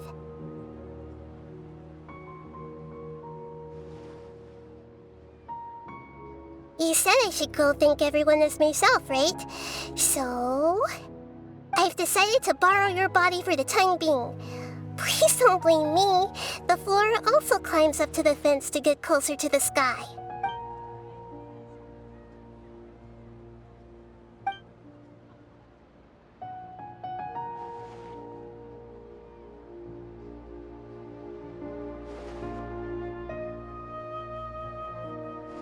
Everyone! Are you awake now? Paimon was just about to bring you the food. It's me. Huh? That voice. Nahida? Hold up, what's going on? I didn't expect to have a conversation with the consciousness of Lesser Lord Kusanali in the Grand Bazaar. Interesting. Is this also a part of the feast? No, of course not. Are you Lesser Lord Kusanali? Hello, Nilu. You know who I am? Yes, I already know every one of you. Nilu, Alhaitham, Sino, Dia, Paimon, and Dunyarzad. Lesser Lord Kusanali? I took the liberty of occupying the Traveler's body so that I could thank all of you in person. Thank you so much for rescuing me, even if that meant placing your own safety in peril and taking the risk of becoming enemies with the Academia, the sages, the doctor, the balladeer, and even the entirety of Sumeru. Without you, without any of you, I would have been in a much more difficult situation. Had you not helped me to resolve the crisis, not only I, but Sumeru and even the entirety of Teyvat would have suffered great misfortune. People refer to you as the heroes who managed to rescue a god. I'm quite fond of this name. It not only explains your identities, but also bears witness to your relationship with me. Please, allow me to present to you my most sincere gratitude. Lesser Lord Kusanali, you have done so much for Sumeru, and I didn't even have a chance to do anything for you. You don't have to do this. Dunyarzad, the suffering you endured during your illness is also proof of you being with me and praying for me. Thank you. You don't need to be so ceremonious. It's always been my duty to protect you. This is how the relationship between the Academia and Dendro Archon should be. We just did what was necessary and set things back on the right path. You're an Archon, but you act so humble. You really don't need to be so polite with us. I'm honored to have been able to take part in this plan. I hoped you liked the dance I dedicated to you. Thank you, all of you. Thank you so much.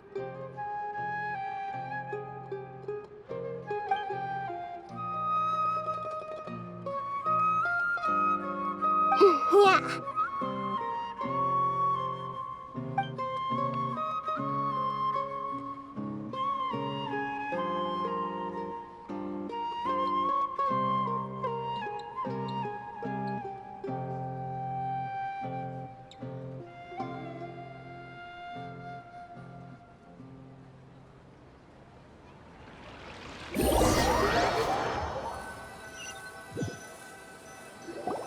Are you awake?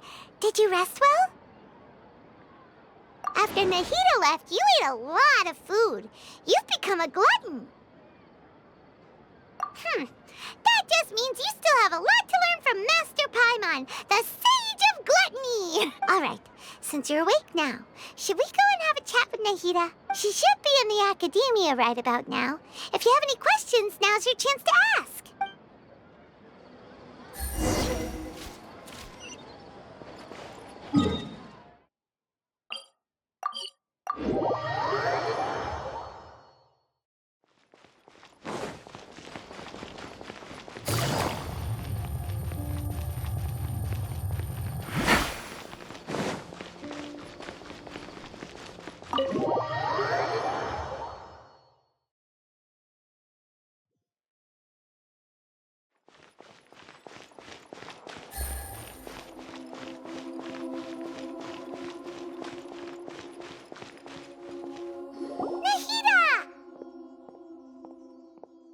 Hello, Traveler and Paimon.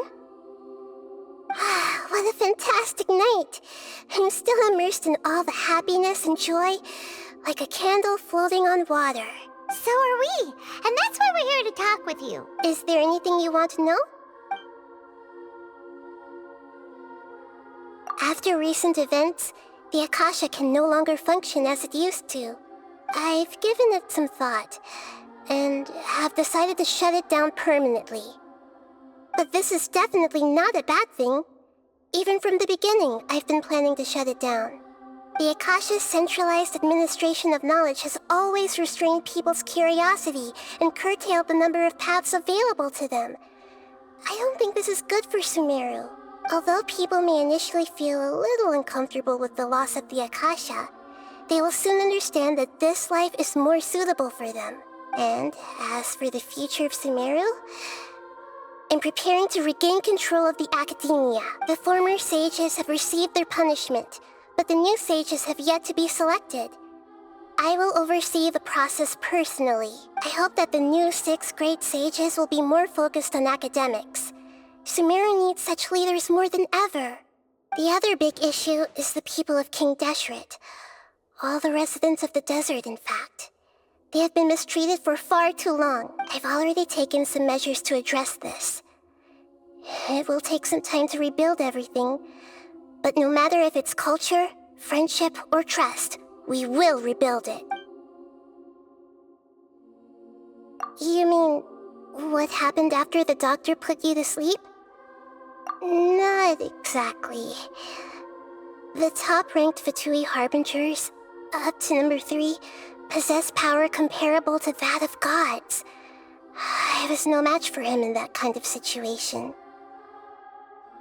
However, in spite of the bad situation, I still managed to make a fair deal with the doctor.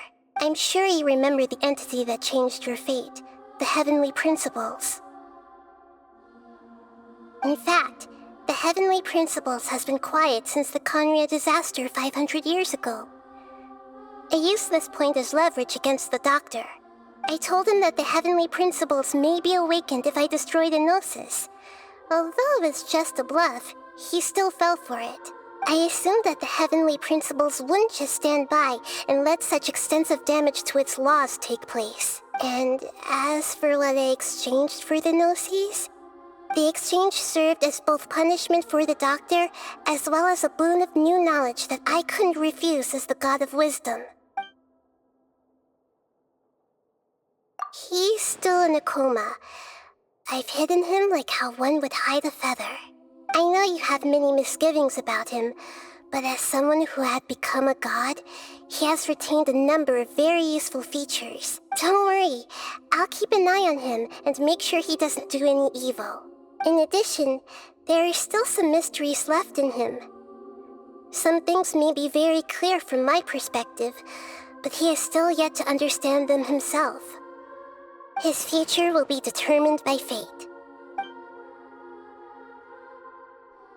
Is that where you're headed next? Fontaine, the Nation of Justice? As far as I know, that nation operates in a judicial system. Does their Archon personally judge people? No, there's a Chief Justice in Fontaine. Generally speaking, the Hydra Archon, Focalor, won't preside over individual trials. However, even then, Focalor will still make herself present at just about every trial. It seems that she just likes to immerse herself in that sort of atmosphere. As Archon, she still reserves the right to influence the final verdict. Anyway, let's just say she's got, a very unique personality.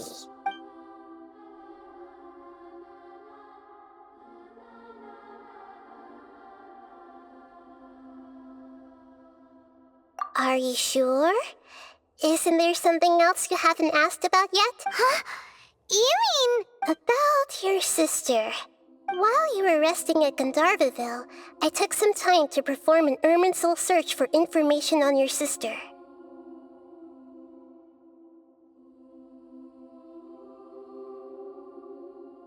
Yeah! Isn't Irminsul a repository for all the information and memories of Teyvat? So there shouldn't be anything on him or his sister. This is true in your case. Irminsul indeed does not have any information on you. However, there must be something different about your sister.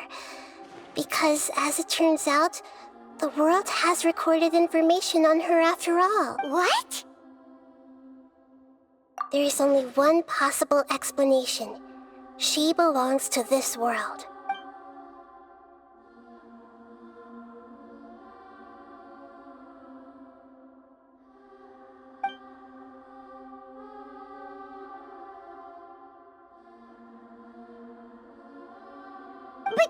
What? Nothing about this makes any sense!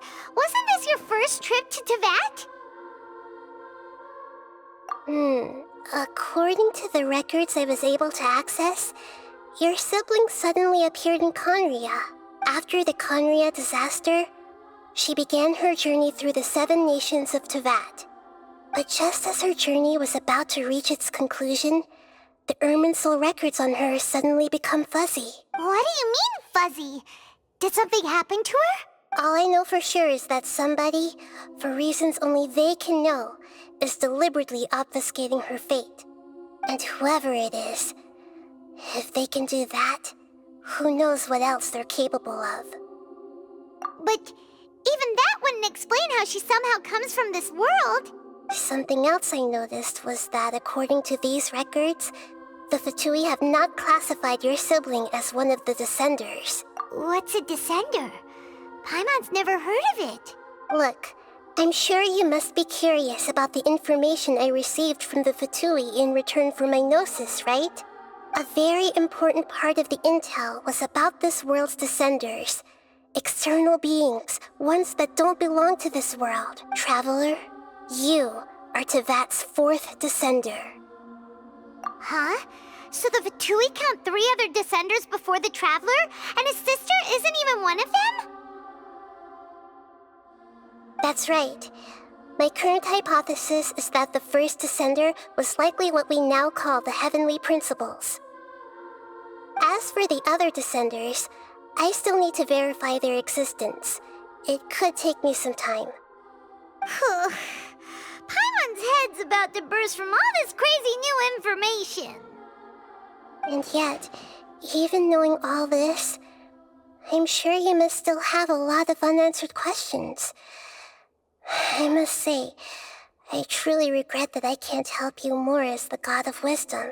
There are many questions in my heart as well. I will need some time to go through each one of them. And soon, you'll also begin your journey anew and depart from Sumeru. I'm very interested in your future. It's a journey that can't be observed or recorded by this world. If fate is the ultimate knowledge, then your future will be the ultimate fate. Paimon's sure glad we got to meet you, Nahida. The pleasure is all mine. I can't thank you enough. Alright, that's enough talk for today. If you ever miss me, just close your eyes, and maybe I'll appear in your dreams.